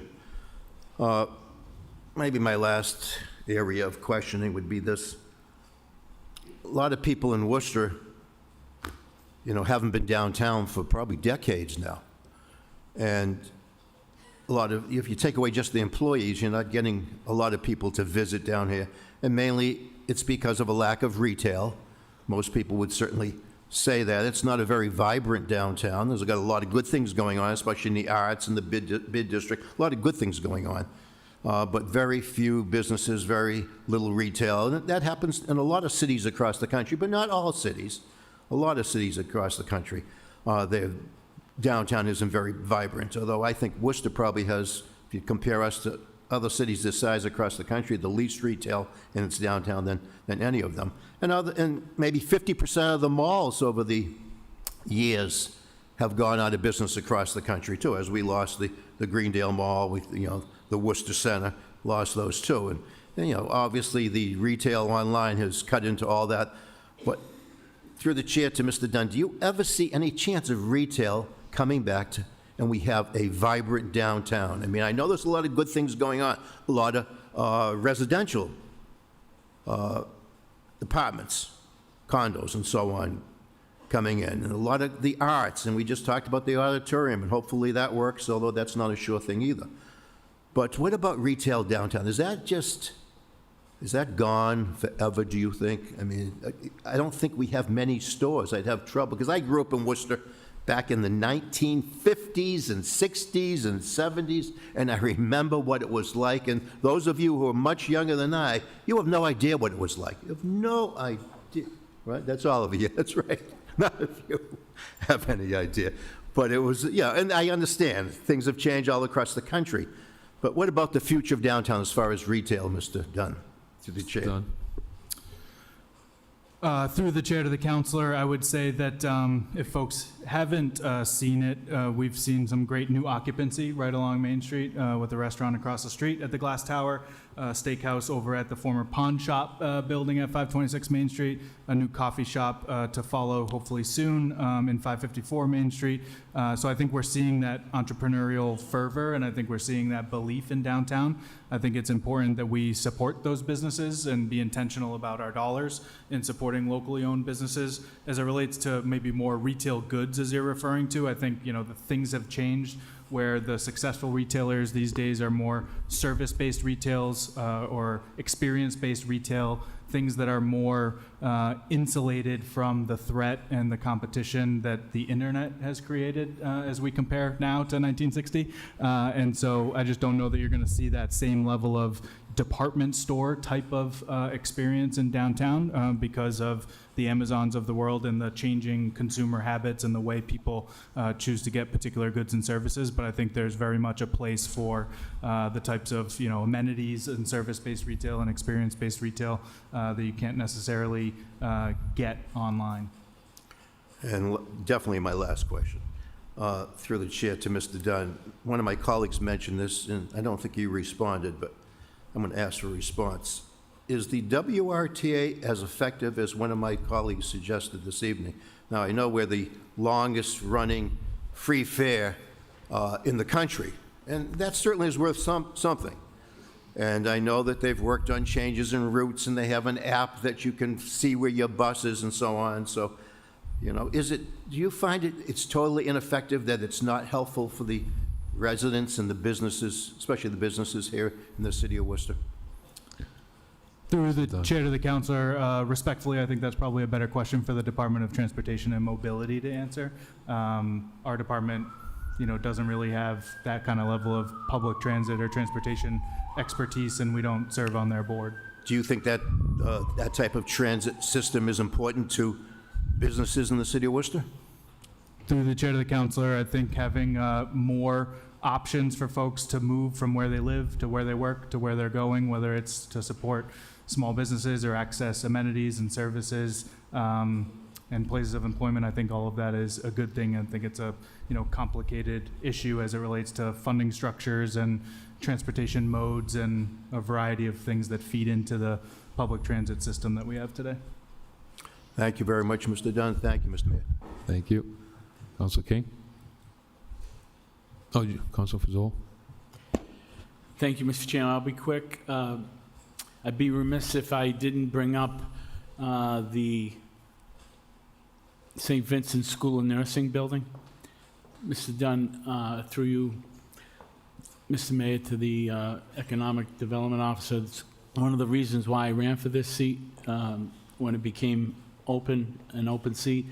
That building has sat vacant for 38 years.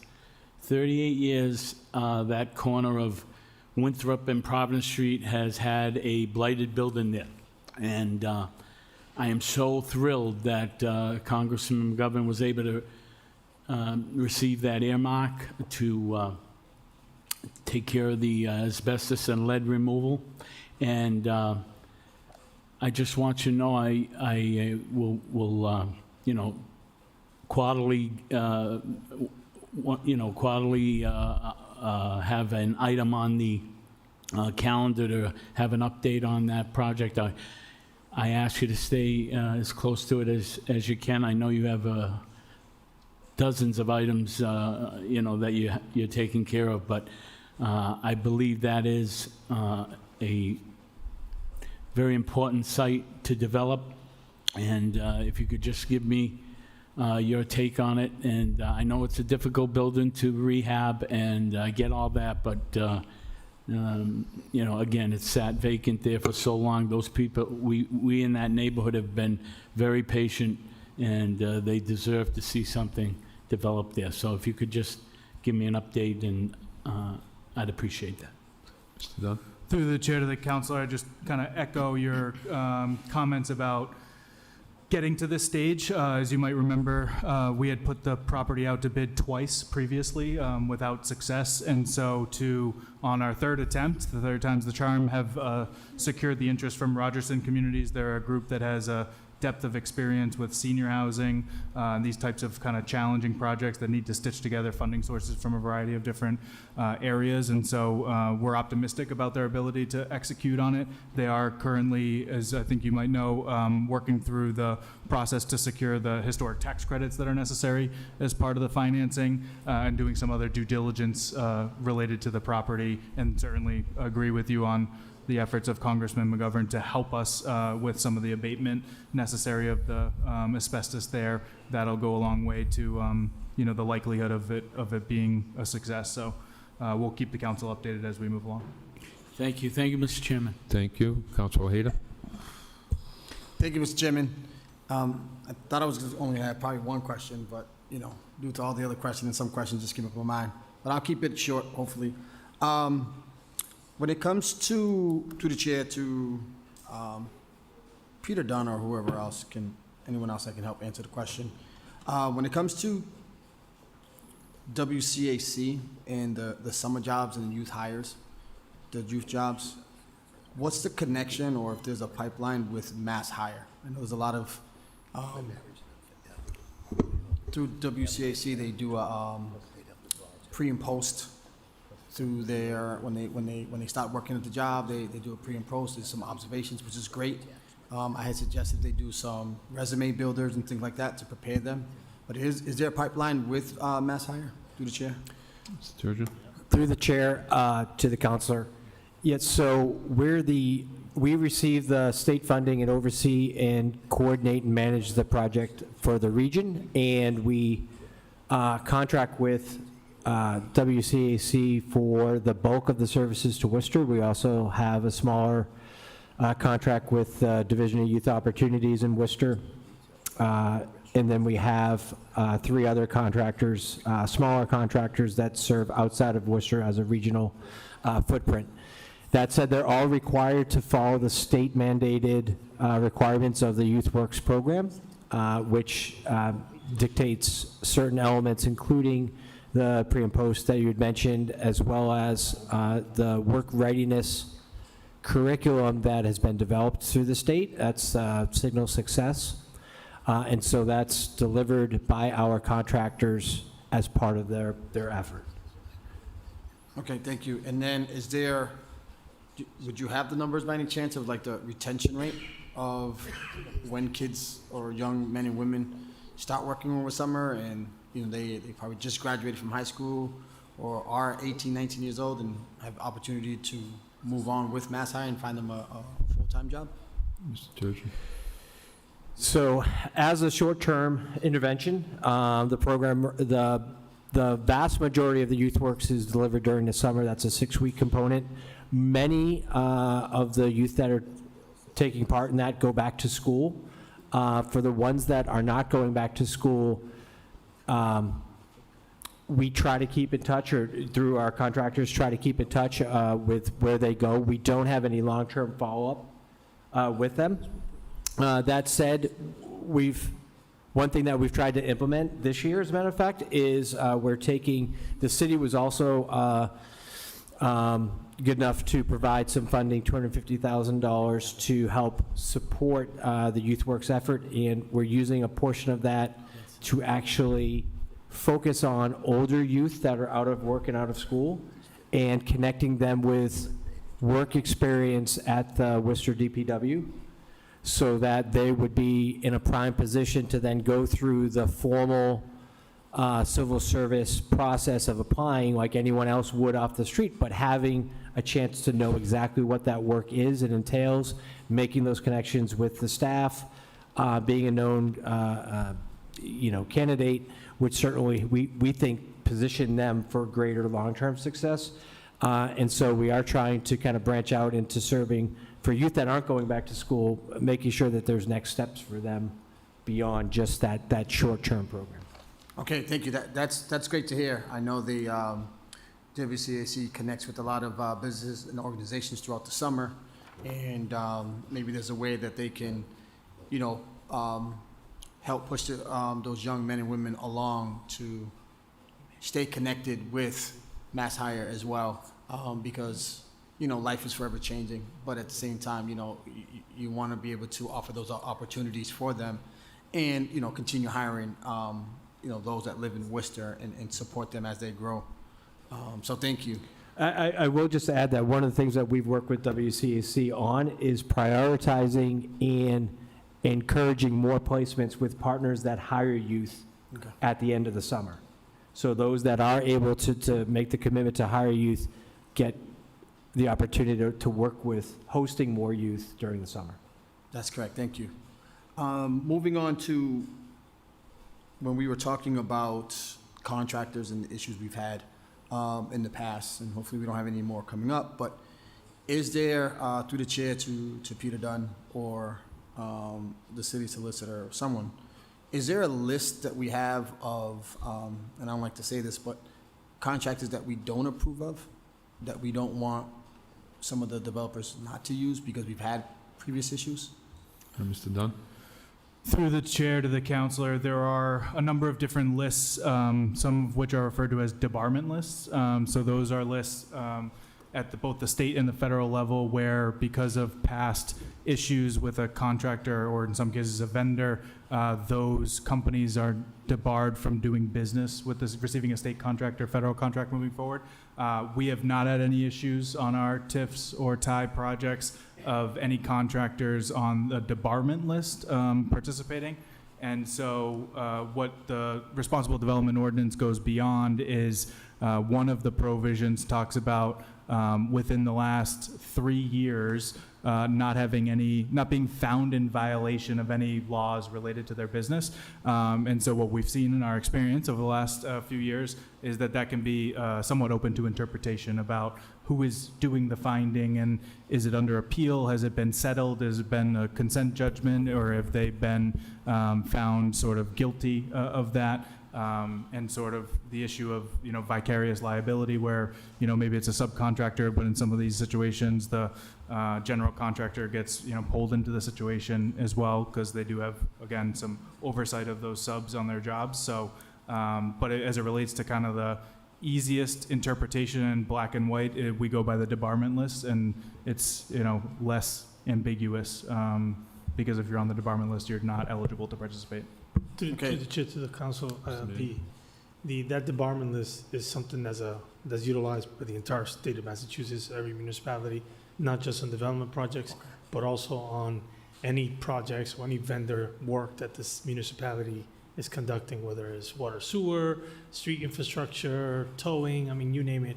That's the list that is utilized to determine whether a company is eligible to work for municipality or not. Okay, thank you. Moving on to the topic, the conversation about retail downtown. I would say I was very happy this weekend. I was able to get some ice cream late at night. I'll admit it. But it was good. It was good to see people out walking around downtown. One, first and foremost, you know, you want to make sure that it's obviously feel safe. There's places they can go to get ice cream, pretzels, obviously. You have the steakhouse downtown. You have Hanover, but it was really good to see people out. It wasn't just one or two. There was a lot of people. The place was pretty packed. So it's good to see that.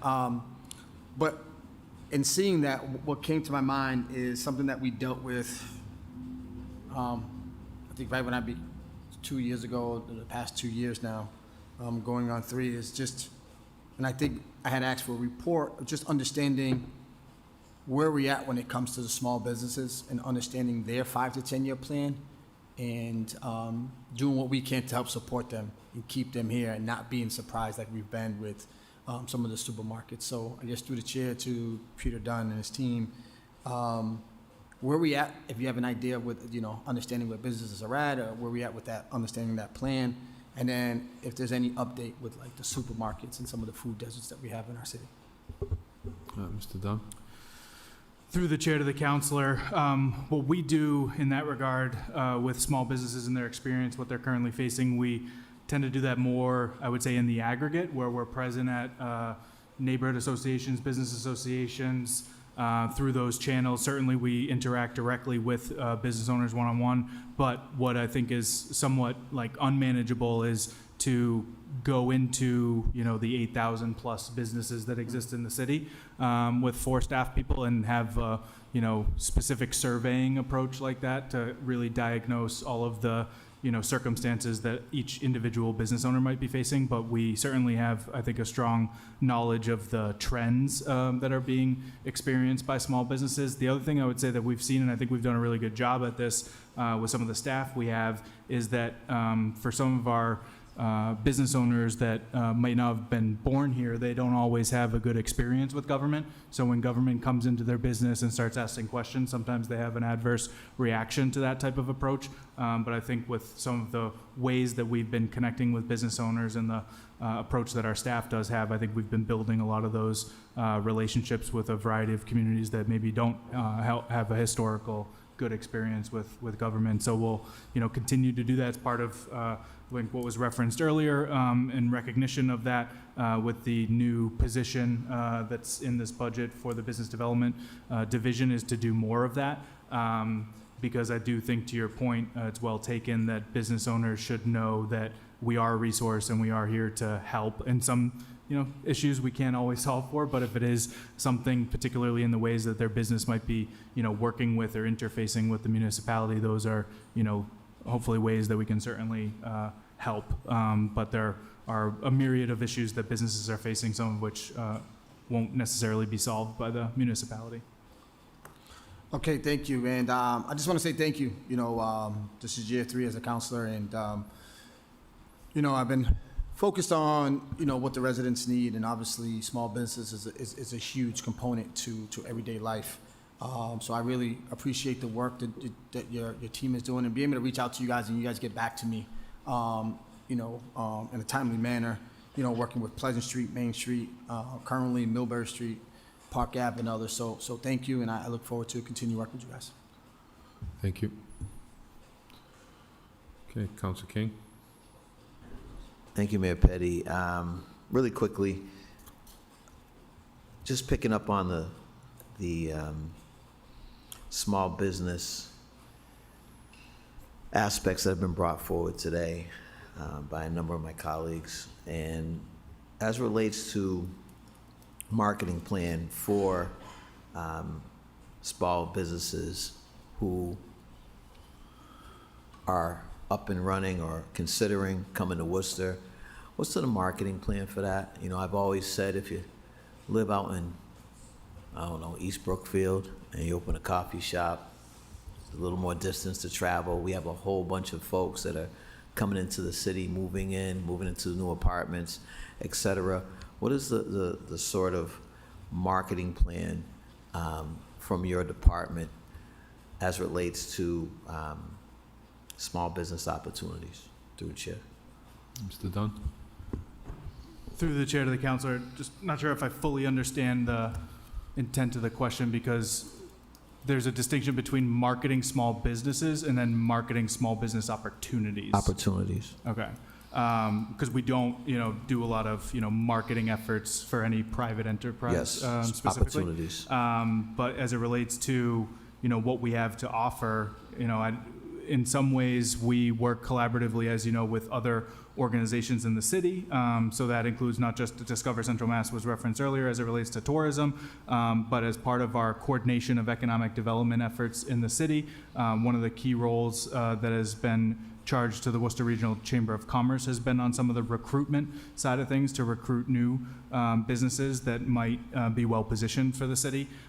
In terms of what we do, I think we have a, you know, excellent communications team that's really centralized in the city manager's office, but they support all of the departments in what we do.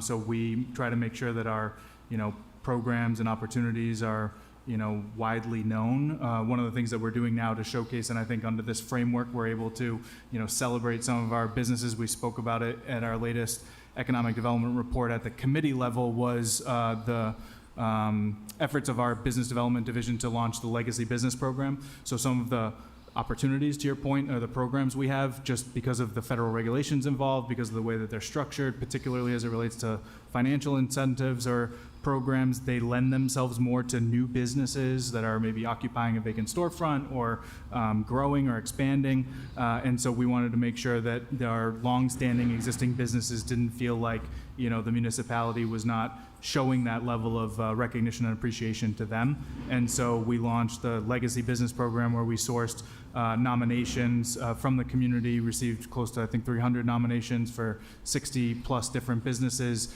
and are wrapping up our selection of the first cohort of those legacy businesses. And I think because we're doing it under the auspices of that type of a program, while they will receive, I think, some logical marketing benefits of that being recognized and the PR that'll kind of come from that.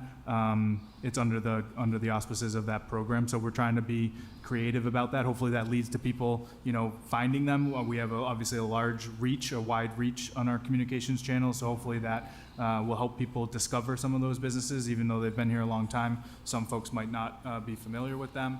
But other than that, I think it's, trying to make sure that we just continue to, provide that messaging of all that Worcester has to offer, and I think we've done a pretty good job of that to date. Thank you. We appreciate the work. Through the chair to the city manager, is there a place in the budget that I can look to for marketing specifically for small businesses opportunities in the city? We talk a lot about some of the development, some of the opportunities, our parks, et cetera. What sort of marketing plan does your team, who was referenced, your communications team or anyone else have as it relates to, the reasons why it's good to do business in the city of Worcester, particularly for our small businesses, through the chair? Mr. Manager? Yeah, through the chair to the council, a lot of the kind of components related to marketing of departments, any communications, PR, et cetera, it's really on the auspice of my office. It's under our OM budget that we utilize any funds that we can to be able to do that. There are some departments who specifically use some of their dollars for any potential marketing and PR, whether it's creating any handbooks or pamphlets or et cetera. But the work that happens through the office communications, it happens through my office, through the OM budget. Are we doing that specifically, marketing the city for small business opportunities through the chair? Because I haven't seen it. I don't know if Discover Central Mass does that to any degree. I haven't seen it there either. I just wanted to understand if in fact that has happened and to what degree, through the chair. Through the chair to the council, right now, targeted specifically marketing for small businesses under the communications office is not currently happening. What we currently do is we try to market different programs, different grants, opportunities, initiatives that are coming forward and try to recruit through that effort. I know DCM and the work that the chamber does also helps in trying to recruit businesses to the city. And those are conversations that we have, but in the city's current municipal budget, it's not a specific line item directed to, or what we try to do is we try to again, utilize some of the funds related to some of the programming, some of the efforts or initiatives that we're working on. I think Peter has something else he wants to add.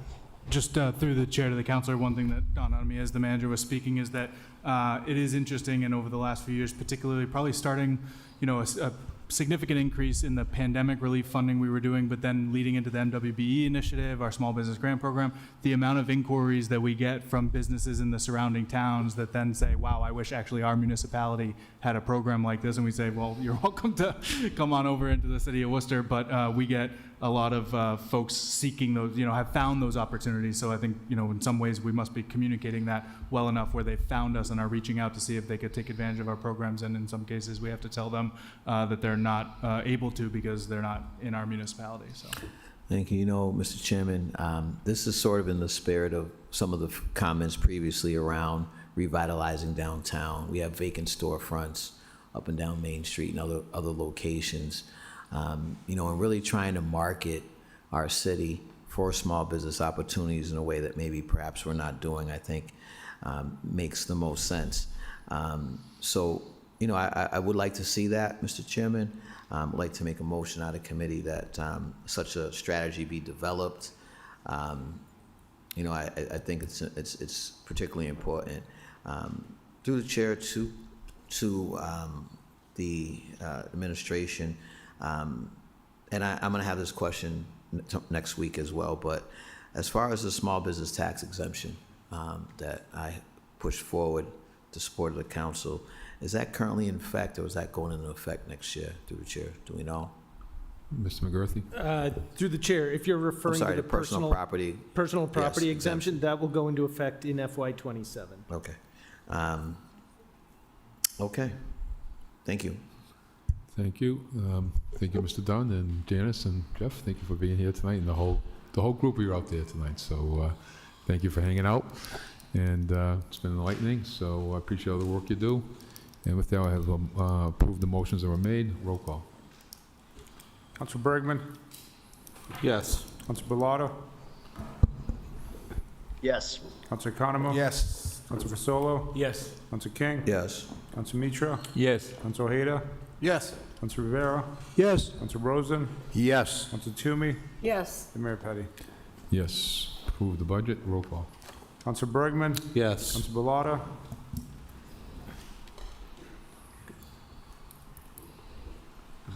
Council Yes. Bellato? Council Economo? Yes. Council Fasolo? Yes. Council King? Abstain. Council Mitra? Yes. Council Ojeda? Yes. Council Rivera? Yes. Council Rosen? Yes. Council Toomey? Yes. And Mayor Petty. Yes. With the financial integrity plan on page 411. Any questions on that? Move approval. Council King? So let me get to it. 411. Section Yeah, I got it. 22. Thank you, Mr. Chairman.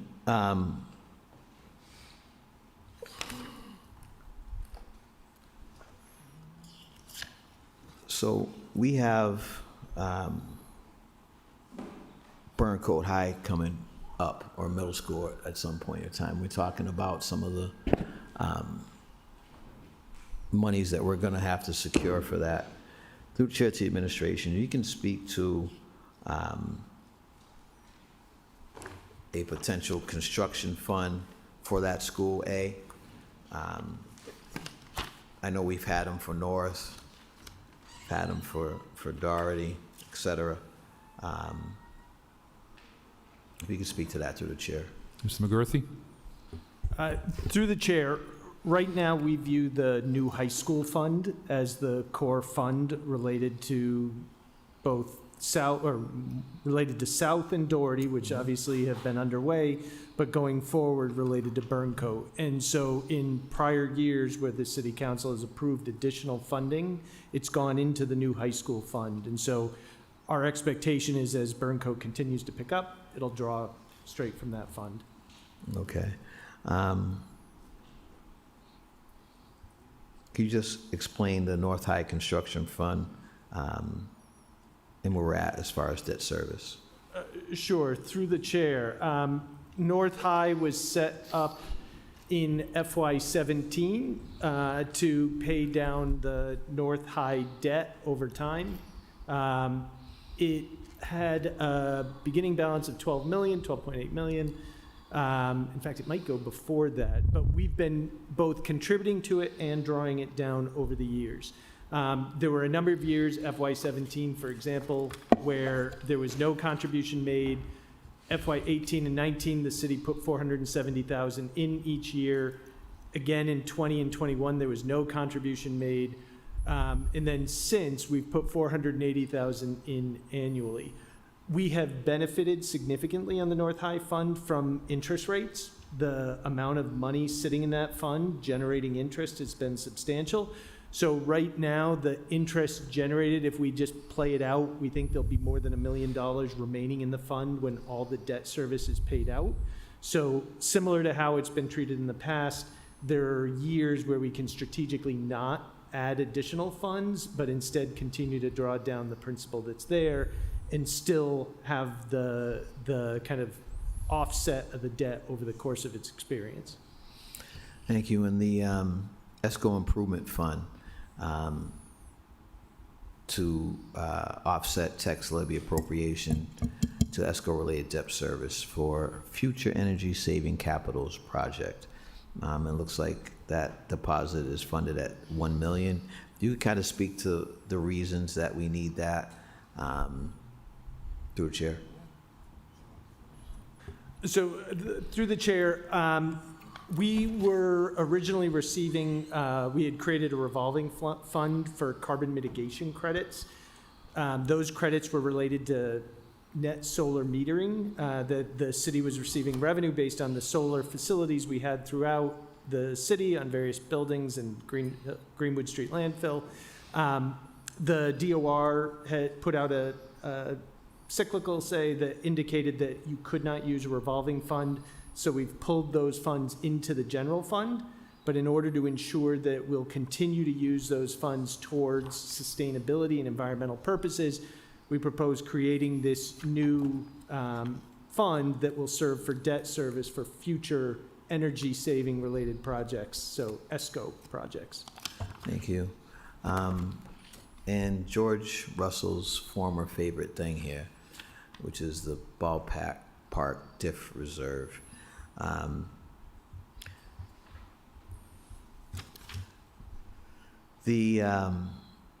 Where are we at overall as far as debt service obligations for this fund, and how much money we're bringing in through the chair? Ms. McCarthy? So through the chair, we have years to go.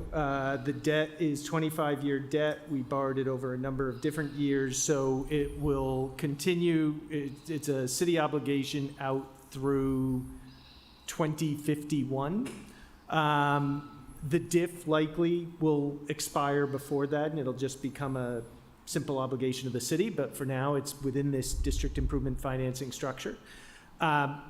The DIF collects revenues from certain sources. The budgeted items here are related to revenues that, under the law, become part of the city's general fund and then have to be reappropriated by the city council.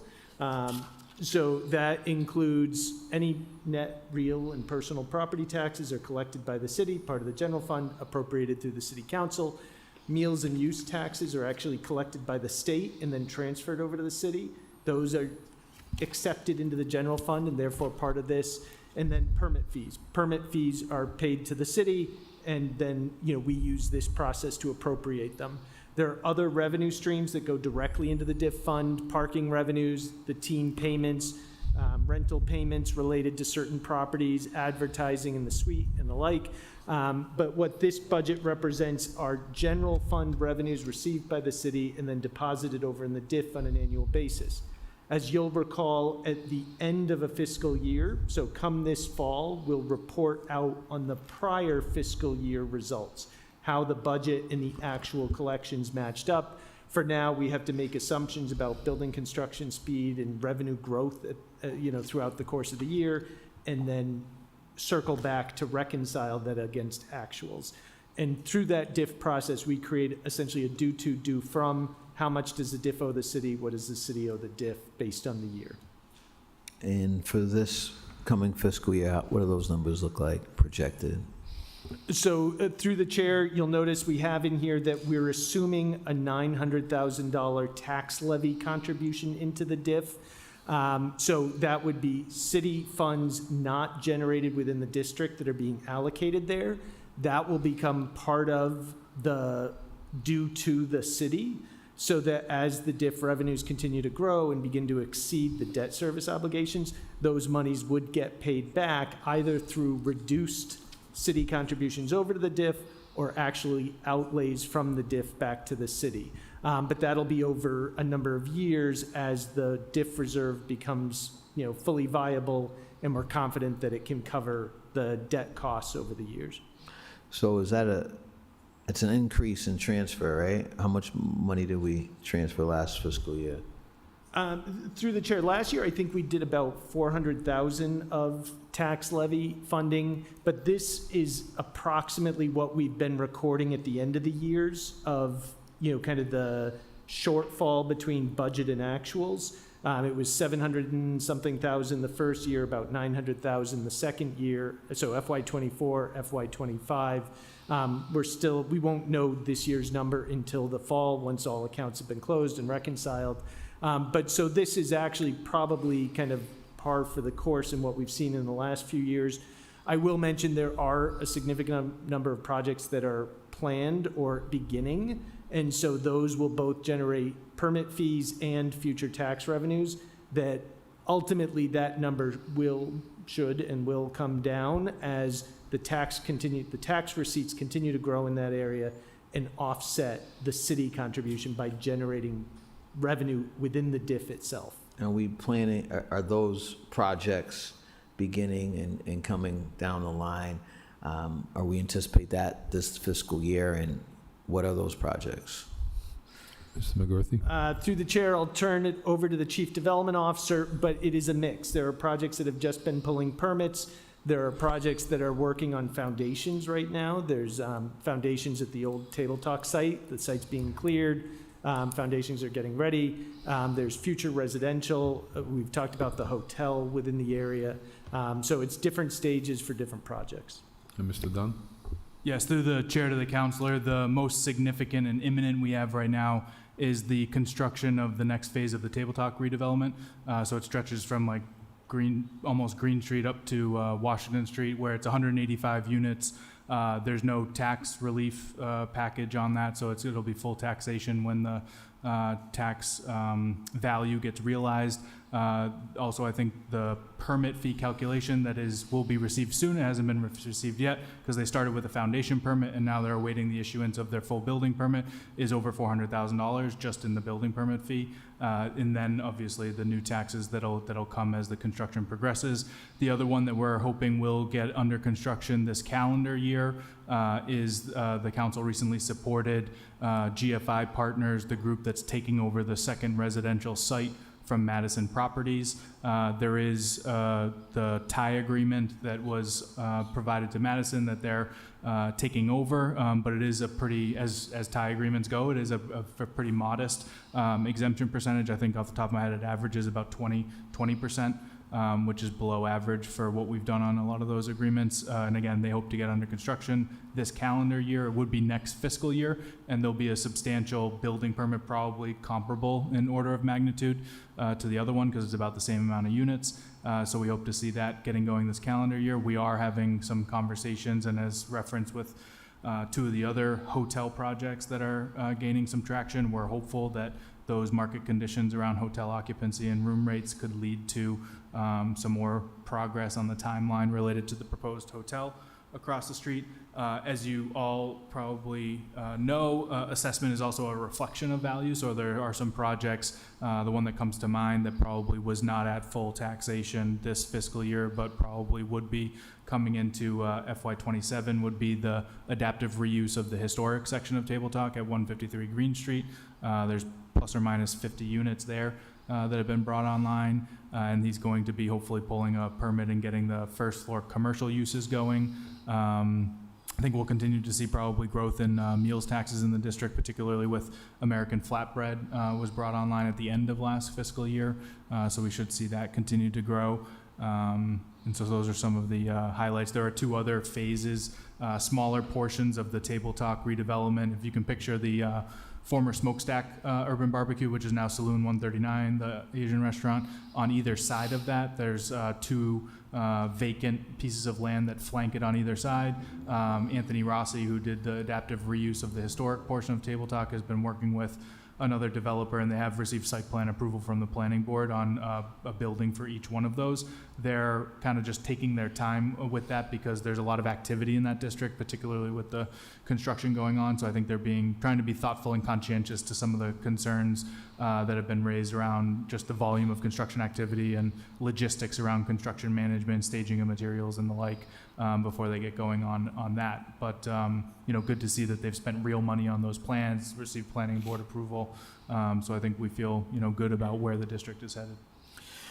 Through the chair, Mr. Chairman, are we anticipating that as a result of a couple of these projects that we'll be at, the tax levy contribution will be reconciled to maybe net zero? Like, what are we saying here, through the chair? Because that's something that's important to the community, something that city administration guaranteed us many years ago when folks that were on the council voted for this venture. Through the chair. Mr. McGurth? So through the chair, yes. Keep in mind that the DIF is a 30-year structure, similar to the debt that's being incurred. Just to touch on the values of some of the projects that Mr. Dunn mentioned. So the Table Talk project of 185 units, that parcel we anticipate, and again, it's predicting the future, but we anticipate it's going from a $6.3 million assessment in FY27 up to a $50 million assessment when at full build, 185 units, within the next 3 years. The project at Green Island Boulevard that he mentioned right now is a $763,000 assessment. That one, at full build, could be up as high as $54 million for an assessment. Again, now you'd apply the TIF, you'd apply the tax rate to determine how much is collections. And so, it's kind of looking at, again, the timing of when does it come live, what fiscal year is that value recognized, what fiscal year is the TIF or TIE applied.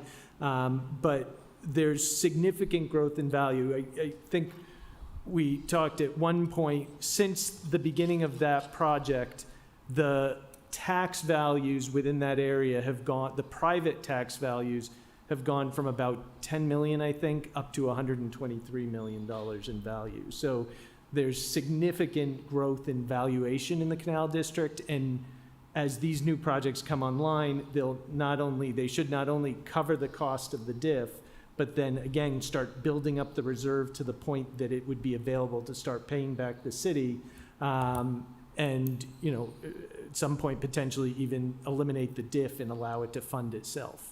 Thank you. So the 900,000 that we're transferring here, we're anticipating that will be reconciled to potentially a net zero. Through the chair. Through the chair, that's correct. We Okay. track each year monies due back and forth between the two entities, and ultimately we anticipate that would be reconciled. Thank you.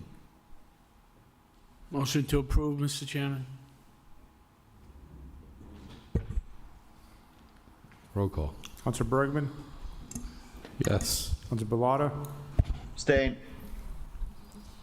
Counselor Economou? Yes. Counselor Brazolo? Yes. Counselor King? Abstain. Counselor Mitra? Yes. Counselor Ojeda? Yes. Counselor Rivera? Yes. Counselor Rosen? Yes. Counselor Toomey? Yes. Mayor Petty? Yes. We are in Human Resources, page 269.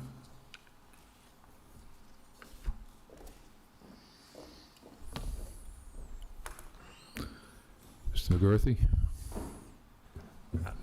Thank you, Mr. Chairman. We're joined by Bill Bagley, the Chief Human Resource Officer, as well as Evie Larkin, the Deputy Chief Human Resource Officer.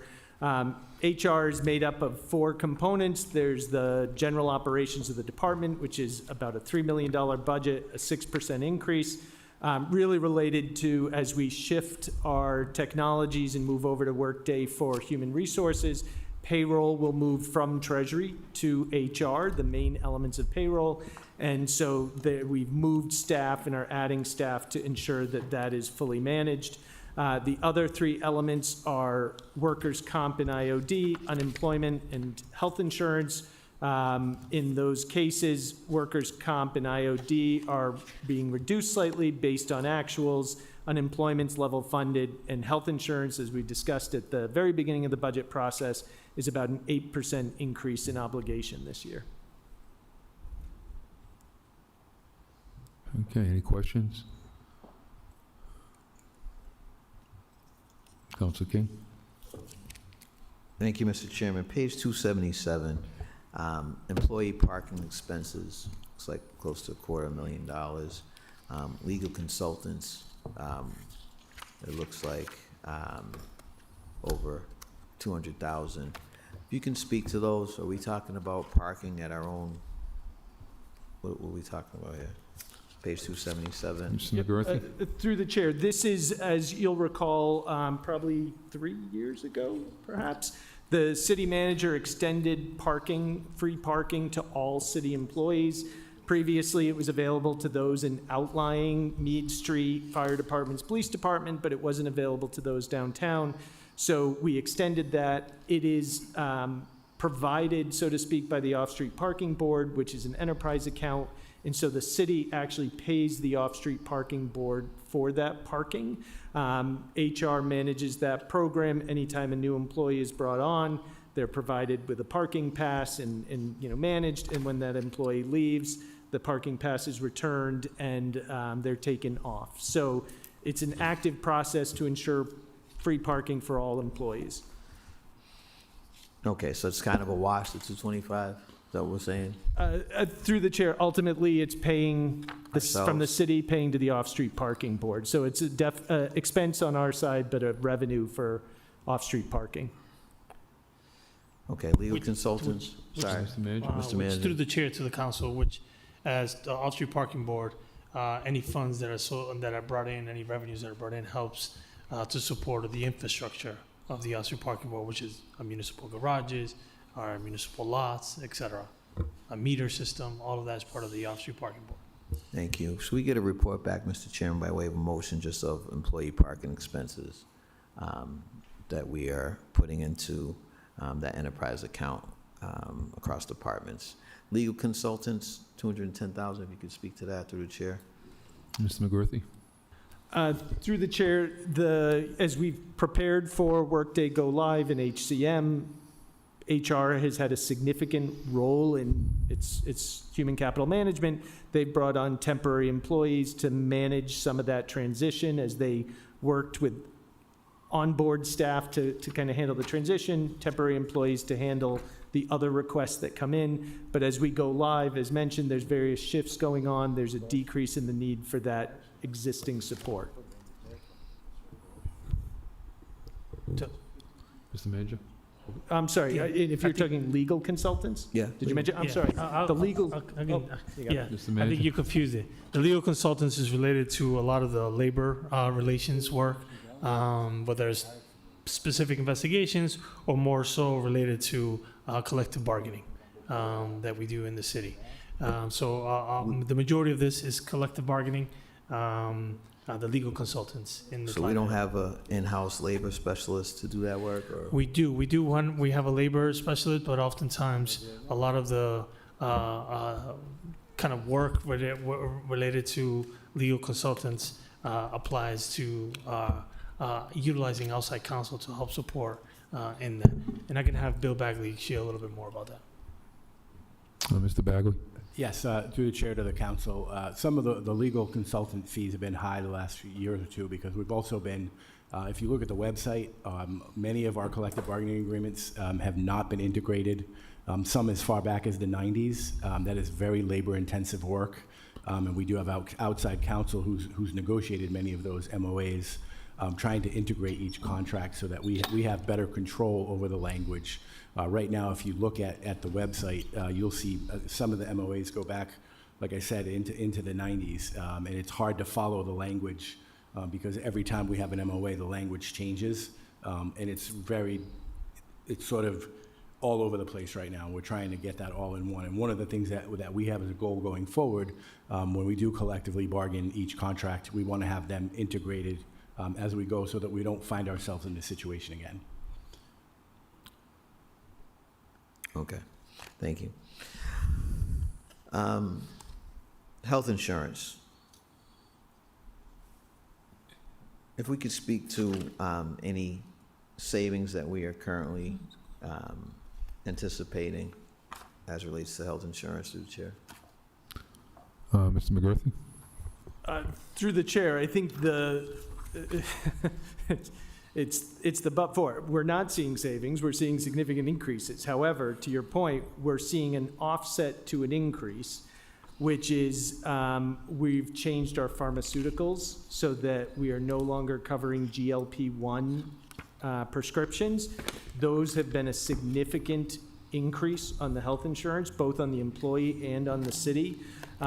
We've seen it go up multi-millions of dollars a year over the last few years on the pharmacy side alone. With that change in coverage, we do expect to see some savings on the pharmacy side, but that is offset by the increases industry-wide on the health insurance side. So what are we saving through the chair? Mr. McCarthy? Through the chair, I think it's, at least at this point, it's premature. I couldn't tell you what the number would be. I think we'll see when those prescriptions drop out. I don't think we have that level of detail as to who's on what types of pharmaceuticals, or at least I don't. Mr. Bagley? Through the chair to the council, we don't have that specific information, but I do want to be clear that we are not eliminating GLP-1s altogether, only for weight loss. They still will be available for patients with diabetes and other illnesses. Okay, good. That's good to hear. Because I did have some concerns about across-the-board elimination. What we know is that when we have a healthy workforce, we have a productive workforce, that has higher morale, as you mentioned, type 2 diabetes, high blood pressure, heart conditions, et cetera. Those being managed lead to increases in attendance, and really, it's also being used at this time to recruit folks to different, employment, different work options. So I appreciate the clarification. And through the chair, how's this been communicated to our frontline staff? And do we have an idea of how many? I mean, you, in order to eliminate, you must have an idea of numbers, or you wouldn't have eliminated a portion of it. So through the chair to the administration, what is that number in terms of monies, and what is that number in terms of an approximate numbers of employees that will no longer be covered? Through the chair. Mr. McCarthy? Through the chair to the council, I don't have the exact numbers, but I believe there's approximately 600 employees that are using it for that purpose,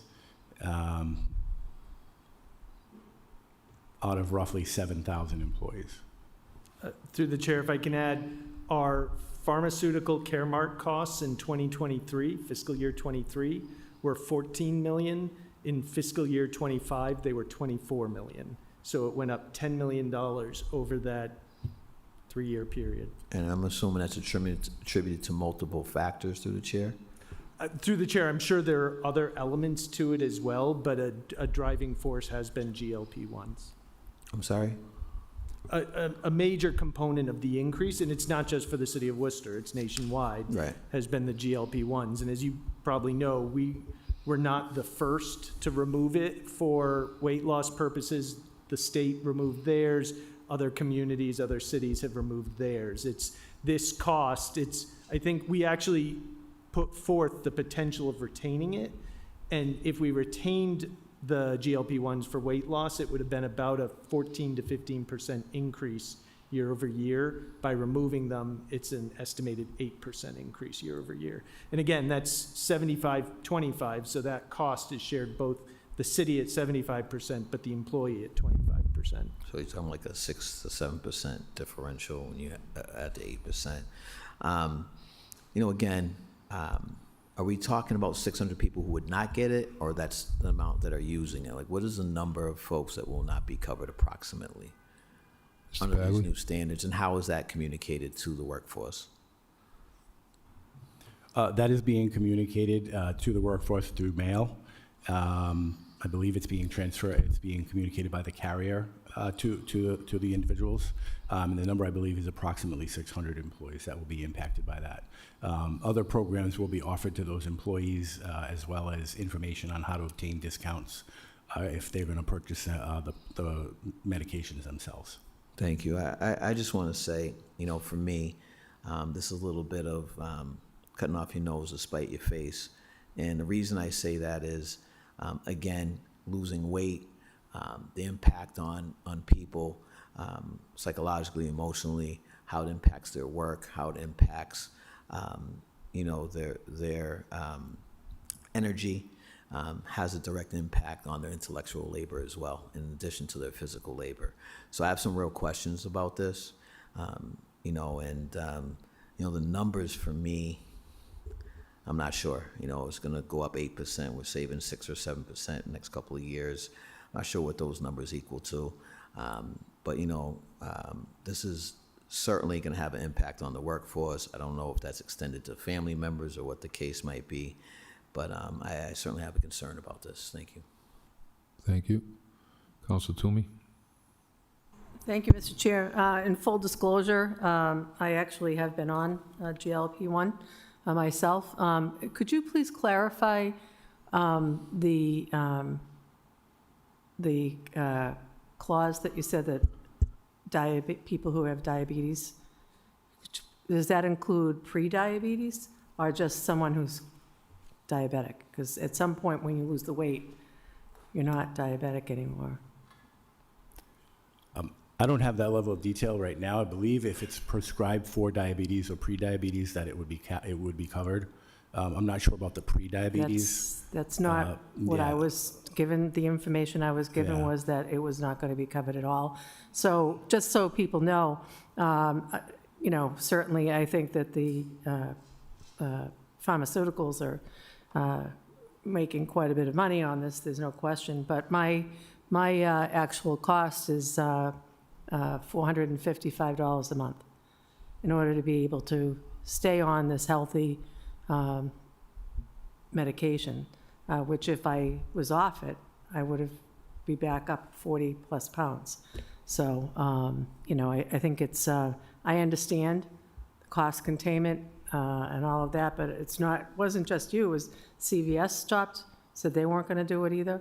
I think it was bigger than just us, but I think I've mentioned before to the manager at one point that, what is the cost offset when you have people that are going to, can't afford that car payment plus, right, which is what it is. I have a 2014 car that I'm driving because I can't get a new one.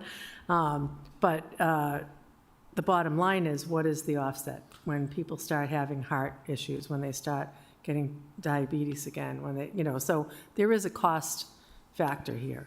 And I know that the industry really needs to come to the table and work with people, along with the government, to figure this out, because it truly has been a blessing for so many people that I know. I know we have a police officer who has lost over 100 pounds and is a completely different person, and doing much, much better for it. So, all right, that's all I have to say. Thank you. Thank you. Council Vazol? Thank you, Mr. Chairman. Through you, nice to meet you. Thank you. One issue I'd like to just ask, being a new counselor, I'm been contacted by people who have applied for work with the city, and in some cases don't hear right away.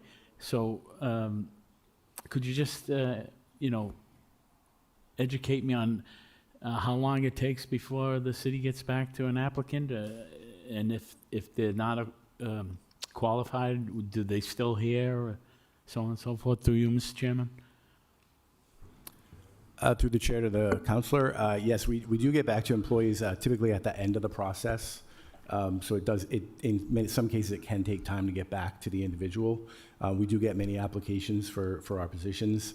And also we do have several processes going on. So sometimes somebody will come in and they'll sign their name on a civil service list. I'm not sure how familiar you are with civil service. But some of those lists are 100, yes, 200 deep, and it does take time to get to those lists. So it will take time for us to get to those individuals. But when they are on the list, we do get to them. It's just a matter of the timing that it takes to get to them. Okay, I appreciate that. And just the last question. I've been told in some cases, not non-civil service, that you, Human Resources, interview first before they meet the department head or whoever would be, let's say, the gentleman was just here, Jeff that was, I don't know the, Turgeon, that his department that he runs. I had someone contact me about, applying, and I understand that they meet with Human Resources first before they even get a second, bite at the apple and get to that department. You just, again, for my edification, could you let me know how that works, or why that works that way? Mr. Bagley? Yes, through the chair to the counselor, it does depend on the position. We've worked hard over the last several years to centralize hiring through HR to make sure that we have equitable outcomes for everyone. So in many cases, the initial review will be done in HR, and we'll do first round interviews, screening interviews where HR is involved in the process. But that, in most cases, when there are multiple rounds of interviews, the candidates will meet with the department itself. In most cases, they'll meet with someone from the department, even probably in the first round of interviews. Okay, through you, Mr. Chairman. So they will get a chance to meet with the department, or if Human Resources decide that, they're not right for the job, they might not get to that second stage. Just want to be clear with that. Just to clarify, we have a standard hiring process that we use, and so when we receive resumes of candidates, they are all scored based on the minimum and preferred I qualifications. can't hear you, I'm sorry. I apologize. So the city has a standard hiring process that we use, and so when we receive resumes, they're scored based on the minimum and preferred qualifications, and that's how the top applicant pool is created. And so not everyone will meet with the department, but the departments work with Human Resources to decide who will be in the first interview and second if that's necessary. But for the most part, if you're a part of the interview pool, you are meeting with the department first. Okay, all right, thank you, I appreciate that. Thank you, Mr. Chairman. Thank you. So we have a motion to approve. Councilor Ojeda? Thank you, Mr. Chairman. Just a few questions through the chair to the department. Where it says professional development, the tuition, can you just explain what that is? I'm guessing tuition reimbursement? Is that what that is? Through the chair. Mr. Bagley? Yes, through the chair to the counselor, we do have several programs for professional development. We do pay tuition. We have several scholarship programs.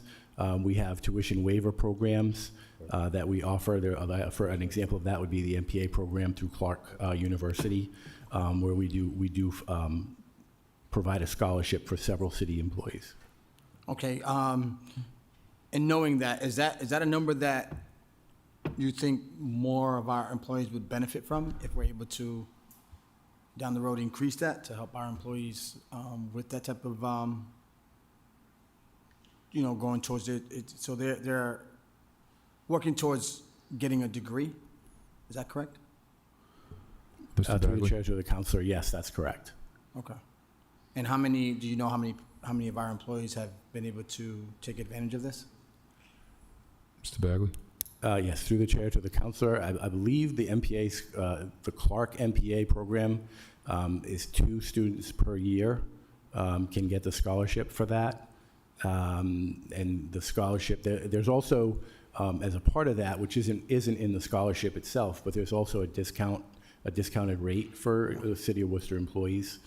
In general, I believe the discount is 40%, and then the tuition that we provide to several candidates each year is an additional $4,500 per year. Okay, that's good. That's good to know. And then I have to ask this question. When it says newspaper advertising, 52,000. How do we know if an applicant was able to find their position through the newspaper? How do we know if they were hired because they found it through the newspaper?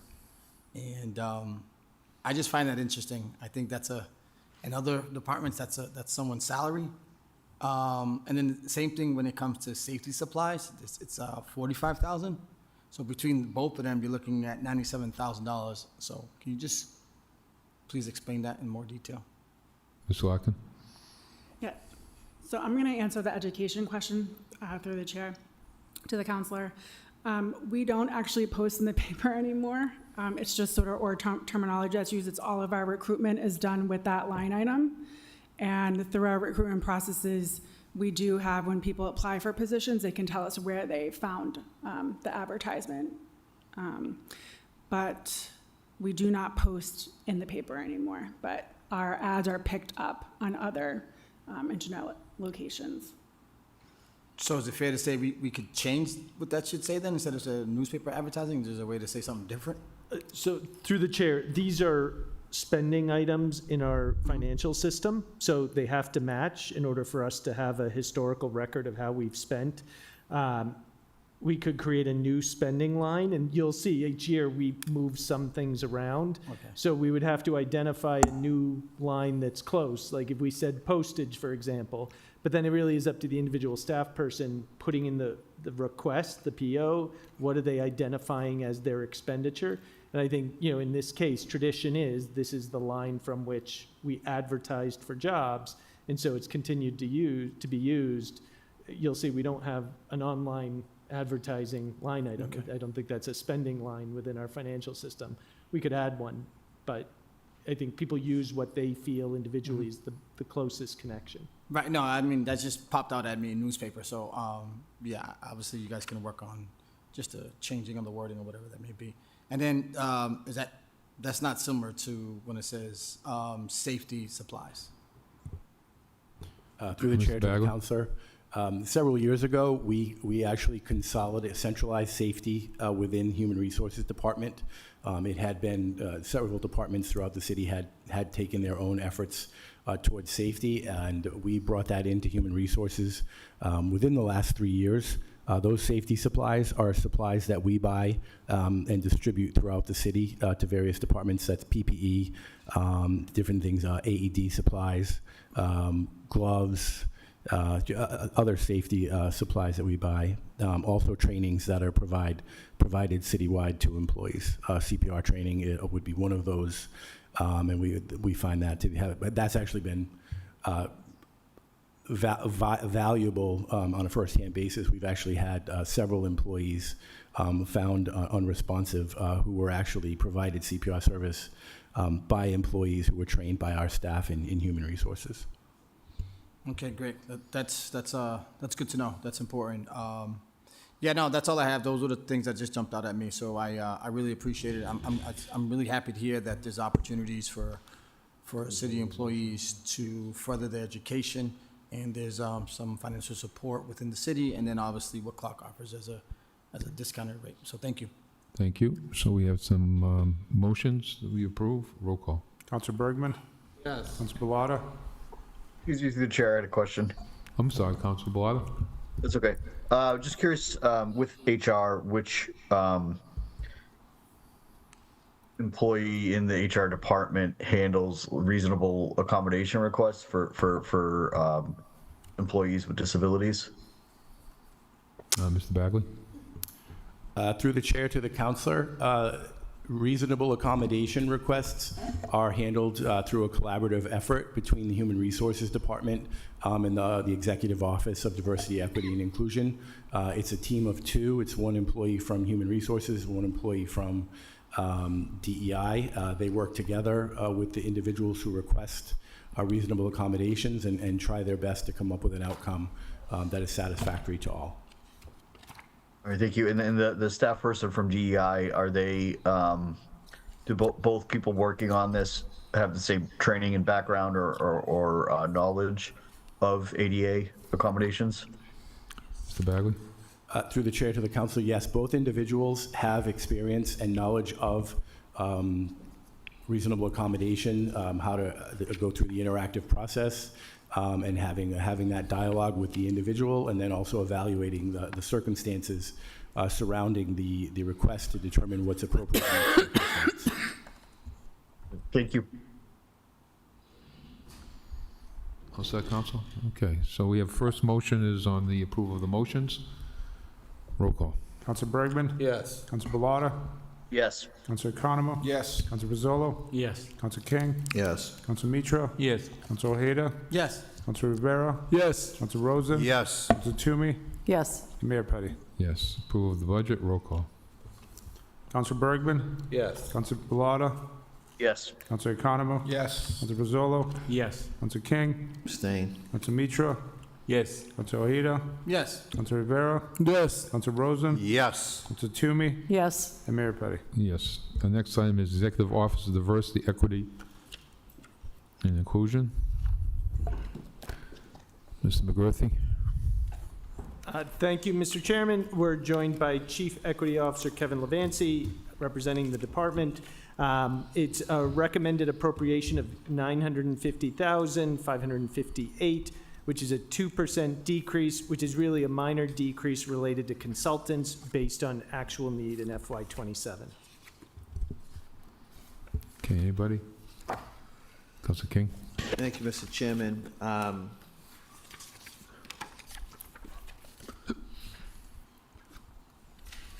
Let me get to the page here.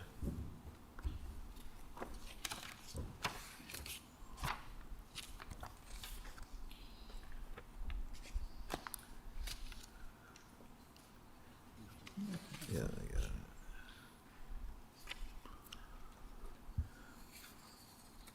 Thank you, Mr. Chairman. I just had a couple of functional questions as it relates to some of these positions here. So we have a Director of Human Rights and Accessibility, Director of Investigations, Lead Investigator.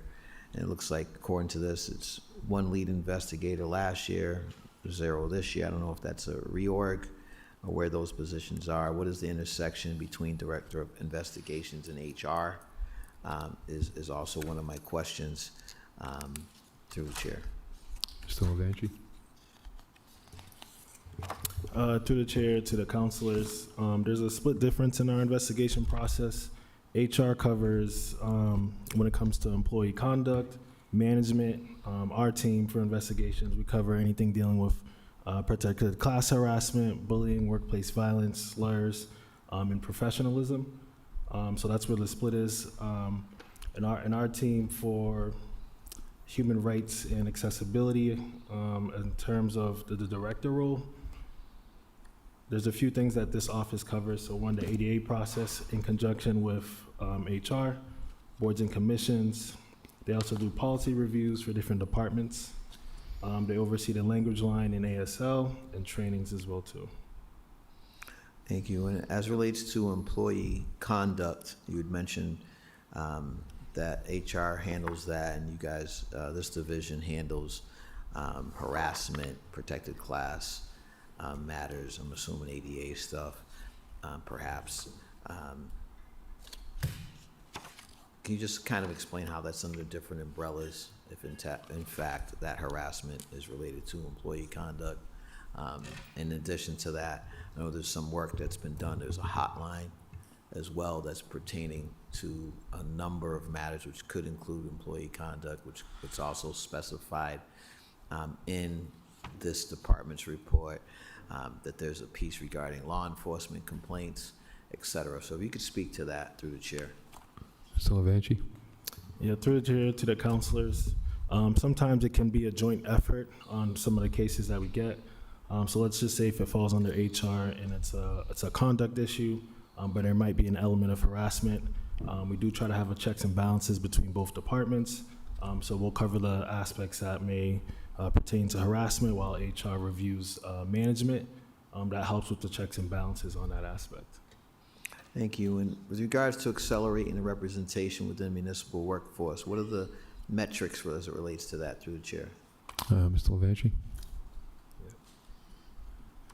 So through the chair to the counselors, at the moment we're working on Workday, but prior to that, something that between both divisions, the DEI office and the Human Rights HR team has been working on an outreach and retention plan to be intentional about our efforts.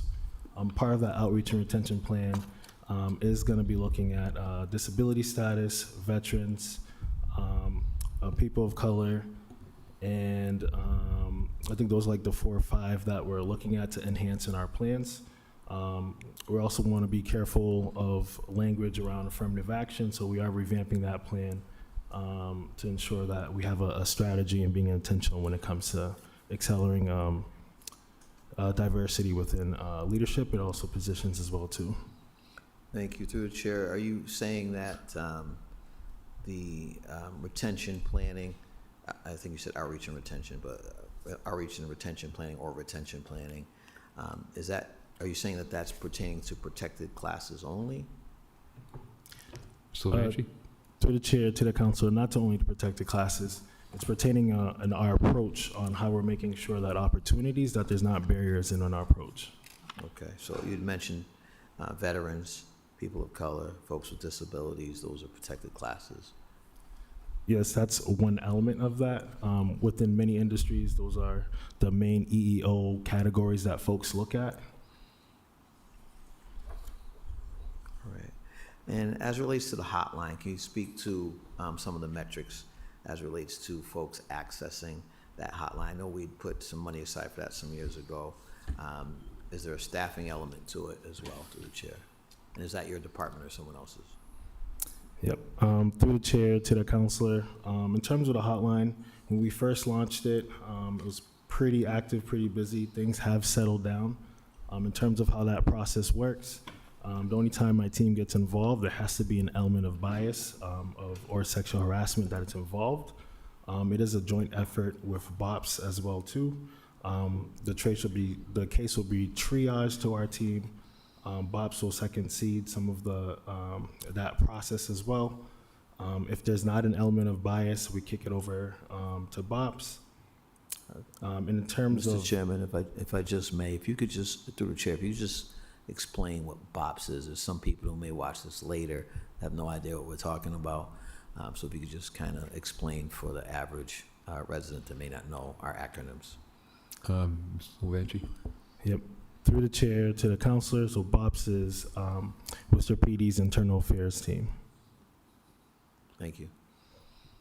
Through the chair to the counselor, back to your original question. So based on the triaging, that kind of determines who reviews the case. It's still a joint effort.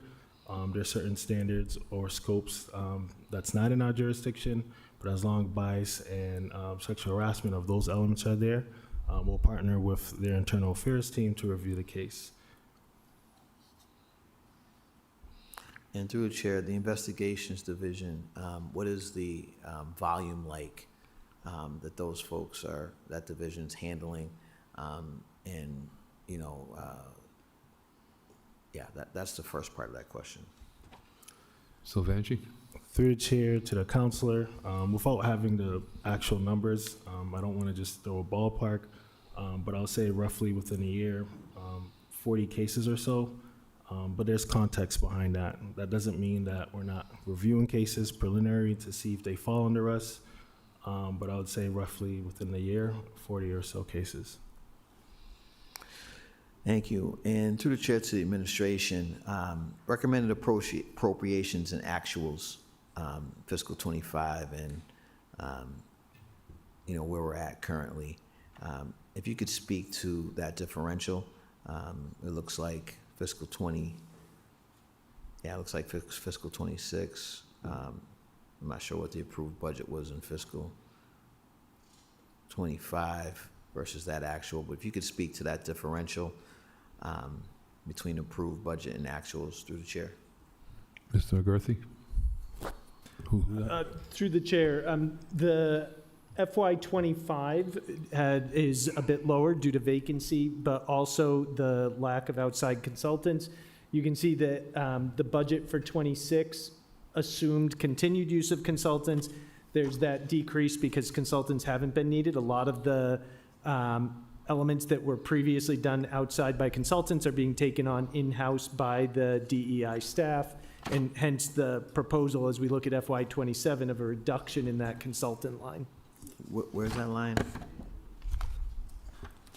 Through It's the only chair. like 2 pages. I don't know how I don't see it. Must have missed it. Page 358, it is the second item under the OM line. It's 139,000 was approved in FY26, and there's no allocation approved for or appropriated for FY27. Okay. And those particular fiscal years, it looked like, I mean, what do we anticipate the actuals to be for this fiscal year, because it was approved 965.8 thousand, and right now actuals are at 589,280 Mr. McCarthy? or so as of March 31st.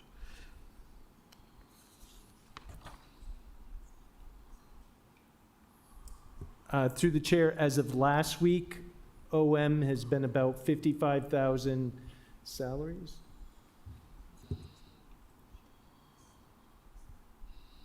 Salaries, we're actually projecting a slight deficit at this point, an overage for the budget.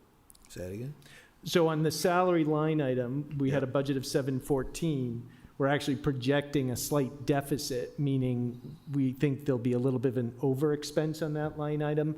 That happens when a position is either presumed vacant for a period of time in the budget and it gets filled, or when we carry a vacant position into a new budget year, we put it in usually at step one, but it could get filled at a higher step. And if that happens, there's the potential of a deficit at year end, which then gets covered through year end transfers. Sorry, Mr. through the chair Manager. to the council, in FY '26, we also repurposed the position and created another investigator in the budget. So what you see in FY '27 proposed as director of investigations and 2 investigation specialists, we actually for FY '26 only had the director and 1 investigation specialist. So we've added another one mid-year, and there was basically a restructuring of a position within the department, and that's an implication of also the potential deficit that we'll see in salaries. Okay. Thank you. Just want to give commendations for the Managers Academy through the city manager and Mr. Levancy, our Chief Equity Officer. That's extremely important to work with a diverse workforce and ensure that the leadership has the skill set necessary to ensure safety, to worker safety, to ensure fairness, accountability, and the like. Certainly, it speaks to what's often referred to as the Peter Principle, which is when folks get in these management positions based on doing really well at a specific thing, but not necessarily having all the tools that you need to be an effective manager. So I want to certainly be appreciative of that. I know that that's expanding to division heads and managers, so I'm looking forward to that. Through the chair to the administration, the ADA operations is something that, and awareness is something that's being done. I know there's a policy that's being tweaked. Is there a particular position in your division or your department that's responsible for that? Is that something that you take charge of? What's the intersection with legal, through the chair? Mr. Levancy? Through the chair to the counselor. So that's a conjunction effort with HR. So our human rights and accessibility team partnered with HR, oversees that process together. So we have our director of human rights, including our labor specialists that oversee that process. And through the chair, is that labor specialist, is there a legal background for that particular person specific to ADA accommodations above and beyond what's, the sort of standard routine sort of education you get as a labor specialist, through the chair? Mr. Levancy? Yep. Through the chair, both personnels do have the background, including the director of human rights, who has done this work previously in other institutions as an ADA officer and has reviewed that. Between both of their educations and also the review process between Bill and I, the process is very vetted. And if you could speak to the importance of your department and your role as the head of that department as it relates to any ADA auditing of city facilities. I've called for an ADA audit of this building that I've yet to receive. I know that there's other buildings as well that we make sure that there's fair and safe and easy access to. Through the chair, if you could speak to that. Mr. Levanchi? Yep, through the chair to the counselor. We currently work with Jim Bernard's team for facilities and Steve Raleigh, taking a look at a transitional plan that reviews all ADA requirements within the municipality. We have parts of that plan. Right now, I think we're trying to make it more comprehensive, but between the three departments, we're able to review and see what else we need to do to update that plan as it pertains to like facilities, the services that we provide as well too. Thank you. And are you at a full complement of staff in your department through the chair? Mr. Levanchi? Through the chair to the counselor, we have one vacancy left that we are, next week we'll be engaging in our first round of interviews. Thank you. Wanted to speak to the partnership with police and fire as relates to this work and the addition of the coordinator for professional development, if it's related whatsoever.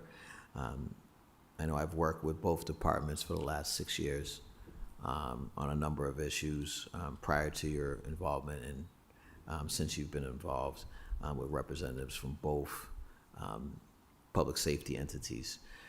So if you could speak to that partnership and that program. I know Councilor Hayden and others have participated. They've been asked to do that. So I certainly want to kind of hear about that. And, you know, there's some questions about, you know, this department from naysayers. If you could speak to, you know, the overall impact of that program, what it's designed to do through the chair. Mr. Levanchi? Through the chair to the council, good question. Between both public safeties, there's two different programs. So starting with the police department, last year we implemented a DEI academy that's focusing on community policing, providing cadets with the awareness and tools to engage with the community, seeing that it's a partnership as well too. Within that program, there are core concepts that we touch upon to further the knowledge of these cadets. Part of those concepts is also bringing in the community as well too, to have a say on some of the things that they're seeing within their community that these officers should be aware of. And then with fire, same thing. Last year we launched a program tailored towards the culture within the fire department.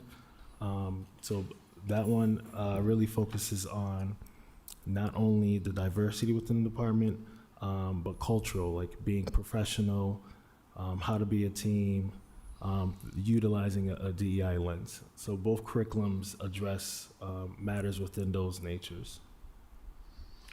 Thank you. Certainly appreciate that work. I know I've worked with diversity officers from both entities.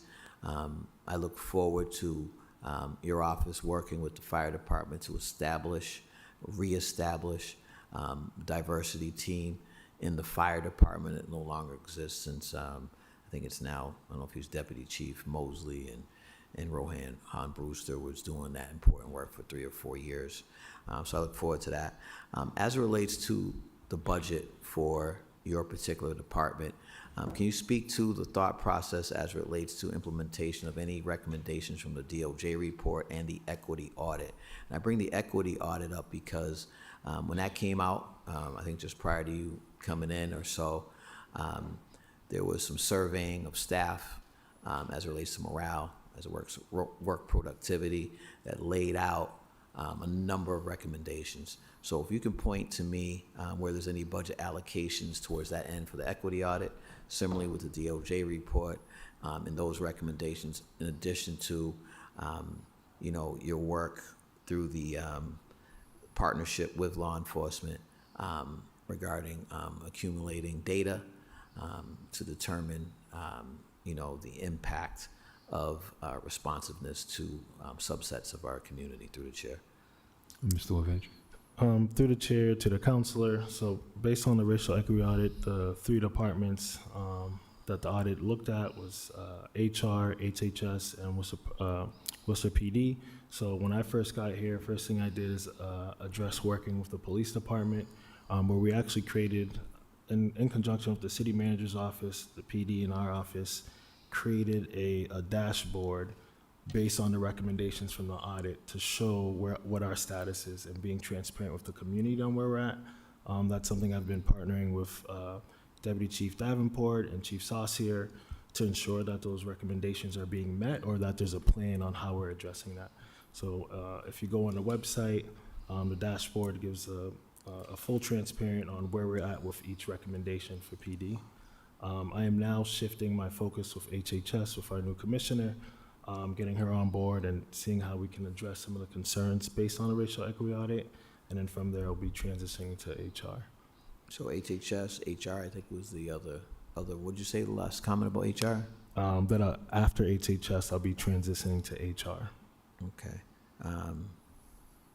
No, the equity audit was finished some time ago. DOJ report was some time ago. And, very concerned about the contents therein of both and our ability to be responsive. Through the chair to the administration, when was the last time the dashboard was updated and brought to the attention of the council for public hearing through the chair? Mr. Haven't seen Venture? it in a while. Mr. Mayor? Through the chair to the counselor, every time there's an update from the PD department, I do meet with Deputy Davenport to update the dashboards. I believe the last time was updated was probably 2 months ago, but there should be more updates coming up more shortly. Through the chair, when was the last time those came to the council? I know in the past we had those packets and it went to committee. I know when I was in committees that some of that stuff came through there with what was done, what wasn't done, et cetera. When's the last time to the manager that has come to council Mr. Manager? for public hearing on DOJ and equity audit fronts? Through the chair to the council, the last time we provided the actual dashboard and a report related to the updates to the DOJ was the last time we submitted to the council. I want to say probably a year ago or so. I'm not familiar in terms of exact date, but that was the last time when we introduced the dashboard. And then we provided all the updates related not only to the equity audit but also to the DOJ. And that came to council through the chair? Through the chair to the council, that did come through the council. Okay, Mr. Chair, I'd like to make a motion that we get an updated communication from the city manager for review. Hopefully that'll go to MLO. That's where the equity audits came from, and DOJ report, of course, as well. I want to make sure we don't take our eye off the ball, Mr. Chairman. I would like to see some budgetary allocations towards that end at some point. I know that we're looking at data. One of the things the DOJ brought up was, their review that black and brown folks were being policed at higher rates, but they did not indicate that that was a result of any sort of bias. What they indicated was that we needed to collect data to further review that aspect of their report. And that's something we've been talking about since 2020 and before, 6 moving towards 7 years. And I know when this administration came in and they talked about the new data and technology that was going to allow us to do that, I don't believe we're doing it yet. And we're 6.5 or so to 7 years in. Through the chair to the administration, when will this department get the tools to be able to actually measure some of these data interjects through the chair? Mr. Manager? Through the chair to the council, there's a combination of data components and softwares that we've been trying to update. One of the biggest ones is the HCM, the Human Capital Management Program, the Workday program that we're seeking to launch very soon for our employees. That's going to be a tool that could provide a significant data for the purposes of DI to be able to evaluate and provide some analytical kind of responses. The other one is related to the police department. Their RMS and CAD system is completely being replaced. It's a very old, antiquated system. That's what the racial equity audit had alluded to in the DOJ. That system has been contracted. And so they're currently in the process right now, working through with the vendor in transitioning from our current system to the new system, which is called Hexagon. So the hopes is that, within the next year or 18 months, we'll be able to transition completely into the new program. So a lot of the challenges has been a lot of the work that or the data components that we've had as a city has been all manual. So it requires significant amount of work to be able to collect that information or be able to analyze it. These softwares and these investments into these technologies is going to give us the opportunity to have data and reports more accessible, not only for the department, but also for the DI team. So through the chair, are we actively able to gather that data? Again, the recommendations in the equity audit were replicated as relates to data collection in the DOJ report. So just for clarification, is that being gathered with our new technology at this time? Mr. Manager? To the Chair, to the Council, there's data that's gathered with every department at different levels. There's some specificity of data that the DOJ reported. I think it was related to traffic stops or something like that. I don't believe at this moment that's the data that may be available at this moment. And through a chair to the department or the administration, can you speak a little bit more about traffic stops and the specificity of data? What did that entail through the chair? Mr. Manager? Through the Chair to the Council, I wouldn't know those details to that information. That is a question that I think the chief and the Department of Police will have a better answer related to that collection of that data. Through the chair to the administration, what is the Department of Equity and Inclusion's understanding of the race-related data that the DOJ and the equity audit was looking to discern through the chair? Mr. Lavachi?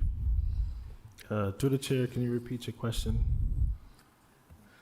The data that the equity audit was looking for and the DOJ as it relates to race in various elements with law enforcement was regarding stops and the like and excessive force, et cetera, that they did not draw a conclusion on. What's your understanding of that data that they were looking of and the details thereof? Similarly with the equity audit of the Worcester Police Department and the other three departments through the chair. Yeah.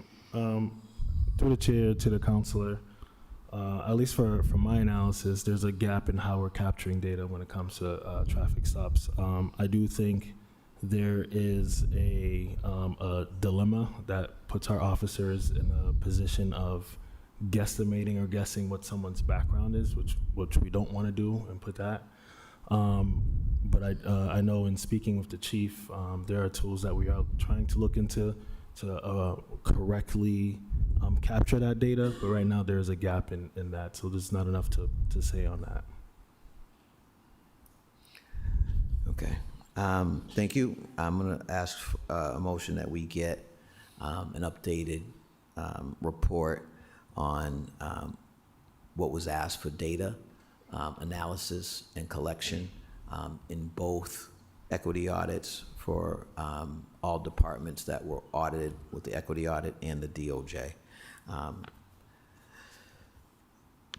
Mr. Chairman, I didn't see anything in here pertaining to a couple of things, and maybe it doesn't come under your jurisdiction. So I had filed the orders that brought forward the Committee on LGBTQ plus Affairs, as well as the committee, I'm going to call it Black Affairs. I don't have the exact name in front of me. I don't know if it's African American and African Affairs or what the exact terminology is. I don't recall. But I didn't see anything in here related to goals or strategies. Through the chair to the director, if you could speak to whether or not you have anything to do with those committees, if your department has anything to do with those committees, and secondly, what your understanding is of their charge. Through the chair. Mr. Lavachi? Through the chair to the counselor, so under the Human Rights and Accessibility Division, there are 6 boards and commissions that division oversees: the status of women, African American and Black Affairs, LGBTQA+, AAC, Latino Affairs, and HRC. In regards to your specific question to those two committees, They're up and running for the LGBTQIA+. At least the pillars that between both of them, the pillars that they're looking at, when it comes within the community, what are the barriers, whether it's at a systemic level, policy, or an opportunity that the municipality should consider to ensure that there's equal participation, inclusion in those spaces. Similar with the Black Affairs Commission as well too. Within the Black community, within the African American community, what are some of the barriers or things that doesn't allow that community to participate fully? So a lot of their charge is, requesting presenters to come in to gather data, have a better understanding of how do we communicate this to the communities. There's a gap between communication and understanding how municipality works. So between both commissions, those are some of the things that they're looking at. Thank you, Mr. Chairman. I appreciate the work that you do. Would like a report back on those commissions, what their status is, and recommendations that have come out of those commissions. It's certainly extremely important. Would like those to also come with the charge of those commissions so that they can be reviewed appropriately by the appropriate committee. Thank you, Mr. Chairman. Thank you. Council Mitra, do you have any? I'm all set, thank you. Council Bellata? Thank you. Just had one question about some of the positions. Excuse me 1 second. Let me just pull this up. The disability program specialist position, is that a part-time position? Mr. Levanchi? Through the chair to the counselor, yes, that's a part-time position. Thank you. The other question I had relates to the consultants. Would you mind just repeating? I noticed that 139,000 that's not showing up in the proposed FY27. Through the chair to the counselor, prior to my tenure, that line was utilized for any equity work or consultants coming in to provide input. I think with my arrival now, that's been substituted where I'm really presiding that expertise on that. Okay, thank you. I appreciate the information. I appreciate the department's work with the Human Rights Commission, having served there and having also served on the Access Advisory Commission. One of the goals that was listed, reference 1.3, increase organizational effectiveness by implementing organizational culture, philosophy, and performance principles. One of the things that mentioned FY26 key progress was promoting participation in Heritage and Identity Months. Could you speak to what the city, how that's been going, and what are some of the things that have been done to that end? Through the chair to the counselor, this initiative has taken a little bit of different direction. How we're obtaining this goal is examining or exploring the uses of affinity groups, or also known as employee resource groups. The real goal behind that is to break down any silos between departments. The way how that would operate, these employee resource groups is a practice that a lot of industries use. It's a space for those who share similar lived experiences that can do two things: to provide mentorship or address professional development designed for that group. So within that group, it's employee-led. We would provide the framework where it allows to have conversation around mentorship or just professional development from other folks from different divisions as well too. Thank you for the information. That's all. Thank you, Councilor Bergman. I don't think I'm going to have a question, just a statement or a comment. I have enjoyed the opportunity to get to know Mr. Levancy, our Chief Equity Officer. Had some one-on-ones, not as much lately, but in the beginning when he first started. And I find that he is open-minded and very fair in how he conducts his office. And he's included me in a presentation with the police department, which I think I know I was very much appreciative of the fact that I was included, and it worked out very well. So I have kudos to him and his department. It wasn't a department that I was as familiar with until I spent a little bit of time with him, and I think he's doing a great job, and his department does a great job, and continue to look forward to working with him. So thank you. Thank you. Okay, we have a motion to approve. First, approve the motions for report. Roll call. Counselor Bergman? Yes. Counselor Bellotta?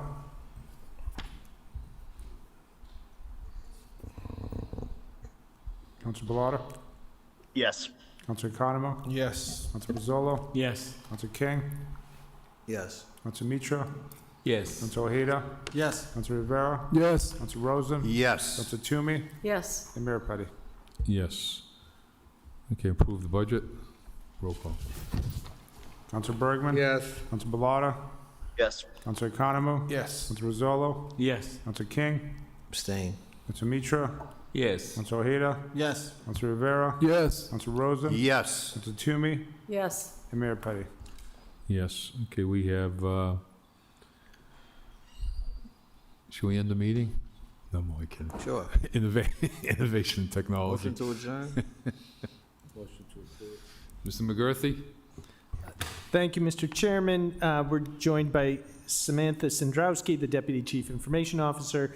The Innovation and Technology Department has a recommended appropriation of about $12.1 million. It's essentially a static budget. There's a small decrease, but that's primarily related to the removal of FY26 free cash appropriations, offset by some small increases for software license and network and the like. There is a borrowing component to innovation and technology of $405,000 related to certain projects, including Park Wireless and network switches that need to be replaced. Any questions? Councilor King? Mr. Chairman, just quickly, as it relates to the work that you do, this is information technology, right? Yes. I've had some real challenges as a city councilor getting information out. Just recently, I received a call from a constituent, an emergent matter, and I wanted to send over from my cell phone a link and some other information, and it was blocked. And this repeatedly happens. Is there some sort of budgetary allotment that's necessary to allow me to do my job without barriers in serving my constituents through the chair? Mr. Nadolski? Through the chair to the counselor, there's no budget allotment required. I think that's something we would have to look at individually to see what the issue was that was causing it to be blocked. So it's something that we can work with you on and make sure that you're able to do that. Thank you. Mr. Chairman, as it relates to our ability to respond in time to matters that are acute, to make it simple for our constituents, there's been a difficulty. And it happens on a recurrent basis. And you get fatigued with reporting this stuff. But it's really in the moment where we're trying to get information over and have not been able to do so. So through the chair to the administration, what is it that we're not, that blocks us from sharing information on our phones, on our iPads, or whatever the case might be? What is the new technology that's been in place that prevents that? I understand cybersecurity, security purposes, but it's really preventative when we're outside of, normal working hours. Through the chair. Ms. Nadolski? Through the chair to the counselor, again, I'd have to look at the specific issue. We do block being able to take screenshots on your phone and send those out, and that's for security reasons. But you should be able to send like an internet link easily. So again, we can take a look at the specific issue. I have not seen any reports of that, but I would have to just look at it and we can resolve it pretty easily. So as a counselor, if I get called and I want to screenshot to my constituent something related to responding to that need, I'm blocked from doing so for security purposes. Can you share why, as an elected official, I would be blocked from doing exactly that? And in addition to that, it's happened recently as it pertains to concerns brought to me from constituents related to their personal safety. And the information I wanted to get over to law enforcement. I had my phone, I had the email from the person, weekend hours on a Sunday, and I can't get the info over from the city phone because of some blockage. So if you could share with me a response to that question as relates to, what security concern is there as it relates to a screenshot sent on behalf of a constituent to law enforcement, perhaps. That's what I was trying to do. What is that, through the chair? Sandrowski. Through the chair to the counselor, the concern would be that it's more of a general concern than a situation specific like that. Our policies aren't applied on a case-by-case basis. They are applied at a broader level based on the assumed risk. And so it's a pretty standard practice to block screenshots. If you're able to take a screenshot of your phone and send it through our email system, you'd be able to take a screenshot on your computer and send it of things, which then kind of negates being able to have all the security that we have in place on our machines. But again, it's something that we can look at the individual use case and see what you're trying to share and see if we can find a way to make it so that you're able to accomplish your work while keeping security in place. Mr. Chairman, I don't know what the cost is in terms of some sort of technological adjustment, but we really need to be able to, as an elected, communicate this information out quickly, depending where you're at. As an elected, you could be on a lake, on a boat, when you're getting this information. And if you need to send certain things, we are blocked. And I understand security. I understand, some of the differentiation between elected official and, other employees of the city. But there's got to be a way that we can do our job without those sorts of barriers. Mr. Chairman, thank you. Thank you. Anybody else? Seeing some motion to approve, roll call. Councilor Bergman? Yes. Councilor Bellata? Yes. Councilor Economo? Yes. Councilor Rizzolo? Yes. Councilor King? Abstain. Councilor Mitra? Yes. Councilor Ojeda? Yes. Councilor Rivera? Yes. Councilor Rosen? Yes. Councilor Toomey? Yes. And Mayor Petty. Yes. Okay, thank you. Motion approved, right? If you, what's that? Motion to approve. Did we do the motion to approve? Budget item? We just did. Yeah. Okay. Mr. McGurthy, we have the auditor. Thank you, Mr. Chairman. Similar to innovation and technology, we're joined by Robert Stearns, the city auditor. This is essentially a flat appropriation. It's $956,000. The decrease of 7% is really a result of the removal of a one-time free cash appropriation, but otherwise, it's really a year-over-year budget. Any questions for the auditor? Again, roll call. Councilor Bergman? Yes. Councilor Bellata? Yes. Councilor Economo? Yes. Councilor Rizzolo? Yes. Councilor King? Abstain. Councilor Mitra? Yes. Councilor Ojeda? Yes. Councilor Rivera? Yes. Councilor Rosen? Yes. Councilor Toomey? Yes. And Mayor Petty. Yes. Retirement, Mr. McGurthy. Thank you, Mr. Chairman. This is the tax levy portion of the city's annual pension obligation. As mentioned earlier, the city is on a timeline for full funding of pension by 2034. In order to do that, we see increases year over year. In this case, it's a 6% increase on the tax levy side. It's generally a 3.5% increase overall. But this is an amount that'll go up into the retirement system and help support both current and future retirees as they reach retirement age.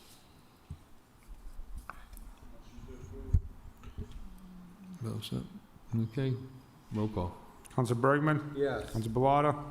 Yes. Council Economo? Yes. Council Vazolo? Yes. Council King? Abstain. Council Mitra? Yes. Council Ojeda? Yes. Council Rivera? Council Rosen? Yes. Council Toomey? Yes. And Mayor Petty. Yes. Okay, we have final is the Law Department. Mr. McGurthy? Thank you, Mr. Chairman. We're joined by City Solicitor Alexander Kalkunas. The Law Department covers 3 different elements. There is the standard operations of the department itself, which is about a $2 million appropriation request with a 6% increase.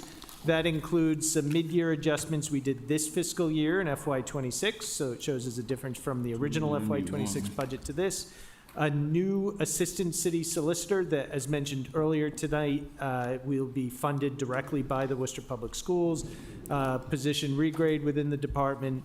And then it also includes both the city's insurance and court judgment budgets.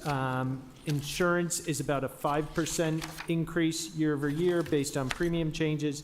And court judgments is a reduction of $1 million based on anticipated fiscal tax levy settlements. Funding for the various enterprise accounts and the like come from different buckets and aren't represented here. Okay, any questions? Mr. Council Fazolo, followed by Council King. Through you, Mr. Chairman, to the administration. I'd like to speak on a constituent issue. I have a constituent on Greenwood Street, the corner of Greenwood and Spofford. I'm trying to remember the correct address, but I can't come across it, but 254, thank you. I'm well aware of the situation that happened. The constituent received raw storage in his basement. Him and his wife were there or were home. My question is this: they never had an issue with any type of storage issue in their home before the city of Worcester was outside working on Greenwood Street. Once the city went in and did work within the manhole cover and into the sewer system, that's when they received the raw storage back up into their basement through the bathroom, the toilet in the basement. They were, through you, Mr. Chairman, they were told by the city that it was not the city's fault, and they then appealed. They went through the appeal process and just received a notice from the law department that once again it was refused, that the city was not at fault. I just question how we came to that decision as a city, as a law department, or as DPW. If you could explain to me how that happens, what the process is, I'd appreciate it. Thank you. Through the chair to the Madam Solicitor. counselor. I don't think it's appropriate to discuss any specific claims, as this is, first of all, a legal issue, and they do have the right to sue the city. I'm not going to talk about anyone's claims or litigation that they do have, but I'm aware of the facts of this situation. The law is very clear when the city of Worcester is responsible and liable to pay. We do review every claim that's presented to us to see if there is, especially with sewer and water backups, to see if there is opportunity for the city to offer or to make some sort of settlement. And that's also on the claimants to provide paid expenses out of pocket damages. So there's, it's multi-pronged. There's Are we liable? Did we have notice? Are we responsible? What are the facts? And then do you provide sufficient information for us to be able to reimburse you? In this case, it's one resident, one constituent, but we get about, 100 of these a year. We would be paying millions of dollars and if we just decided to pay everyone. So I would urge, the claimants, they've been notified of their rights, they can pursue the next step, but. Okay, through you, Mr. Chairman, I'm aware that they are going to go through the process once again, whatever the next step is. But again, well aware of the situation, happened to be on Greenwood Street campaigning, going door to door when the City of Worcester's street department was in the road. So my point is, prior to no issues, once the city went in and did whatever they were doing to that sewer system in front of their house, they had raw sewage. So I know you, through you, Mr. Chairman, I know the city solicitor said they have dozens, if not 100, of these claims, but I just am bewildered that the outcome was that the city is not at fault. So again, Mr. Manager, I know they're going to go through the process, and I would hope that I believe, in all honesty, I believe the city should pay some of this claim to them. So I'll leave it there, Mr. Chairman. Thank you. Councilor King? Thank you, Mr. Chairman. I've certainly called for us to do better as it relates to responsiveness to claims made to the city. And I'll say to the city rather than against the city. And if that's for situations similar to Greenwood Street, or situations, and we had years ago, we had another issue with my friend Donovan over by Worcester State. And, when we're dealing with potholes and tires, et cetera. And my understanding, Mr. Chairman, is that the administration, along with the solicitor's office, has made some efforts to improve that process. It's through the chair to the administration, just for the public, anyone who's crazy enough to watch this stuff, so they can have an understanding of what steps have been made and when said steps were implemented. I know there's standard operating procedures that have been implemented as it relates to public records as well. So if you could speak to a little bit about, processing claims to the city through the chair, from constituents to the city. Madam Solicitor? Through the chair to the counselors. So we acknowledge that claims and responsiveness to claims was an area that needed improvement in my office. And since I took over, that was one of my priority goals, to make sure that we are more responsive. Just to give you some statistics, potholes, let's take potholes as an example. From January to May of this year, we've received 262 pothole claims. That's 46% of our total claims. And as of today, there are only 31 pending claims. So historically, there's been one claims assistant or one claims specialist, and that person deals with all claims: sewer backups, water damage, potholes, motor vehicle, all the claims that we get. We've realized that that was not an efficient way to handle things, so we are looking at it in a multi-pronged approach, where we're adding attorneys that are reviewing pothole claims, admin, paralegals, and moving forward, that's the process that we're going to take for potholes, say from January to May of every year, when we know that there's a spike in those types of claims. We've done the same thing for other claims, where there's an analysis of every claim that we get when that comes into the city now. Instead of waiting as we get them to review them in the order that they came, there's someone that reviews every claim that comes in to decide, give a kind of a risk assessment, and whether it should go to an attorney or it can go through the normal process. Thank you. I know we've had this discussion on the council floor, where folks being concerned about 6 months and more for waiting. So hearing those numbers reduced significantly, I think will go a long way. Speaks to this aspect of your department, and is certainly appreciated. It's good to hear about the prioritization of some of these claims. Some are more acute than others, and some have a greater financial impact and hardship as well. So that's a great gain for us as a city.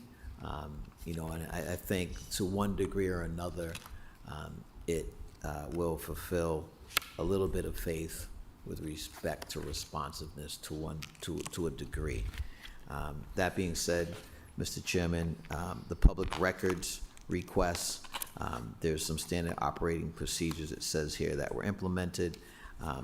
If you could speak to that. I know that when we went through budget in the past, there was dedicated, when we were going through the body cams and what have you, there were dedicated folks, I thought, that were employed within the solicitor's department that we funded 2 or 3 positions, I can't recall, to deal with some of that and records requests. So if you could speak to the standard operating procedures that were developed, when were they implemented, software that's being used, and where we're at in terms of backlog, and if there's any metrics that can show any improvement, or if it's static, through the chair. Madam Solicitor? Through the chair to the counselor. So we, since this fiscal year, we've implemented new processes. We've kind of revamped the Public Records Division. It consists of a Records Access Officer, whose management position, and 2 Public Records Specialists. They fall under the Division of Admin and Operations that has a manager that directs and manages that work. So they've been using the GovQA portal since Public Records was created, but we've recently worked with IT to get some better features on redactions and some tools that can make them, you know, be able to provide responses more efficiently. So in fiscal year 26, from July 1st, 25 to present, the law department received a little bit over 3,000 requests. This does not include other types of requests that don't come in through the portal. Since when? I'm sorry, through the chair. July 1st, 2025. So 3,200 requests that were specifically assigned to the law department, and there's currently 191 open for review. So backlog in previous years, I would say there was thousands of backlog. We have worked, especially since January, to clear that backlog and to really be up to date. So I commend the Public Records Division. They're great to walk into something where there's over 2,000 backlog in less than 6 months to get it under 200, I think is a great accomplishment. And can you speak to the timeliness thereof, or? Of responses? Yes. Through the chair. So you're allowed 10 days under a law to respond. And then if the city anticipates that it needs more time, they can work with the requester or file a petition for additional time to the state. In the past, the Public Records Division was not, they tried to work with the requesters. We have formalized that process now, and our RAO files time petitions, you know, on a weekly basis to ensure that everything is recorded and documented with the supervisor's office. Thank you, and I do would like an efficiency report, an updated one, if possible. I know that we had something that came before us recently, but if we could get a new updated one, that'd be great. It's important to be efficient. It's also important to be affordable. You know, transparency and access to records is the bedrock of democracy. We know that what makes for good government and trustworthy government. So appreciate those efforts. I look forward to some of the metrics. I want to just move quickly to court judgments. There's a decrease here. Looks like $1 million due to anticipated settlements. Do you have an idea approximately how many pending lawsuits we have? I know that there's a new position for the schools that's being paid for by the schools, I guess. I'm not sure, is that net school spending covered? Like, I don't know, McGarthy knows about that stuff, but, so that's part of the question, like, is that something that we're actually paying for because it's not covered or not. And then in addition to that, do we have an idea how many pending lawsuits, and as relates to the recent lawsuit against the school department, is that calculated into this potential number through the chair? And Madam Solicitor? Through the chair to the counselor. So the schools are paying for that position. We currently do the work that they're going to be paying for anyways, but there is a lot of work that comes from the schools that we've, for years been talking about having an attorney that sits in our office that's dedicated just to school items. So that's going to come from their funding their budget. So currently we have the reduction of $1 million in the judgment account is just kind of getting rid of some of the older cases that we had been anticipating were gonna come before us or be resolved. And what we currently have, we only have 5 civil rights cases, active cases before us at this time. We have we received 117 new lawsuits this year, and there's about 79 that are open. Those are your motor vehicle accidents, your negligence contracts, that are capped at $100,000. So when you factor in the maximum exposure of those lawsuits, in addition to the pending 5 civil rights cases, then that's where you get the $1 million judgment. Thank you. Appreciate the work. As it relates to the Holden settlement and the legal involvement there, if you could share the fiscal impact, the money that we paid out for consultant fees. Are we still paying consultant fees? What are those numbers? It might be to the CFO.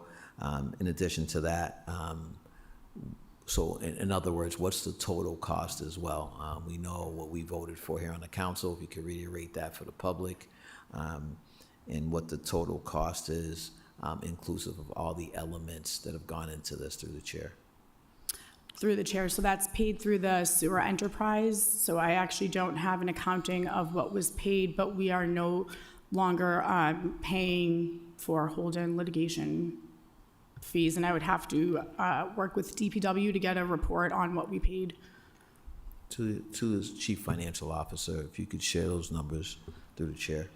So through the chair, I can start with the larger number, which is the city reached a $35.5 million settlement with the town of Holden.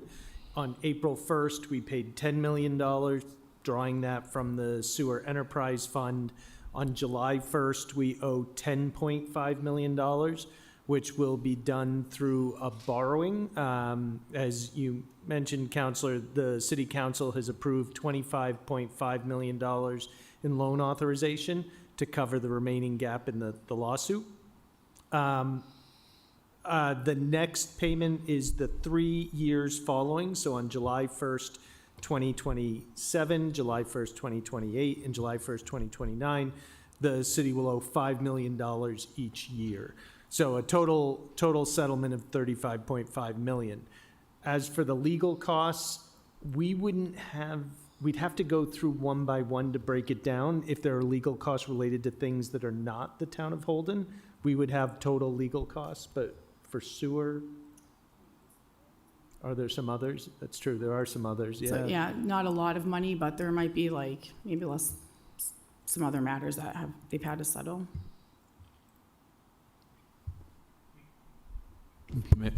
To the chair to the council, we don't have the information available in front of us. We would have to provide some kind of report to give you the breakdown of the costs related to legal fees related to the actual Holden sewer case. We don't know the cost of the legal fees to that Just significant so settlement for through the this chair? fiscal year, sewer has paid approximately $400,000 in legal fees. But again, we don't have the breakdown readily available between various lawsuits that might be related to.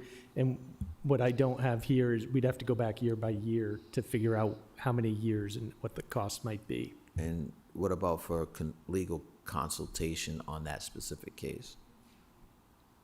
Through the chair, that would be the same thing. It was one law firm that was used, so it's always come out of the sewer enterprise account. So we would have to go back to when we first hired that attorney and does the CFO have that info? Mr. McGurty? Through the chair, no, that's where we would have to go purchase order by purchase order to understand what was related to that lawsuit. I would like a report on that, if possible. Interested in taking a look, and also if we could have a delineation, as to which firms were paid what. Thank you, Mr. Chairman. Thank you. We have Councilor Economo. Hey, Mr. Chairman, I just want to say thanks for all that you do, the way you've helped us navigate the Holden lawsuit, the needs that I had with a constituent. Every time I've reached out to you, your office has been right on top of it, and I just want to say thank you, so I appreciate that. Councilor Mitra. Thank you, Mr. Chair.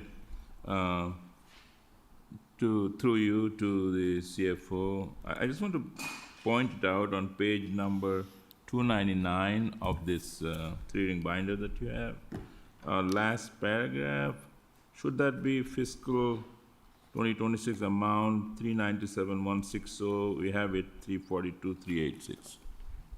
Just for the record. Through the chair, you're correct. It's actually referencing in that paragraph the FY25 amount. It's really the $19,000 increase from 397,160. So that should be the correction. The table is correct. Yeah, table is correct, but Paragraph is the incorrect, number it looks like.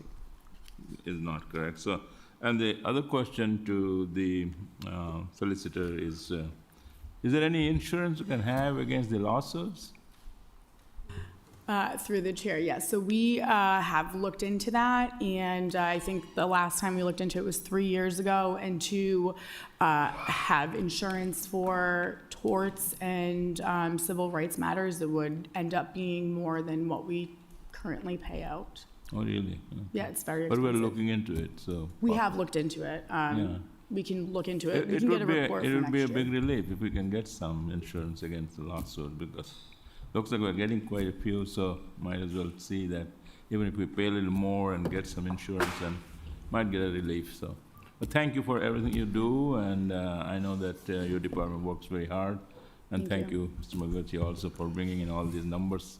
And I would still request that next time when we do it, maybe the last column which shows the delta or the percentage change would be helpful. Thank you. Thank you, Mr. Chair.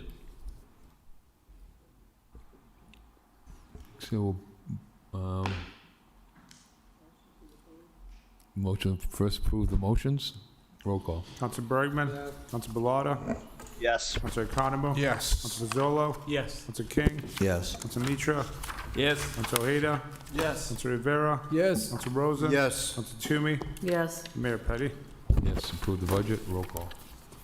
Council Bergman. Yes. Council Bellotta. Yes. Council Economo. Yes. Council Pizzolo.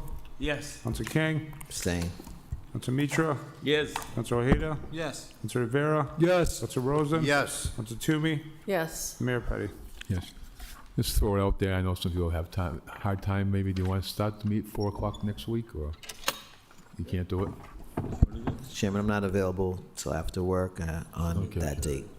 Okay. A couple other people too. Be 5 Okay. o'clock. Okay. Okay, motion to adjourn. Mr. Mayor, can we hold 12A, 12B, Oh, and yep, I'm sorry, 13A? yep. We'll hold those three. Roll call. Council Bergman. Oh, he's good. I'm gonna hold the 3 budget items. Is the motion to hold? Yes. Yes. Council Bellotta. Yes. Council Economo. Yes. Council Pizzolo. Yes. Council King. Yes. Council Mitra. Yes. Council Ojeda. Yes. Council Rivera. Yes. Council Rosen. Council Toomey. Yes. and Mayor Petty. Yes. Okay, motion to adjourn. Roll call. Council Bergman. Yes. Council Bellotta. Yes. Council Economo. Yeah. Council Pizzolo. Yes. Council King. Council Mitra. Yes. Council Ojeda. Yes. Council Rivera. Yes. Council Rosen. No. Council Toomey. Yes. And Mayor Petty. First one out the door, yeah.